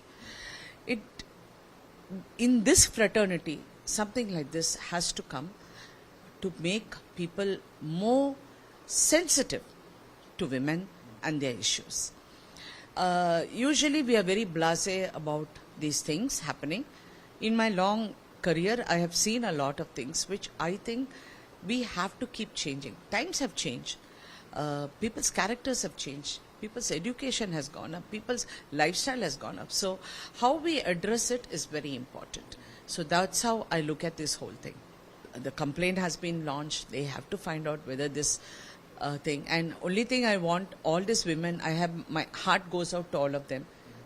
I don't know, each person has their own story. So whether they have a strong case, which is very important in a case like this.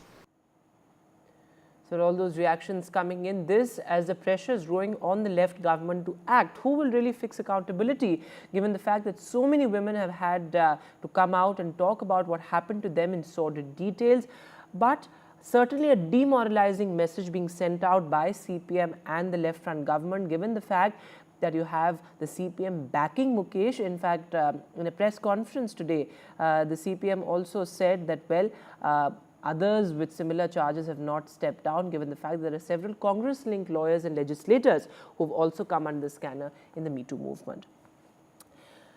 Meanwhile, actor and ex-Aam Aadmi chief Mohan Lal has spoken out as well. This is the first time he has actually spoken out on the entire Me Too controversy ever since he stepped down and ever since the Hema Committee report came out in the public domain. In fact, Mohan Lal said that, well, as far as the Me Too movement is concerned, I am not running away, and that perpetrators must be punished. Though, of course, there have been demands from within the Malayalam film industry as well for him to not just step down, but also take action on those accused. Listen. Hema Committee report. വളരെയധികം സ്വാഗതാർഹമാണ്. ഞാൻ 2 പ്രാവശ്യം ആ കമ്മിറ്റിയുടെ മുമ്പിൽ പോയിരുന്ന് സംസാരിച്ച ആളാണ്. അതിന് ഒളിച്ചോടി പോയിട്ടില്ല. എൻ്റെ വ്യക്തിപരമായ കാരണങ്ങൾ. ഞാൻ കഴിഞ്ഞ കുറേ നാളുകളായിട്ട് കേരളത്തിലില്ലായിരുന്നു. ഞാൻ ഗുജറാത്തിലായിരുന്നു, പിന്നെ ബോംബെയിലായിരുന്നു, മദ്രാസിലായിരുന്നു. അതിൽ ഏറ്റവും പ്രധാനപ്പെട്ട ഒരു കാര്യം എന്ന് പറഞ്ഞാൽ എൻ്റെ ഭാര്യയുടെ ഒരു സർജറിയുമായി ബന്ധപ്പെട്ട് എനിക്ക് ഹോസ്പിറ്റലിൽ ഇരിക്കേണ്ടി വന്നു. അപ്പോൾ ദയവ് ചെയ്ത് ഈ ഒരു ഫോക്കസ് ഞങ്ങളിലേക്ക് മാത്രമായി ഈ സിനിമ ഇൻഡസ്ട്രിയെ തകർക്കരുത് എന്നൊരു അഭിപ്രായം എനിക്കുണ്ട്. Absolutely shocking there. But looking now at some other news, well, in Maharashtra, 4 police officers have now been suspended after this video went viral. In fact, this video shows a clear case of cops turning criminals. In fact, these 4 police officers from Khar were seen clearly planting evidence on this man. In fact, they're trying to put those packets of drugs in his pocket. So this video has now gone viral. In fact, after this video went viral, 4 police officers have been suspended. But shocking case of planting evidence there in the name of drug seizure. Certainly, this is an illegal action that has now been revealed by the CCTV footage, and on social media, a lot of outrage over this as well. But the Maharashtra police was quick to act on this, certainly, given the fact that it took cognizance of the viral video, and then the 4 police officers were suspended. In fact, my colleague Paras Zama is now joining us live on the phone line. So, Paras, the Mumbai police have now suspended these 4 police officers. Rightly said, Vedant. The 4 officer who was seen in CCTV doing the thing which is not good for the local public. In this entire case, one thing has came into light. The person who was in Santa Cruz area, the Kalina area of Mumbai, where on Friday this all officer went and started searching him for drugs. We can see clearly in CCTV that officer has put something in the pocket of the victim, and after that they were trying to arrest him.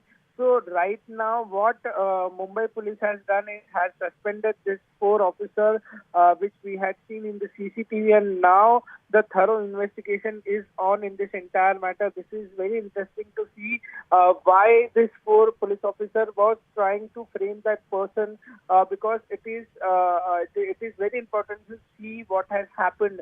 It may have several layers in this entire case, so it will be very interesting to see how this investigation will go on. For now, the 4 officer who was seen in CCTV transferring the drugs in the victim pocket has been suspended by Mumbai police. Vedant.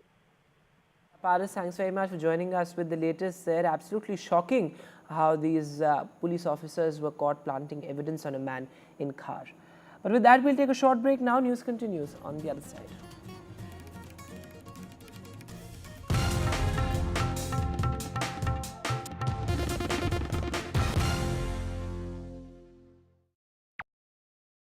Landslide devastation in Kerala's Wayanad. Join NDTV's initiative. Donate for Kerala.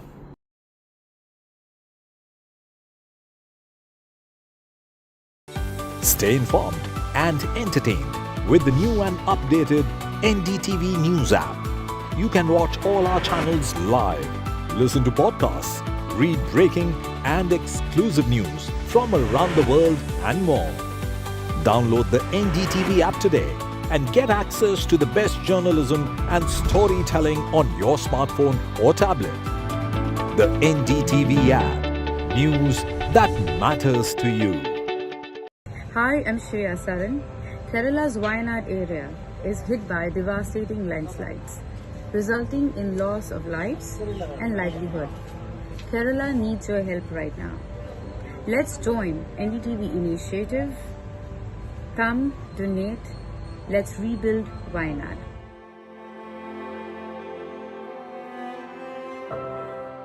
Landslide devastation in Kerala's Wayanad. Join NDTV's initiative. Donate for Kerala.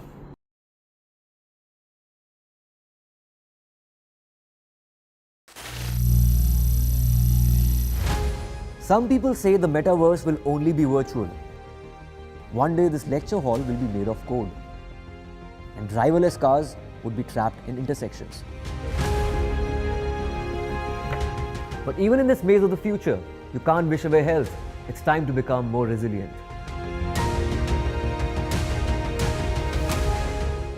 "10 years of Banega Swasth India, we have grown and achieved so many milestones.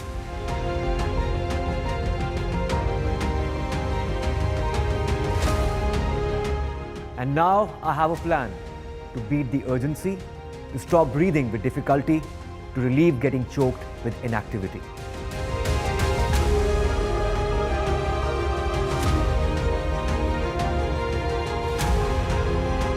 Energize our government, our environment, our society, and ourselves. Everyone, everywhere, every day.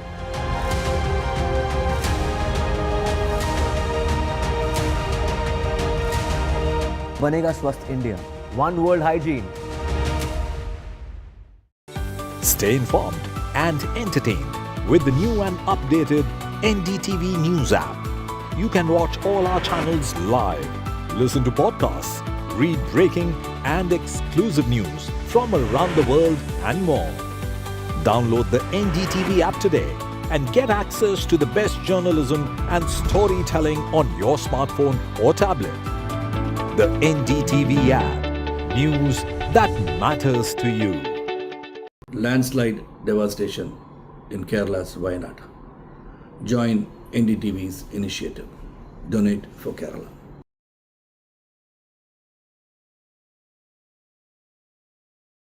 Stay informed and entertained with the new and updated NDTV News app. You can watch all our channels live, listen to podcasts, read breaking and exclusive news from around the world and more. Download the NDTV app today.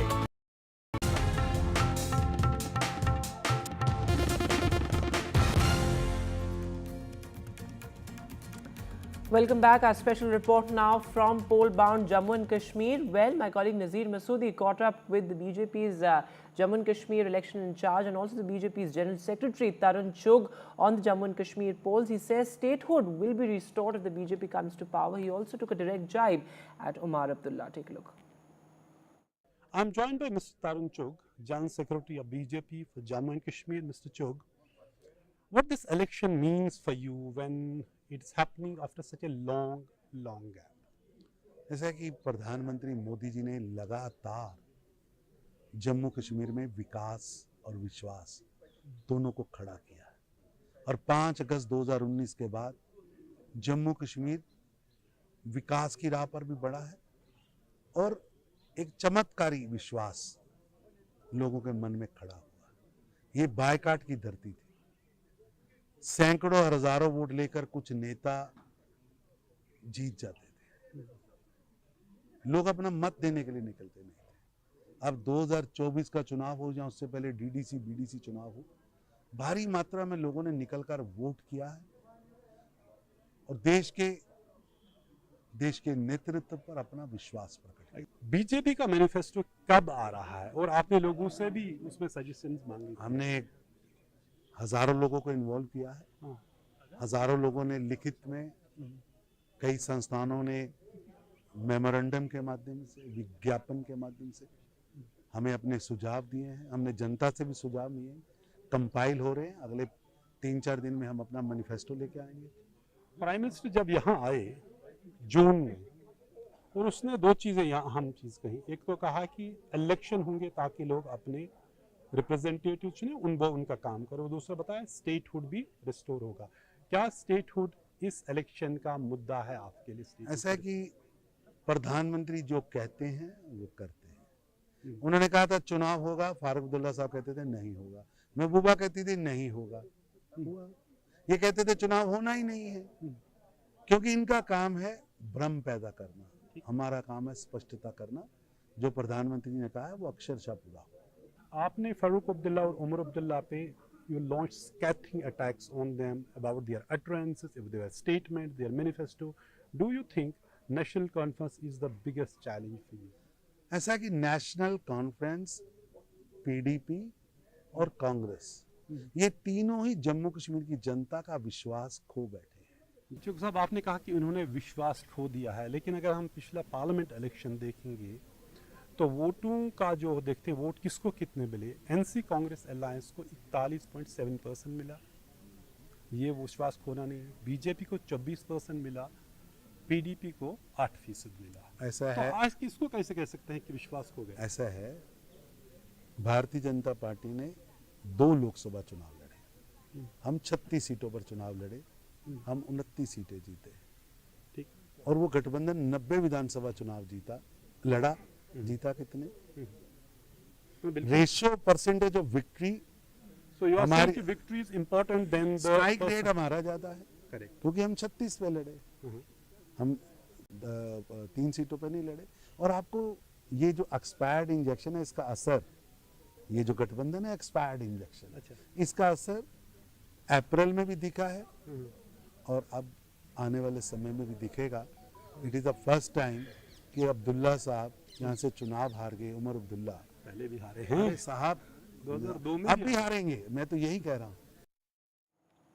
News are from Telangana. Well, at least 4 people have died in the landslides in Vijayawada. These landslides were triggered by heavy rain. In fact, there's a red alert that has been issued by the Met Department in Vijayawada. Absolutely unprecedented scenes, in fact, as far as Andhra Pradesh is concerned. In fact, these are visuals coming in from Vijayawada, where streets have been waterlogged. In fact, the traffic movement that was disrupted earlier was slightly better in the later hours of the evening. But there you can see in the interior parts of Vijayawada, roads turning into rivers, vehicles being washed away, and people having to wade through waist-deep water.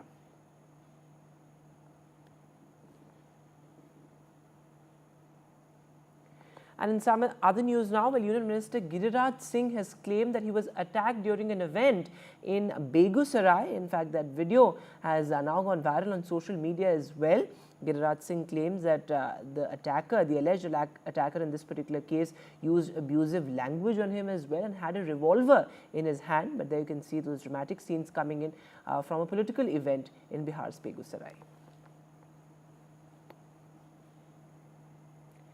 And now India's star at the Paralympics. Well, Preeti Pal has truly scripted history by winning India its first track medal at the Paralympics. She won a bronze medal and she says, I want to change the color of my medal in my next bout. Take a look. अब तो एकदम generation next हो और मैं जानता हूँ आपकी जो गुरु हैं, एक तरह से आइडल हैं, सिमरन, जो कि वर्ल्ड चैंपियनशिप में उन्होंने ट्रैक में कुछ दिनों पहले मेडल जीत के तहलका मचाया। आपने उनसे बाजी मार ली, आप तो पहले ही जीत गए। सर पहले नहीं कह सकते हैं सर, मेरा इवेंट पहले से, तो इसलिए पहले मेरा मेडल आ गया है। हाँ। अगर उनका होता तो उनका आता ऑफ कोर्स। हाँ। तो सिमरन तो खुश हुई, आप तो बता रहे थे कि रोने लगी सर। वो इवेंट जैसे मेरा फिनिश हुआ, हाँ। मैं कह रही थी हेलो तो मिला लो, वो रोई जा रही है। हाँ, खुशी की आवाज़ होती है सर उनके, और वो बहुत खुश है। और अभी ये होता है ना कि जब एक मेडल आ जाता है तो नर्वसनेस और हो जाती है कि अभी मेरा इवेंट भी आ गया है। अभी उनका इवेंट है 4 को, उनका भी गोल्ड या सिल्वर तो पक्का ही है सर उनका मेडल। और आपका भी अभी एक इवेंट? अभी मेरा एक इवेंट कल है इवनिंग में 7:30 बजे, और उसमें मैं भी अपना इस मेडल का कलर चेंज करना चाहती हूँ। तो इंस्टा की फ्लाइंग क्वीन है, इंडिया के जो एक्चुअली फ्लाइंग क्वीन है, पीटी उषा तक 4th नंबर पर रही थी और उनसे आगे निकली हैं पैरा बॉडीज़ में। तो ये सर आप तो कोच हैं, हेड कोच हैं सत्यनारायण सर, आप खुद भी भागते थे 1500 में। कभी ज़िंदगी में सपना देखा था कि कोई ट्रैक पे इंडियन कहीं भी जीत सकता है? जीतने का हमारा पास इंडिया में दम है हमारा। नहीं, आप जब खेलते थे कभी देखा था? नहीं, देखो पीटी उषा 1984 में लॉस एंजलिस में फोर्थ था एंड अगेन मिल्खा सिंह भी फोर्थ आया, श्रीराम सिंह फिफ्थ आया। ये वाज एक दिन वो वर्ल्ड रिकॉर्ड होल्डर भी था अल्बर्टो जॉनसन का साथ थे, बेचारे का जूता भी नहीं था 800 मीटर। अभी क्या है, ये मोटिवेशन होता है, दूसरा लोग हम भी जीत सकता बोल के एक सभी खिलाड़ी ये इकोसिस्टम तो बना है हमारे यहाँ, जहाँ पे हम जीतने की सोच रहे हैं। जैसे आप कह रहे थे कि जितने खिलाड़ी आए फाइनल में जरूर पहुंचे। मेरा खिलाड़ी लोग ये भी अभी भी बता रहा है, इवन सिमरन है, इवन भाग्यश्री है, इवन हमारा प्रीतिपाल है, अगेन दीप्ति है। हम लोग लड़की लोग में 5 मेडल एक्सपेक्ट कर रहा है। मेडल वो बहुत ज़्यादा चांसेस है। ये सिमरन और प्रीति का कोच है मिस्टर गजेंद्र सिंह है। गजेंद्र सिंह अगेन हमारा लड़की सिमरन का हस्बैंड भी है, वो एक डिफेंस में काम करता है, उसका मोटिवेशन बहुत तगड़ा है। ऐसा ही मैं बोलता, सबको बोलता है, सभी कोच को ये रिक्वेस्ट करता है, आप लोग पूरा फोकस में आ जाओ। ये 1 साल में 1 दिन में मेडल होने वाला नहीं है। And well, that's all the time that we have on the show. Thanks so much for watching. Good night.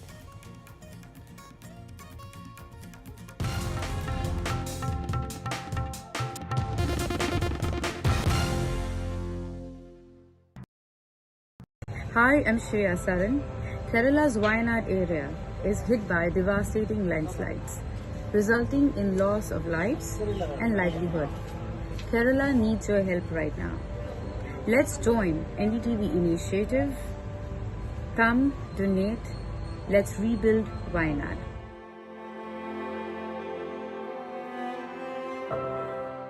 Landslide devastation in Kerala's Wayanad.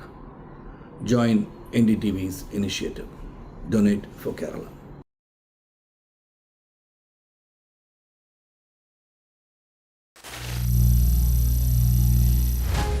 Some people say the metaverse will only be virtual.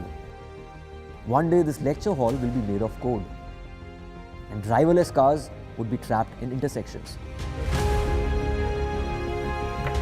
But even in this maze of the future, you can't wish away health. It's time to become more resilient.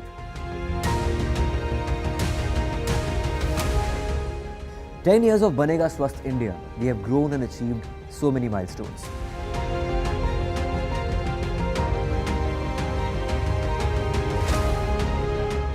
And now I have a plan to beat the urgency, to stop breathing with difficulty, to relieve getting choked with inactivity.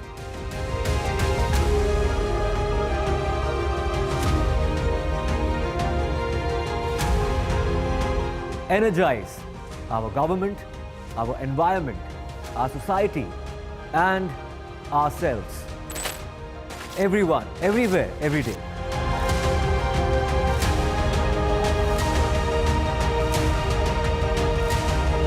Banega Swasth India. One world hygiene. Stay informed and entertained with the new and updated NDTV News app. You can watch all our channels live, listen to podcasts, read breaking and exclusive news from around the world and more. Download the NDTV app today and get access to the best journalism and storytelling on your smartphone or tablet. The NDTV app. News that matters to you. Landslide devastation in Kerala's Wayanad. Join NDTV's initiative. Donate for Kerala.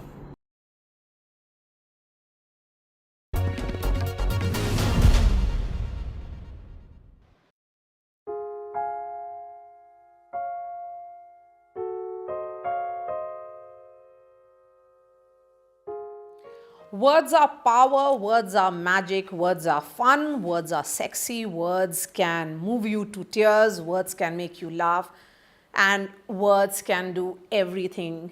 And only a wordsmith understands this. This is Dr. Shashi Tharoor's 26th book, and it's already a bestseller. Dr. Tharoor, thank you so much for your time. Nice to meet you, Maria, again, but it's only being launched today as we speak. Dr. Tharoor, in terms of your 26th book, you're coming back to words, and you've woven together what is clearly language, literature, and culture in narrative. I mean, someone who is a wordsmith and loves playing with words, perhaps the only member of parliament or a parliamentarian all over the world who loves to do or who loves to create words.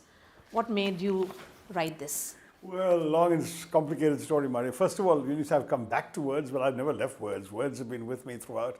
After all books are made up of words, so to that degree, words are there. But a book about words is the first time I'm doing it. And I was hesitating a little bit when my publisher suggested it, because I just thought, you know, do I really want to be saddled with this reputation of being sort of some sort of etymological egghead, you know, just stuck with words all the time? But the truth is that in some ways, it seemed to be fun. And actually, this whole idea of writing about words started with, you know, I had done a very lighthearted book, sort of with just one word per page descriptions, and it was called Tharoorosaurus. It was published a few years ago and did well, and people liked it and so on. So there was some pressure on me to do another. Meanwhile, a newspaper in the Gulf, the Khaleej Times, asked me to do a weekly column on words. And I sort of rather rashly said yes. A, I don't know how to say no, which is a big problem in life generally. But also I thought it might be fun and easy to toss off every week. It turned out to be a little harder work than that. But then I'd done that for a couple of years, and I thought, you know, why not add to them, merge some, delete some, change things around, and create a book instead that will last longer than a weekly newspaper gets thrown out on the Sunday night or whatever. In the Gulf, it's Friday. I thought maybe it'll be a good idea to try and write a book out of this. So I put everything together and had a little bit of fun doing that, because the idea was to communicate the value of words to people who enjoy it. Never words for their own sake. Words only matter depending on how you use them and for what purpose you use them. And so in politics, I always thought words mattered, because words are the vehicles of your ideas, your beliefs, your thoughts. And that's the spirit in which I approach this whole challenge. And what draws you to uncommon words? Well, look, I mean, it's not, you know, first of all, sometimes, you know, as with my notorious tweet about a certain libelous TV program, I didn't actually think that the words were that uncommon. It suddenly, you know, you may remember I was really very incensed by a particularly nasty show some years ago, and I tweeted something along the lines of, what was it?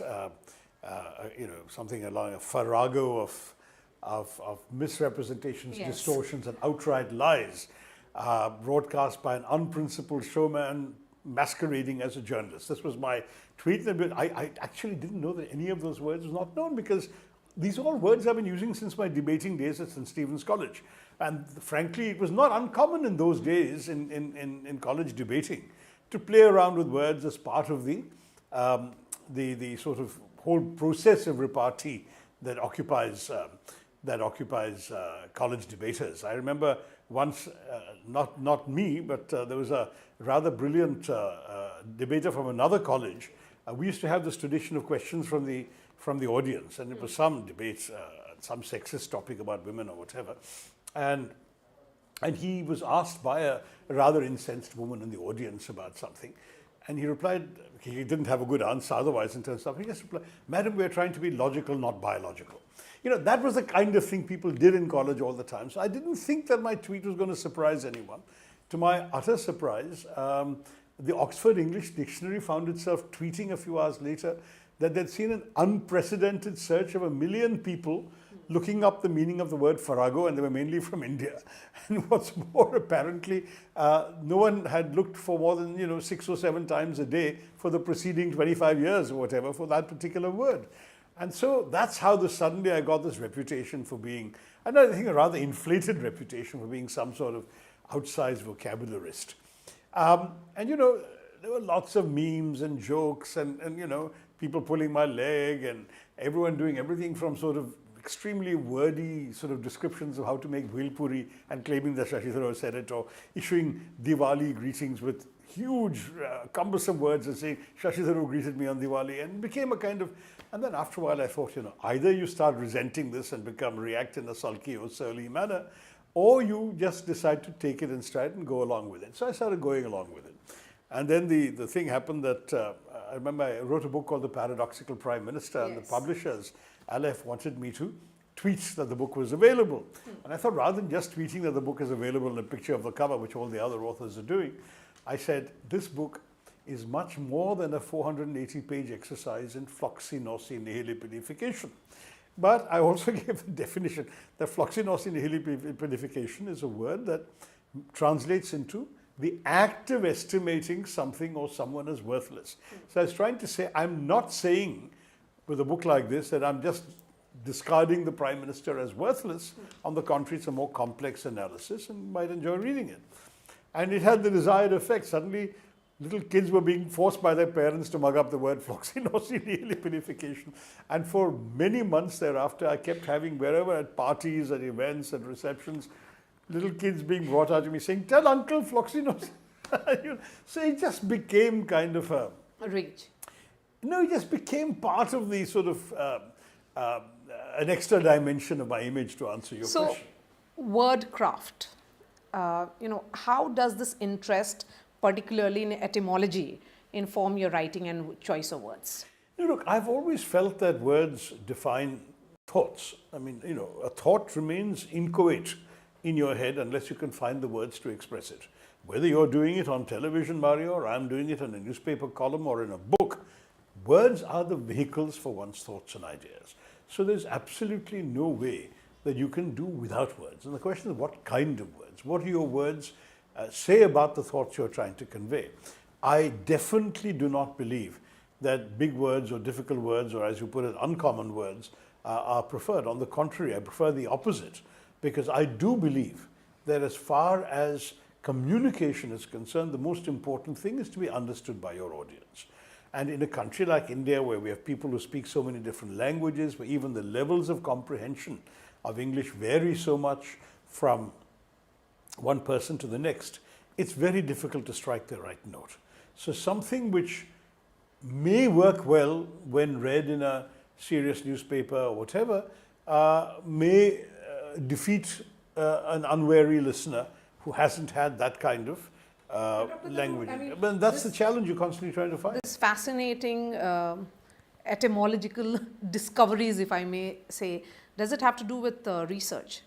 Yeah. So, I mean, the chapters about things like, words that have come into English from German or French or Japanese or whatever, all of that, of course, is research, but in many cases I was familiar with the words. It's impossible not to be aware of some of these words because you come across them in your normal reading in English language. So, I mean, for example, the German word Schadenfreude, which means something like taking malicious pleasure in other people's misfortunes. Now, that's a word that's very commonly used in English. The irony is there is an equivalent in English, but no one uses it in English. So there's a word called epicaricacy, which means the same thing, and which is derived from Greek. Schadenfreude is German. But the English themselves in conversation prefer to use the German word. So how can you not know it? And then, so I've got a little chapter about words that have come into English that way. Zeitgeist, leitmotif. These are all German words that you actually find yourself using in English quite unconsciously. French even more, because the English are the descendants of the Normans who crossed over into England, that defeated William, William the Conqueror defeating King Harold in England, 1066 and all that. And then they merged with the local population of Anglo-Saxons, and the English language therefore had a lot of French-Norman influence. So all of these things I found fascinating because I'm interested in history and I'm interested in words, and the history of words therefore becomes fascinating to me. Yes, and you've also reflected what is visibly the cultural and historical shift. Yeah, so I mean, for example, the whole chapter on Indian English. Yes. What is Indian English? Is there one such thing as Indian English? Is some of it just bad English? Is some of it simply legitimate for us to do, even if we are saying things that a Westerner or an Englishman or an American would not say the same way? And I robustly defend that, because just as there are expressions in Australia in English or in America in English that are not the same in England, why can't there be expressions in India which are not the same in England? Why is it suddenly less legitimate because the BBC wouldn't use it? it may not be appropriate for an author who has, published 26 books to answer this question, but nevertheless, I'm going to ask. Are there writers or authors that have forced you to go back to, thesaurus or dictionary? Very rarely. And that's partially because I've been reading indiscriminately and widely and extensively since my very, very young days. I was an asthmatic child, Maria, and in India, to be asthmatic, unable to sleep, unable to go out and play with your friends, unable to do anything but sit up, and there's no TV in those days, no Nintendo, no PlayStation, no laptops and no mobile phones. The only thing I had available to me were books. And so I read, and I was the eldest child in the family, so I didn't have my older sisters or brothers, any of them, and therefore I had to borrow my parents' books to read. I would often in the bedroom, surrounded by my parents' books, I would be reading words that I couldn't fully understand. But you come across the same word 3 times in 3 different books and 3 different contexts, you'll get the meaning and even the nuance, its usage very quickly. So I rapidly outgrew the habit of looking up words because the sense became very clear to me. And today, it's relatively rare for me to come across a word that I don't know. And nowadays, of course, though I have always had in my bookshelf a dictionary, I don't think the one in my house has been opened at all in the last 15 years or so, because we have, if you really have an emergency to check something, there's always the internet. And are there some specific literary movements or any style of writing that resonates with your word craft? No, what I write instinctively. I honestly feel the way you write is as the way you speak or the way you think. It's just natural. It's the way the words come into your mind and come out of you. And to me, therefore, I've never believed that writing can be taught or that imitative writing has any great value. When I began as a child, of course my writing was imitative because I didn't know any better. So, my first short stories, which were never published, were sort of like the Enid Blyton books that I was reading as a kid, the 5 Fine Doubters and the Secret 7 and so on. I had the 6 Solvers, who were Indian kids going off to a village in Kerala, as my sisters and I were dragged off to a village in Kerala every year on vacations, and solving mysteries the way in which Enid Blyton's characters are solving mysteries in England. Now, the manuscripts are long lost, alas, but the point is that that was very derivative. But then I realized it's better to be yourself and write in your own way. And after a while, because I was getting published from a very young age, my first articles appeared in print from the time I was 10, short stories as well as articles. I just evolved my own style from the process of writing. I went through a phase of using unnecessarily big words, simply because I loved words. And then I realized that there's no point writing words that people can't understand amongst your readers. And so by and large, I would like to think that I've been giving the right emphasis to communicating and being understood through my words. Every once in a while, I may use a word that perhaps the majority of my readers may not understand, and therefore they should be free to look it up. But usually, apart from jokes like flagfloxy, I try not to do that. So, you have often sparkled your writings with some kind of wit and humor. Does that come?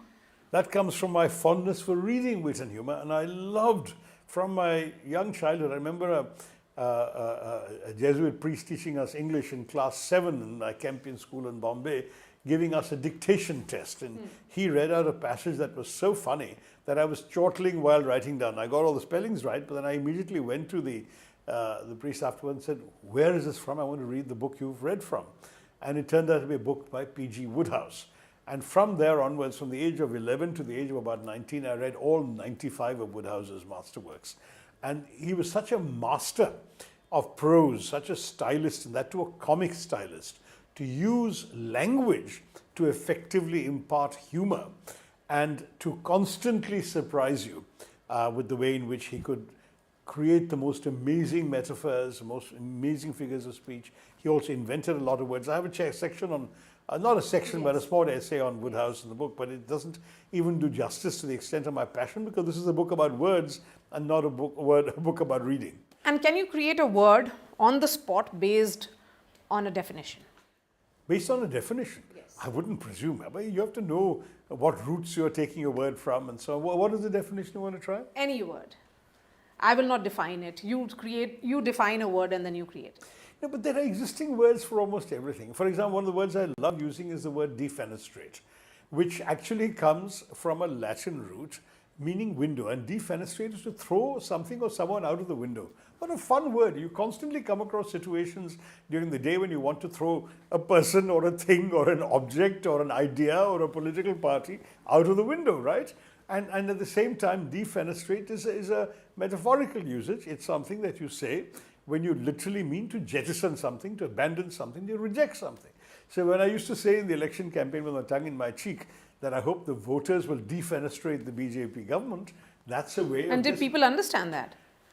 They look it up if they have to. But I usually do explain what it means. So what is the most obscure word that you have used ever in a sentence?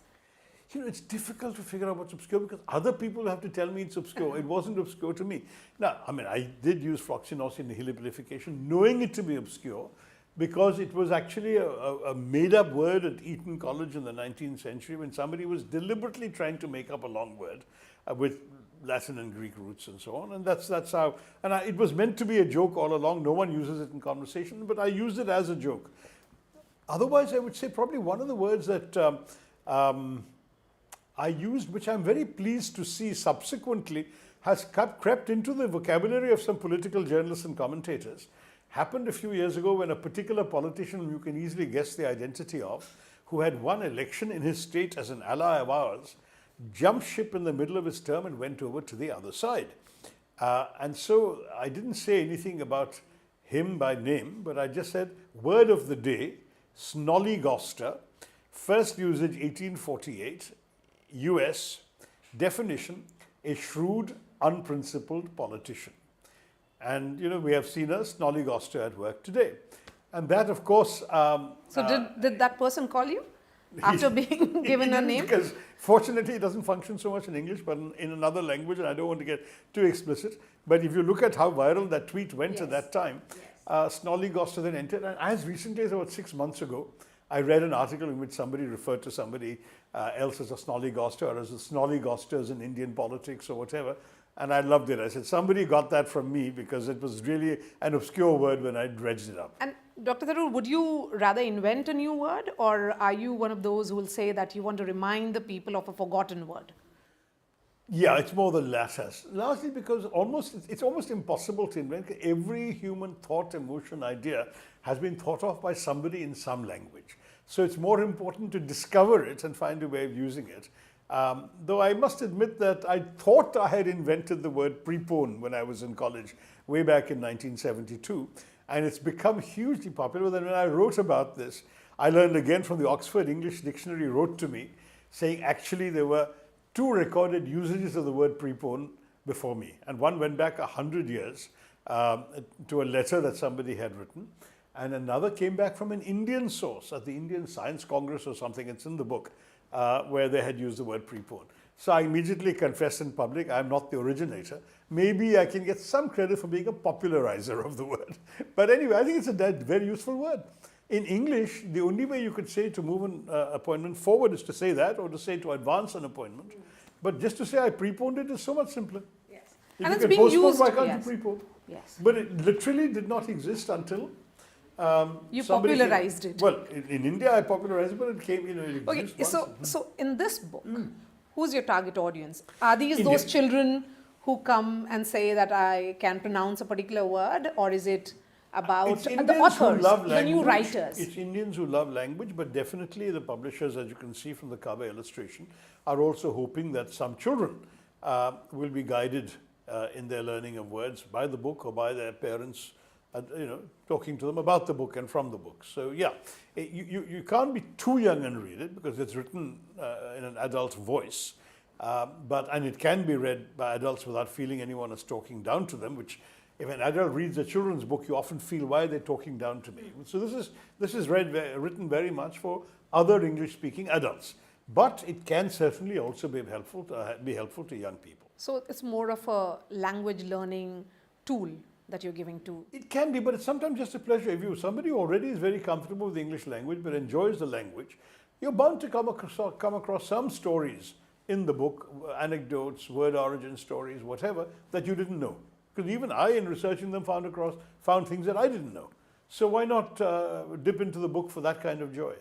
Dr. Tharoor, let's end this conversation with something that I asked ChatGPT.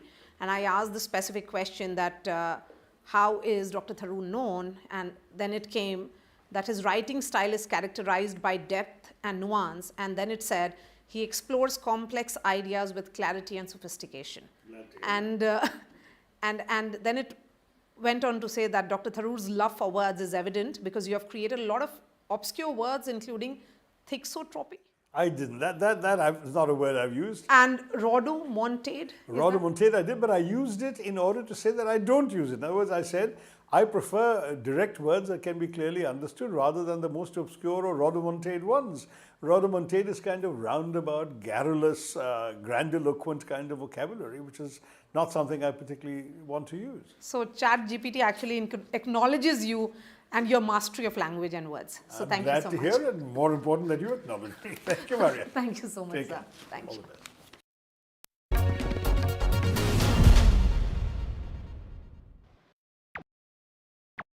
Stay informed and entertained with the new and updated NDTV News app.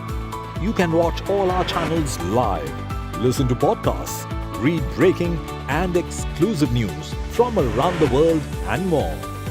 Download the NDTV app today and get access to the best journalism and storytelling on your smartphone or tablet. The NDTV app. News that matters to you. Hi, I'm Shri Akal. Kerala's Wayanad area is hit by devastating landslides, resulting in loss of lives and livelihood. Kerala needs your help right now. Let's join NDTV initiative. Come, donate, let's rebuild Wayanad.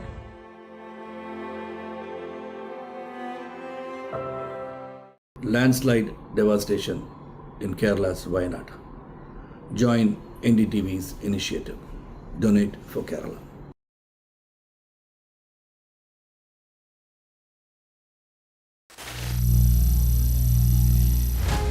Some people say the metaverse will only be virtual. One day this lecture hall will be made of code, and driverless cars would be trapped in intersections. But even in this maze of the future, you can't wish away health. It's time to become more resilient.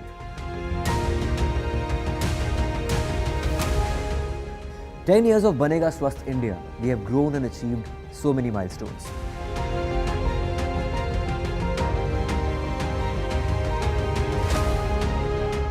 And now I have a plan to beat the urgency, to stop breathing with difficulty, to relieve getting choked with inactivity.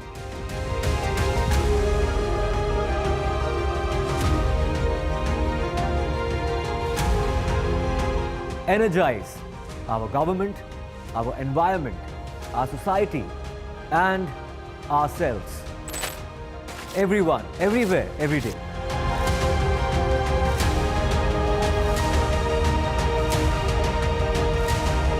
Banega Swasth India. One world hygiene. Stay informed and entertained with the new and updated NDTV News app.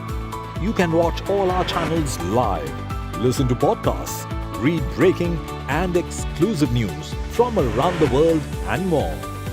Download the NDTV app today and get access to the best journalism and storytelling on your smartphone or tablet. The NDTV app. News that matters to you. Landslide devastation in Kerala's Wayanad. Join NDTV's initiative. Donate for Kerala.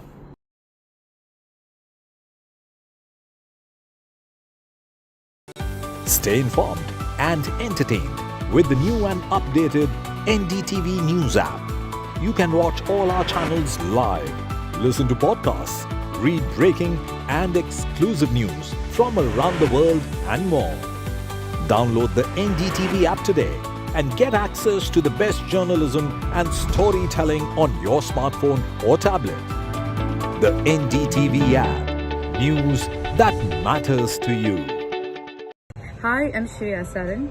Kerala's Wayanad area is hit by devastating landslides, resulting in loss of lives and livelihood. Kerala needs your help right now. Let's join NDTV initiative. Come, donate, let's rebuild Wayanad.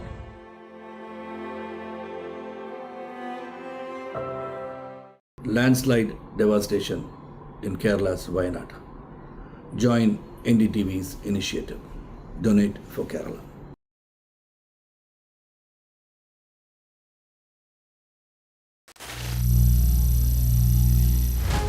Some people say the metaverse will only be virtual. One day this lecture hall will be made of code, and driverless cars would be trapped in intersections. But even in this maze of the future, you can't wish away health. It's time to become more resilient.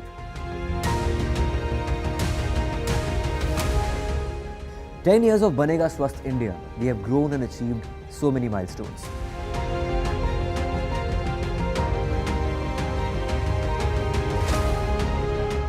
And now I have a plan to beat the urgency, to stop breathing with difficulty, to relieve getting choked with inactivity.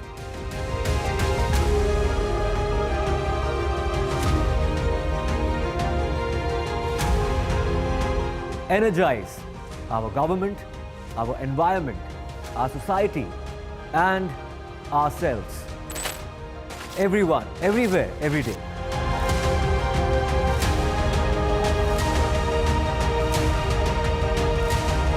Banega Swasth India. One world hygiene. Stay informed and entertained with the new and updated NDTV News app. You can watch all our channels live, listen to podcasts, read breaking and exclusive news from around the world and more.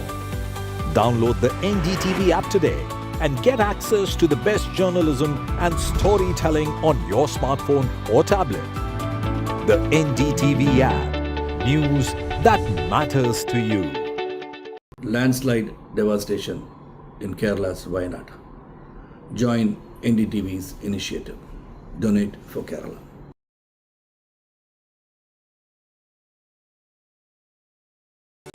Stay informed and entertained with the new and updated NDTV News app.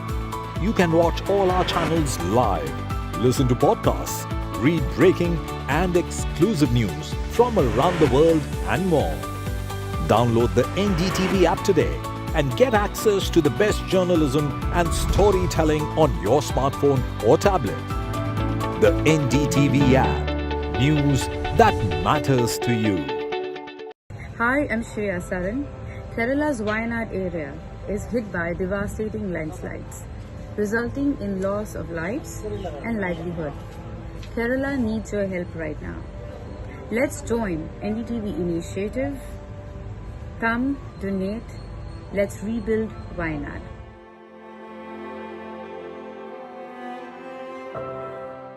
Landslide devastation in Kerala's Wayanad. Join NDTV's initiative. Donate for Kerala.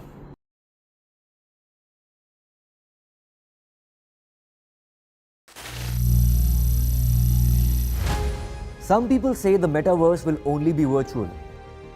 One day this lecture hall will be made of code, and driverless cars would be trapped in intersections. But even in this maze of the future, you can't wish away health. It's time to become more resilient.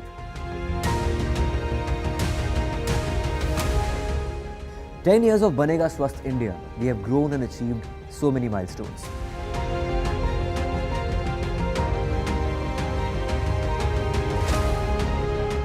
And now I have a plan to beat the urgency, to stop breathing with difficulty, to relieve getting choked with inactivity.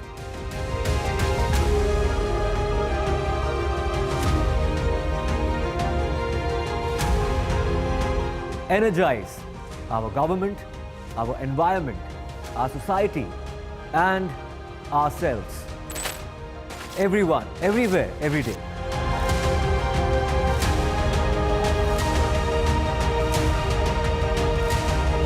Banega Swasth India. One world hygiene. Stay informed and entertained with the new and updated NDTV News app. You can watch all our channels live, listen to podcasts, read breaking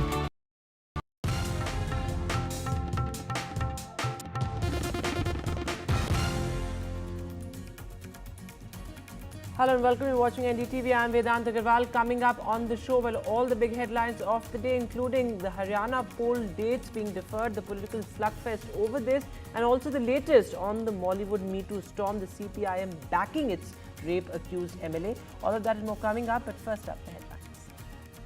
The poll panel revises the Haryana election dates. The Haryana polls now on October the 5th instead of 1st October. The Election Commission says the dates have been revised to accommodate the Bishnoi festival, but the BJP and the INLD welcome the postponement of polls. The Congress says a nervous BJP has lost the people's trust. The CPIM backs Me Too accused MLA Mukesh. The CPIM says others with similar allegations have not quit. The CPIM as accepts Mukesh's false Me Too case argument, but the National Women's Commission seeks a full Hema committee report amid the Me Too allegations. Ex-Aam Aadmi chief and actor Mohan Lal says, "I never ran away from the Me Too storm." He says the entire Malayalam film industry is to blame for the Me Too rot. He says perpetrators must be punished. From Bengal to Delhi, doctors up in arms again over the Kolkata hospital horror. Delhi doctors protest at Jantar Mantar. This is Shreya Ghoshal postpones her Kolkata concert. She says this is sheer brutality. Meanwhile, doctors march towards the CBI headquarters in Kolkata. In Andhra Pradesh, 4 people have died in the Vijayawada landslides. A red alert, meanwhile, in Andhra's Vijayawada. Roads are underwater, vehicles have been washed away.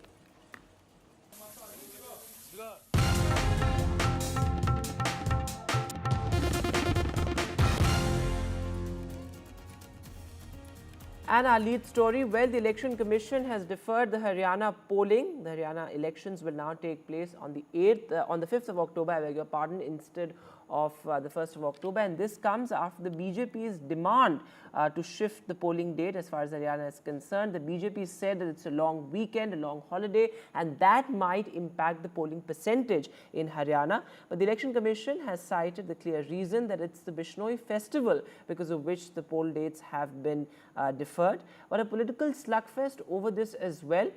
With the BJP, of course, welcoming the decision, but the Congress, the Aam Aadmi Party and the JJP saying that a nervous BJP has lost the people's trust. The INLD has also accompanied the BJP in welcoming the Election Commission's decision. Take a look at all the political reactions that have come in.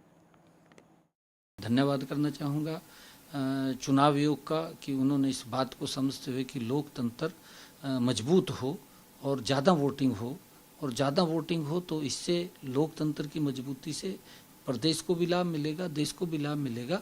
मैं धन्यवाद करता हूं कि उन्होंने जिस प्रकार से उस चिट्ठी के ऊपर संज्ञान लेते हुए निर्णय दिया है कि अब 5 तारीख को 1 तारीख की बजाय 5 तारीख को अब वोटिंग हो रही है और 8 तारीख को रिजल्ट आएंगे। मैं आदरणीय चुनाव आयोग के इस फैसले का दिल से धन्यवाद करता हूँ। इलेक्शन कमीशन ने जो निर्णय लिया उसका स्वागत करते हैं, मगर ये चीज़ साफ दिखाती है कि बीजेपी अपनी हार से बचने के इस तरह के हथकंडे अपना रही है। और तारीख बदलने से क्या होगा, जनता ने मन बना लिया है और इस बार जो मन है वो बीजेपी को प्रदेश से बाहर करने का है। और 4 दिन हमें तो फ़ायदा है, कैंपेन के और मिलेंगे और एग्रेसिवली कार्यकर्ता मैदान में उतरेंगे और इस रण को जीतेंगे। मैं इलेक्शन कमीशन का इस बात के लिए धन्यवाद करता हूं क्योंकि ये वीकेंड जो था ये लॉन्ग वीकेंड था, इसमें 5 छुट्टियां थी और अगर इसमें चुनाव होता तो बहुत से लोग ऐसे थे जो इस लॉन्ग वीकेंड के अंदर बाहर चले जाते, उससे 10, 12, 15% तक मतदाता वोट से वंचित हो जाता। अब 5 दिन की छुट्टियां बिता करके बिल्कुल फ्रेश होकर के मतदाता वापस आएगा और भाजपा और कांग्रेस दोनों की तसल्ली करा देगा। बात यह है कि भाजपा कोशिश कर रही थी, वो घबराई हुई है, डेट चेंज मांग रहे थे, हालांकि कोई फर्क पड़ने वाला नहीं है। आगे किया है, अच्छी बात है, हमें भी और समय, लोगों को भी और समय मिल जाएगा। लेकिन भाजपा की घबराहट की निशानी थी ये जो इन्होंने चिट्ठी लिखी है और डेट चेंज हुई। तो 4 दिन के आपने देखा इनके जो भी कार्यक्रम हो रहे हैं, जिस तरह की इन्होंने अनाउंसमेंट्स की हैं, जो ये एडवर्टाइजमेंट निकाल रहे हैं, तो उसमें कोशिश है, इनका केवल प्रयास है। लेकिन जब लोगों में आप जनाधार खो बैठते हैं तो फिर इस तरह की चीज़ें आखिर में आप कितना ही कुछ करें, इससे कोई फ़र्क नहीं पड़ता है। So, well, consequently, now the counting date for both Haryana and Jammu and Kashmir has been shifted to October the 8th. Meanwhile, in poll-bound Jammu and Kashmir, the latest, well, the BJP is beleaguered by big exits back-to-back. And amid this, my colleague Nazir Masoodi caught up with Tarun Chugh, who is the BJP's election in charge for Jammu and Kashmir, and also the party general secretary. He says statehood will be restored if the BJP comes to power, and he also took a direct jibe at Omar Abdullah. Take a look. I'm joined by Mr. Tarun Chugh, General Secretary of BJP for Jammu and Kashmir. Mr. Chugh, what this election means for you when it's happening after such a long gap? जैसा कि प्रधानमंत्री मोदी जी ने लगातार जम्मू कश्मीर में विकास और विश्वास दोनों को खड़ा किया है और 5 अगस्त 2019 के बाद जम्मू कश्मीर विकास की राह पर भी बढ़ा है और एक चमत्कारी विश्वास लोगों के मन में खड़ा हुआ। ये बायकाट की धरती थी, सैकड़ों और हजारों वोट लेकर कुछ नेता जीत जाते थे, लोग अपना मत देने के लिए निकलते नहीं थे। अब 2024 का चुनाव हो या उससे पहले डीडीसी बीडीसी चुनाव हो, भारी मात्रा में लोगों ने निकलकर वोट किया है और देश के नेतृत्व पर अपना विश्वास प्रकट किया। बीजेपी का मैनिफेस्टो कब आ रहा है और आपने लोगों से भी उसमें सजेशंस मांगी? हमने हजारों लोगों को इन्वॉल्व किया है, हजारों लोगों ने लिखित में, कई संस्थानों ने मेमोरेंडम के माध्यम से, विज्ञापन के माध्यम से हमें अपने सुझाव दिए हैं। हमने जनता से भी सुझाव लिए हैं, कंपाइल हो रहे हैं। अगले 3-4 दिन में हम अपना मैनिफेस्टो लेके आएंगे। प्राइम मिनिस्टर जब यहाँ आए जून में, और उसने 2 चीज़ें यहाँ अहम चीज़ कही। एक तो कहा कि इलेक्शन होंगे ताकि लोग अपने रिप्रेजेंटेटिव चुने, उनका काम करो। दूसरा बताया स्टेटहुड भी रिस्टोर होगा। क्या स्टेटहुड इस इलेक्शन का मुद्दा है आपके लिए? ऐसा है कि प्रधानमंत्री जो कहते हैं वो करते हैं। उन्होंने कहा था चुनाव होगा, फारूक अब्दुल्ला साहब कहते थे नहीं होगा, महबूबा कहती थी नहीं होगा, हुआ। ये कहते थे चुनाव होना ही नहीं है, क्योंकि इनका काम है भ्रम पैदा करना, हमारा काम है स्पष्टता करना। जो प्रधानमंत्री ने कहा है वो अक्षरशः पूरा हो। आपने फारूक अब्दुल्ला और उमर अब्दुल्ला पे you launched scathing attacks on them about their utterances, their statement, their manifesto. Do you think national conference is the biggest challenge for you? ऐसा कि नेशनल कॉन्फ्रेंस, पीडीपी और कांग्रेस, ये तीनों ही जम्मू कश्मीर की जनता का विश्वास खो बैठे हैं। चुग साहब, आपने कहा कि उन्होंने विश्वास खो दिया है, लेकिन अगर हम पिछला पार्लियामेंट इलेक्शन देखेंगे तो वोटों का जो देखते हैं, वोट किसको कितने मिले? एनसी कांग्रेस अलायंस को 41.7% मिला, ये विश्वास खोना नहीं है। बीजेपी को 24% मिला, पीडीपी को 8% मिला। ऐसा तो है, आज किसको कैसे कह सकते हैं कि विश्वास खो गया? ऐसा है, भारतीय जनता पार्टी ने 2 लोकसभा चुनाव लड़े, हम 36 सीटों पर चुनाव लड़े, हम 29 सीटें जीते, ठीक। और वो गठबंधन 90 विधानसभा चुनाव लड़ा, जीता कितने? रेशियो परसेंटेज ऑफ विक्ट्री, हमारी victory is important than strike rate हमारा ज्यादा है, करेक्ट, क्योंकि हम 36 पे लड़े, हम 3 सीटों पे नहीं लड़े। और आपको ये जो एक्सपायर्ड इंजेक्शन है, इसका असर, ये जो गठबंधन है एक्सपायर्ड इंजेक्शन, अच्छा, इसका असर अप्रैल में भी दिखा है और अब आने वाले समय में भी दिखेगा। It is the first time कि अब्दुल्ला साहब यहाँ से चुनाव हार गए। उमर अब्दुल्ला पहले भी हारे हैं साहब, 2002 में अब भी हारेंगे, मैं तो यही कह रहा हूँ। And moving now to the big political face-off, well, Tejasvi Yadav's Chinese CM jibe at the Assam Chief Minister has sparked a huge political row. In fact, Tejasvi Yadav was speaking about a contentious Assam legislation, and he used this rather racist remark to criticize the Assam Chief Minister. Well, Himanta Biswa Sarma has hit back. He says that he should practice, Tejasvi Yadav should practice what he preaches. जो आसाम के जो मुख्यमंत्री हैं वो सस्ती लोकप्रियता के लिए इस तरह से करते हैं। ये है कौन? ये केवल सस्ती लोकप्रियता चाहते हैं। और ये भाजपा के लोगों ने मुसलमान भाइयों को एक सॉफ्ट टारगेट बना लिया। किसी ना किसी प्रकार से ये माइनॉरिटी के लोगों को, अल्पसंख्यक को ये भाजपा के लोग तंग करना चाहते हैं, समाज में नफरत, घृणा पैदा कराना चाहते हैं। कोई माई का लाल नहीं है हम लोगों के रहते हुए मुसलमान भाइयों का अधिकार छीन सके। तेजस्वी यादव जी मुझको क्रिटिसाइज कर रहे हैं, लेकिन बिहार में क्या ऐसा व्यवस्था है? आप करवा लीजिए 7 घंटा का ब्रेक। हजरत मोहम्मद जी ने क्या बोलते थे कि मिठाई छोड़ने का दूसरों को उपदेश देने का पहले आप खुद मिठाई छोड़ दो। तो जब तेजस्वी यादव जी बिहार में उप मुख्यमंत्री था, उनको जुम्मा में 4 घंटा का दे देना चाहिए था। भाई आप फॉलो नहीं करेगा और आपको लगता है कि आप हमें परामर्श देगा, ऐसे तो दुनिया नहीं समझेगा। And moving now to news from Karnataka, well, the big political flashpoint, that is the Muda scam. And well, from the courts to the streets, the protests continue. In fact, the Congress has launched counter-protests demanding action against opposition leaders as well.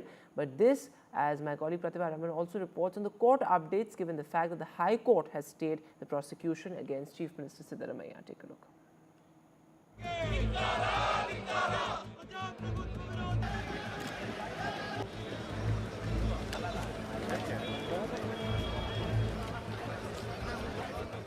Karnataka Congress leaders, including CM Siddaramaiah, began the day holding placards against the governor at Bengaluru's Vidhana Soudha. This was followed by a march to the Raj Bhavan, led by Deputy CM D.K. Shivkumar. We don't want to touch Siddaramaiah issue because Siddaramaiah issue is in the court. We are demanding him, you please be fair. This is a case where the entire inquiry has been done. So you just better sanction prosecution and take action legally as per the constitution. The BJP termed this protest unlawful. Governor will do his discharge his duty. They don't have to give any extra advice. They misused and they have abused. They have been caught red-handed in the loot of while they have been looting the state of Karnataka. To have a governor chalo is not permissible as per the state government notified law itself. The Congress protest coincided with the Karnataka High Court battle between the Chief Minister and the Governor regarding permission for prosecution in the Muda scam. This hearing will continue on September 2nd. This is not an eye for an eye, but then this is to remind the governor to do his duty as the governor and to ensure that justice is served for all. With camera person Govind, Pratibha Raman at Vidhan Soudha of Bangalore for NDTV. And now our big focus on NDTV, the Mollywood Me Too movement, and the latest is that the CPM has backed its Me Too accused MLA Mukesh. The CPM says that others with similar allegations have not stepped down, so why should Mukesh? But of course the CPM has cautioned Mukesh not to make any public statements. Remember this, as the pressure on the left government is growing amid demands for Mukesh's resignation. Also remember, an actor has now filed an anticipatory bail given the fact that more and more people are coming out and speaking about their ordeal. Also, the National Commission for Women has taken cognizance of the Me Too reckoning. In fact, it has also sought the full Hema Committee report. Take a look at all the reactions that have come in. You know, these all-boys clubs as they are, you know, in having to make your mark as a successful actor. It happens. You have people of all kinds in all industries. Firstly, I'm feeling really bad that a very prestigious industry like Malayalam industry is having so much bad said and done about it, whereas Malayalam film industry is one industry that produces the finest of the films in the country. I, as an actor, I have worked in Malayalam films, I've worked in Tamil, I've worked in Telugu, I've worked in Kannada, I've worked in Hindi films, I've worked in 55 films as a protagonist. Of course, yes, it would be a lie if I would tell you that I haven't found people who hit on you. I would definitely, agree to the fact that everyone is not bad, but there are some people who, think that, okay, if she is influenced means she is available. And this moment is for all those people that, every woman who is here has dignity, has self-respect. You cannot take women for granted. This is a strong moment which has happened. But an irony of this moment is this particular issue arrives with a victim. I don't like to take her name on air in 2017. And Hema Committee was formed in 2017. Everything has come to light in 2024. Yes. Investigations were done in 2019. Imagine the plight of women. All the victims' names are out. Imagine women who have complained in 2019 have to face everything that they have told in 2024. Imagine they will be well settled right now. They are not. Maybe they are not even in the film industry. Imagine they have kids now. Imagine what they'll explain to their kids now. Imagine what will they explain to their husbands, their in-laws. They themselves will have such challenges in the society. So all this has to come up, and this is just not a film industry issue, or this is not a political issue. It is very ironical to see that as soon as something happens, all the political parties come into your party is like this and your party is like that. On a humanitarian ground, this needs a remedy. We are complaining that we need a stringent, stricter law in the country so that things like what happened in RG College doesn't happen. She was not a film actor who happened to suffer in RG College. These all-boys clubs as they are, in having to make your mark as a successful actor. So this whole thing, how I look at it is protection for women.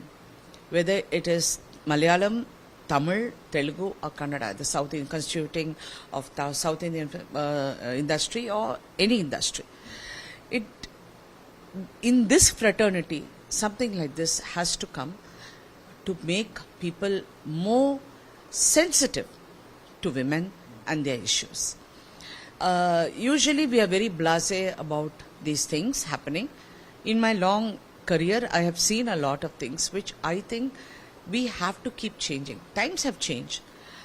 People's characters have changed. People's education has gone up. People's lifestyle has gone up. So how we address it is very important. So that's how I look at this whole thing. The complaint has been launched. They have to find out whether this thing. And only thing I want, all these women, my heart goes out to all of them. I don't know, each person has their own story. So whether they have a strong case, which is very important in a case like this. Meanwhile, actor Mohan Lal, who headed Amma, the Malayalam film body, in fact, he stepped down after the entire Hema Committee report fallout happened for Malayalam cinema. He has now broken his silence on the report. He says, I welcome the report, but I'm here to fix responsibility. He says perpetrators must be punished. Remember, various women activists and actors within the Malayalam film industry have said that he must act as well. Take a look. Hema Committee report. വളരെയധികം സ്വാഗതാർഹമാണ്. ഞാൻ 2 പ്രാവശ്യം ആ കമ്മിറ്റിയുടെ മുമ്പിൽ പോയിരുന്ന് സംസാരിച്ച ആളാണ്. അതുകൊണ്ട് ഒളിച്ചോടിപ്പോയില്ല. എൻ്റെ വ്യക്തിപരമായ കാരണങ്ങൾ, ഞാൻ കഴിഞ്ഞ കുറേ നാളുകളായിട്ട് കേരളത്തിലില്ലായിരുന്നു. ഞാൻ ഗുജറാത്തിലായിരുന്നു, പിന്നെ ബോംബെയിലായിരുന്നു, മദ്രാസിലായിരുന്നു. അതിലേറ്റവും പ്രധാനപ്പെട്ട ഒരു കാര്യം എന്ന് പറഞ്ഞാൽ എൻ്റെ ഭാര്യയുടെ ഒരു സർജറിയുമായി ബന്ധപ്പെട്ട് എനിക്ക് ഹോസ്പിറ്റലിൽ ഇരിക്കേണ്ടി വന്നു.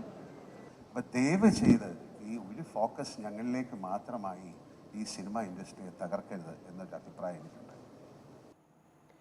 And looking at some other news now, and a shocking video has emerged from Khar in Maharashtra. Well, this happened, this is what happens in fact when cops turn criminals. In this particular video, it can be clearly seen that there are 4 police officers who are planting drugs on a man, this in the name of a drug seizure. In fact, this incident has been caught on a CCTV camera as well. All these 4 police officers have now been suspended by the Mumbai police.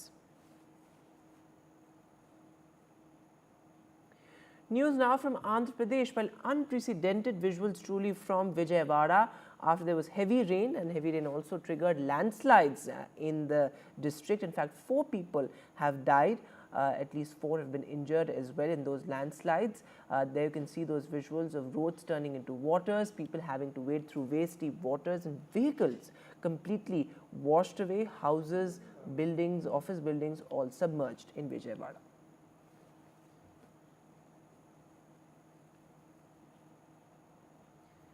And with that, we'll take a short break now, but news continues on the other side.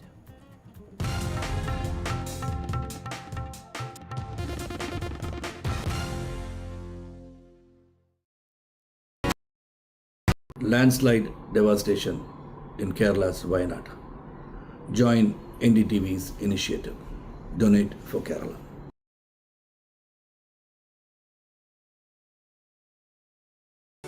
Stay informed and entertained with the new and updated NDTV News app. You can watch all our channels live, listen to podcasts, read breaking and exclusive news from around the world and more.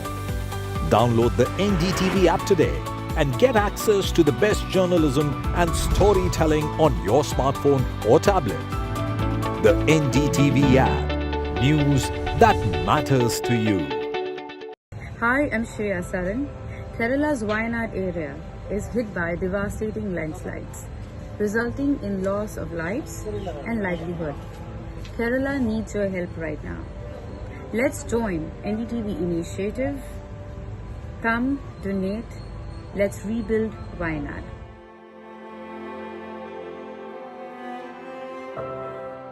Landslide devastation in Kerala's Wayanad. Join NDTV's initiative. Donate for Kerala.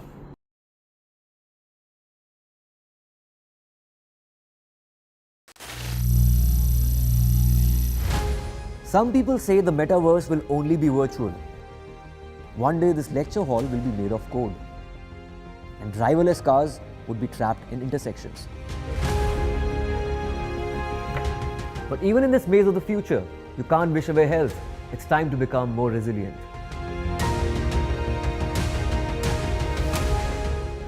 10 years of Banega Swasth India, we have grown and achieved so many milestones.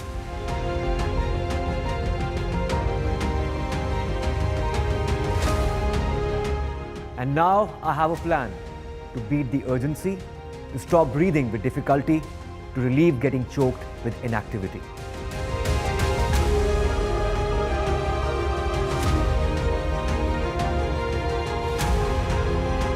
Energize our government, our environment, our society, and ourselves. Stay informed and entertained with the new and updated NDTV News app. You can watch all our channels live, listen to podcasts, read breaking and exclusive news from around the world and more. Download the NDTV app today and get access to the best journalism and storytelling on your smartphone or tablet. The NDTV app. News that matters to you. Landslide devastation in Kerala's Wayanad. Join NDTV's initiative. Donate for Kerala.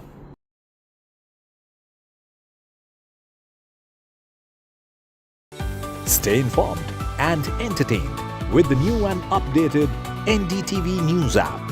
You can watch all our channels live. मैं कह रही थी hello तो मिला लो, वो रोई जा रही है खुशी की आवाज़ होती है सर उनके, और वो बहुत खुश है। और अभी ये होता है ना कि जब एक मेडल आ जाता है तो नर्वसनेस और हो जाती है कि अभी मेरा इवेंट भी आ गया है, अभी उनका इवेंट है 4 को, उनका भी गोल्ड या सिल्वर तो पक्का ही है सर उनका मेडल। और आपका भी अभी एक इवेंट? अभी मेरा एक इवेंट कल है इवनिंग में 7:30 बजे, और उसमें मैं भी अपना इस मेडल का कलर चेंज करना चाहती हूँ। तो इंस्टा की फ्लाइंग क्वीन है, इंडिया के जो एक्चुअली फ्लाइंग क्वीन है, पीटी उषा तक 4th नंबर पर रही थी और उनसे आगे निकली हैं पैरा बॉडीज़ में। तो ये सर आप तो कोच हैं, हेड कोच हैं सत्यनारायण सर, आप खुद भी भागते थे 1500 में, कभी ज़िंदगी में सपना देखा था कि कोई ट्रैक पे इंडियन कहीं भी जीत सकता है? जीतने का हमारा पास इंडिया में दम है हमारा। नहीं, आप जब खेलते थे कभी देखा था? नहीं, देखो पीटी उषा 1984 में लॉस एंजलिस में 4th था, एंड अगेन मिल्खा सिंह भी 4th आया, श्रीराम सिंह 5th आया। ये वाज एक दिन वो वर्ल्ड रिकॉर्ड होल्डर भी था अल्बर्टो जॉनसन का साथ, बेचारे का जूता भी नहीं था 800 मीटर से। अभी क्या है, ये मोटिवेशन होता है, दूसरा लोग हम भी जीत सकता बोल के एक सभी खिलाड़ी ये इकोसिस्टम तो बना है हमारे यहाँ, जहाँ पे हम जीतने की सोच रहे हैं। जैसे आप कह रहे थे कि जितने खिलाड़ी आए फाइनल में जरूर पहुंचे, मेरा खिलाड़ी लोग ये भी अभी भी बता रहा है, इवन सिमरन है, इवन भाग्यश्री है, इवन हमारा प्रीतिपाल है, अगेन दीप्ति है, हम लोग लड़की लोग में 5 मेडल एक्सपेक्ट कर रहा है। मेडल वो बहुत ज़्यादा चांसेस है। ये सिमरन और प्रीति का कोच है मिस्टर गजेंद्र सिंह है। गजेंद्र सिंह अगेन हमारा लड़की सिमरन का हस्बैंड भी है। वो एक डिफेंस में काम करता है, उसका मोटिवेशन बहुत तगड़ा है। ऐसा ही मैं बोलता, सबको बोलता है, सभी कोच को ये रिक्वेस्ट करता है, आप लोग पूरा फोकस में आ जाओ। ये 1 साल में 1 दिन में मेडल होने वाला नहीं है।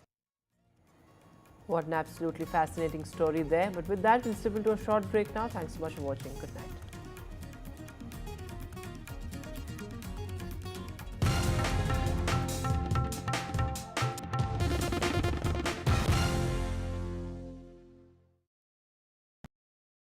Landslide devastation in Kerala's Wayanad. Join NDTV's initiative. Donate for Kerala.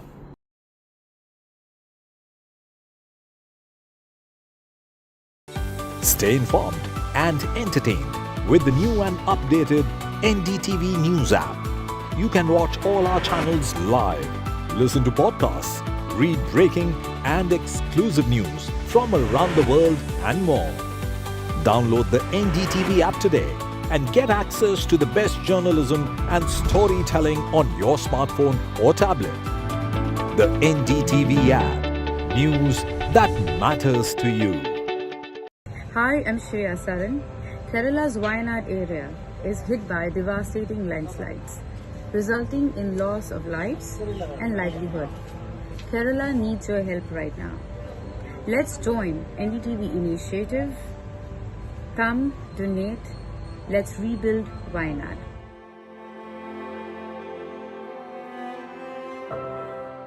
Landslide devastation in Kerala's Wayanad. Join NDTV's initiative. Donate for Kerala.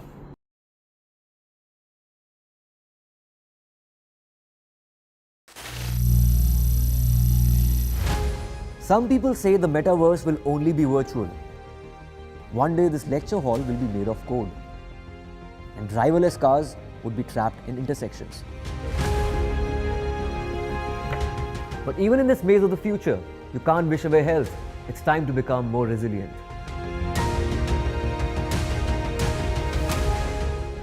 "10 years of Banega Swasth India, we have grown and achieved so many milestones.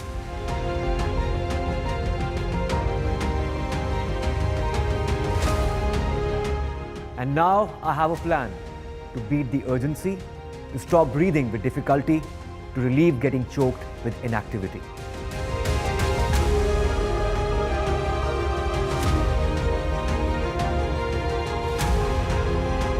Energize our government, our environment, our society, and ourselves. Everyone, everywhere, every day.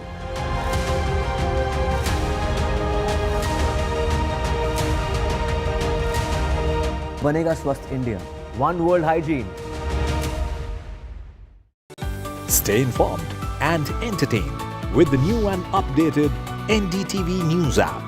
You can watch all our channels live, listen to podcasts, read breaking and exclusive news from around the world and more. Download the NDTV app today and get access to the best journalism and storytelling on your smartphone or tablet. The NDTV app. News that matters to you. Landslide devastation in Kerala's Wayanad. Join NDTV's initiative. Donate for Kerala.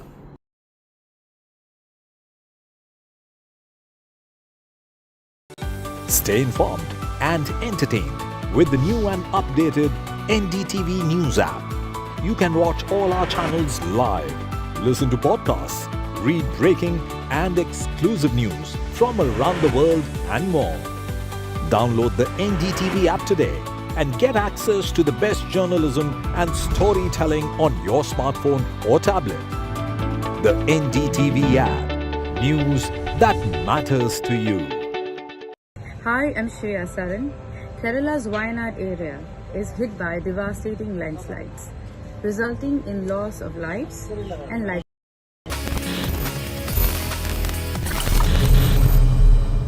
Hello friends and welcome back to another fresh episode of your favorite tech show, Tech with TG. Well, आज के इस episode में I want extra attention from all of you.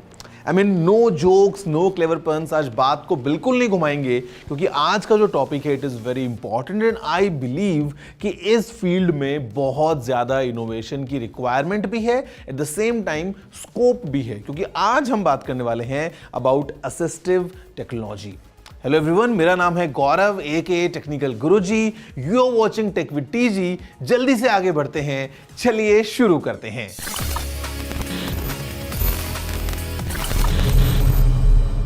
देखिए दोस्तों, जब हम बात करते हैं टेक्नोलॉजी के बारे में तो टेक को कहा गया है द ग्रेट यूनिफायर. अब अगर आप सोच रहे हैं हाउ, व्हेन, व्हाई, मतलब this term unifier, the simple example would be of your friend जो कि शायद आपसे काफी हजारों किलोमीटर दूर है और with the help of just one tap you are both able to connect on a video call.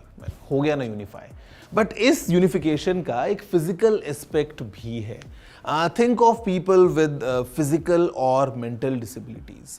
वो लोग जो शायद एक कंप्यूटर तक चल के जा भी ना पाए जहां से उन्हें वो वीडियो कॉल स्टार्ट करना है. वो लोग जो शायद ठीक से सुन ना पाए या वो लोग जो शायद ठीक से देख ना पाए. What about these people? Well guys, this is where assistive tech comes in picture. I mean, ये एक ऐसा डोमेन है which kind of enables all these people to enjoy the same tech that you and me enjoy. And यहाँ पे because the situations are quite diverse, one solution fits all type का यहाँ पे कुछ हम example नहीं देख सकते हैं because sometimes it's very different person to person. But over the years what we have seen is that assistive tech has kind of enabled millions and millions to come enjoy the tech the same way that we use on a daily basis. अब यहाँ पे the definition that I find that the best suitable is kind of assistive tech is the tech which empowers everyone to be one like all of us. ये है the real unification. And guys, if we just look back at the history of this, it's not just like 10 years ago or 15 years ago कि एक mobile phone में कुछ नया application आ गया जिसको आप यूज़ कर सकते हैं और शायद वॉइस कमांड से फ़ोन को यूज़ कर लें या अपनी आँखों से यूज़ कर लें. Well guys, this goes way back. I mean, फिर चाहे वो हम बात करें फर्नीचर विद व्हील्स की, चाहे हम बात करें about self propelling wheel chairs की, या हम बात करें क्रचेज या स्पेक्टिकल्स की, हमने देखा है कैसे over the years with the help of assistive tech we kind of have enabled all these people जो शायद किसी disability से जूझ रहे हैं. It could be since birth, it could be accidental, लेकिन वो जब इस tech को use करते हैं they are more comfortable, they are more independent. Now of course we'll talk to an expert as well, but उससे पहले let's just explore that what is assistive tech and how it helps people with disabilities. Assistive tech वो technology है, वो gadgets हैं, it is those devices that help empower people with disabilities and yet however इनकी need, demand and usage in apparent use cases से भी ज़्यादा है. Assistive tech is of great help to the elderly. Assistive tech is of everyday importance for people with long term health conditions जैसे कि diabetes, heart problems and others like dementia. It doesn't just make day-to-day life better for them, that it does, but it goes way above and way beyond. Assistive technology लोगों को independence की एक feeling देती है. It gives them the chance to be self-dependent. ये उन्हें society का एक included हिस्सा बनने की opportunity देती है, which helps in contributing to an overall enhancement in the quality of life. A recent study published by the United Nations says that globally, more than 2.5 billion people need one or more than one assistive products और ये number grow ही कर रहा है. With an aging global population और communicable diseases के rise के चलते WHO estimates कि globally 3.5 billion लोगों को assistive technology की ज़रूरत पड़ सकती है by the year 2050. लेकिन एक बहुत बड़ा गैप है डिमांड और सप्लाई में. As few as 3% of people in some low-income countries were reported to have access to the assistive products that they needed. in comparison to 90% in some high-income countries. And इनकी need has never been felt more than today. Providing hearing aids early for young children, जिससे उनकी education positively impact होती है, future employment guarantee होता है, and community participation बढ़ता है. Appropriate wheel chairs mobility को एक्सेसिबल बनाते हैं, एजुकेशन एंड एम्प्लॉयमेंट की अपॉर्चुनिटीज को एक्सेस कराते हैं, and as other tertiary effects reduce health care cost by preventing complications like pressure sores. Timely assistive technology for older adults boosts their independence and safety, allowing them to live at home longer, and उन लोगों का peace of mind जिन पे वो लोग depend करते हैं. So friends, देखा आपने that how important is assistive tech to millions and millions of people all around us. Well, after the break हम थोड़ा सा इसके बारे में डिटेल में बात करने वाले हैं with an expert as well, and हम एक्सप्लोर करेंगे that how we are moving ahead and what all needs to be done in future ताकि हम और ज़्यादा बेटर तरीके से जो यूनिफिकेशन की बात कर रहे हैं उसको अचीव कर पाए. See you all right after this short break.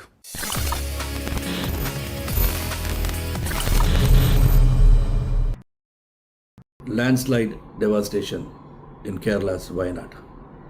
Join NDTV's initiative. Donate for Kerala.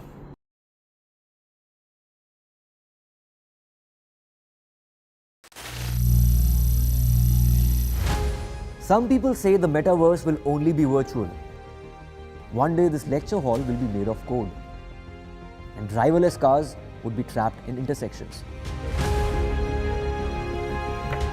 But even in this maze of the future, you can't wish away health. It's time to become more resilient.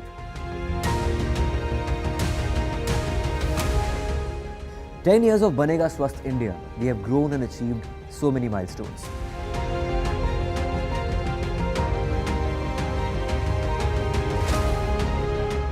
And now I have a plan to beat the urgency, to stop breathing with difficulty, to relieve getting choked with inactivity.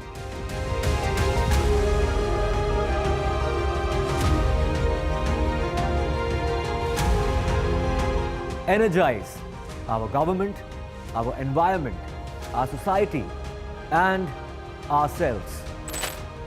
Everyone, everywhere, every day.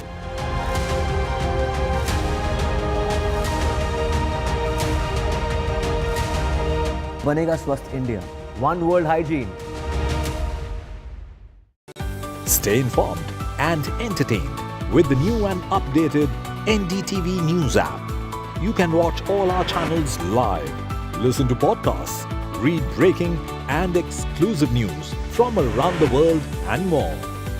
Download the NDTV app today and get access to the best journalism and storytelling on your smartphone or tablet. The NDTV app. News that matters to you.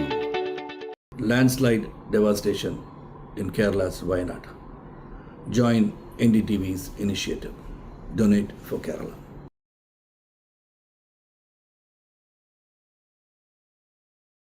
Stay informed and entertained with the new and updated NDTV News app. You can watch all our channels live, listen to podcasts, read breaking and exclusive news from around the world and more. Download the NDTV app today and get access to the best journalism and storytelling on your smartphone or tablet. The NDTV app. News that matters to you. Hi, I'm Shri Akal Takht. Kerala's Wayanad area is hit by devastating landslides, resulting in loss of lives and livelihood. Kerala needs your help right now. Let's join NDTV initiative. Come, donate. Let's rebuild Wayanad.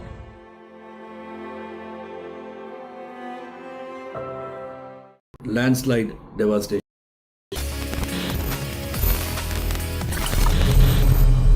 Hello friends and welcome back after the break to your favorite technology show Tech with TG, and today's episode is very special because आज हम बात कर रहे हैं about assistive technology. Well, जब मैं research कर रहा था about this field, I came across multiple articles जहाँ पे empathy के बारे में हम बात कर रहे थे. अब researchers तो कहते हैं that empathy and sympathy they can be easily programmed, you know, और हमने ये मूवीज में भी देखा है होते हुए जहाँ पे we have seen that how robots sometimes, you know, develop all these emotions and feelings. तो मुझे ऐसा लगता है कि kind of the emotions that we have, इनको प्रोग्राम करना बड़ा मुश्किल है, बिकॉज हमारा एक अलग ह्यूमन एंगल होता है, हमारा एक अलग ह्यूमन टच होता है. What do you have to say about this? What are your responses? Please let me know. You know the address. It's tg@ndtv.com. But abhi, let's move ahead and talk to an expert जो कि इस field के बारे में काफ़ी बेहतर जानते हैं, and उनसे हम डिस्कस करते हैं about this assistive technology and how exactly we see its growth all around us. My name is P.V. Madhusudan Rao. मेरा नाम पीयूष चांदना है. I am currently a faculty at Indian Institute of Technology, Delhi, in the Department of Mechanical Engineering and the Department of Design. मैं Assistive lab में lead scientist हूँ और national centre for assistive health technologies का programme coordinator हूँ. One of my areas of work is development of assistive technologies, particularly for people with visual impairment and blindness. And पिछले 20 साल से we are actually developing products particularly mobility के लिए और education के लिए to empower people. Assistive technology जो है एक बहुत बड़ा broad term है. जब मैं assistive technology बोलता हूँ, it can be very very simple, just like something कि you draw on a paper and paper gets embossed, raised हो जाता है, तो आप raised चीज़ को touch करके you can understand what it is, तो आपको diagram समझ में आ जाता है. और it can be very high end, जो ये डायग्राम है इसकी डिस्क्रिप्शन एआई के थ्रू ऑटोमेटिकली जनरेट हो जाएगी और वो पूरा डायग्राम मैं एक टेक्स्ट डिस्क्रिप्शन के थ्रू इजीली लिसन कर पाऊंगा. सबसे बड़ा असिस्टिव टेक्नोलॉजी जो आजकल दुनिया में है वो है mobile phone.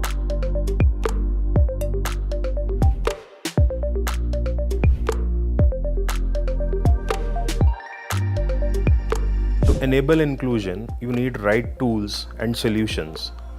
And if they are there, then they will redefine what a person can do or cannot do. So it's about changing the definition of what capability a person has. Suppose you want to drill a hole in the wall. If you don't have a drill machine, then it's a very tedious task. But as soon as you get the drill machine, that's a 1 second task. So the same role is of assistive technology. अगर assistive technology का अगर मुझे examples लेना होगा, let's take for example visual disability का. एक time था जब लोग जो है टेक्स्ट को एक्सेस कर पाते थे, text to speech and text to braille वो पॉसिबिलिटी था.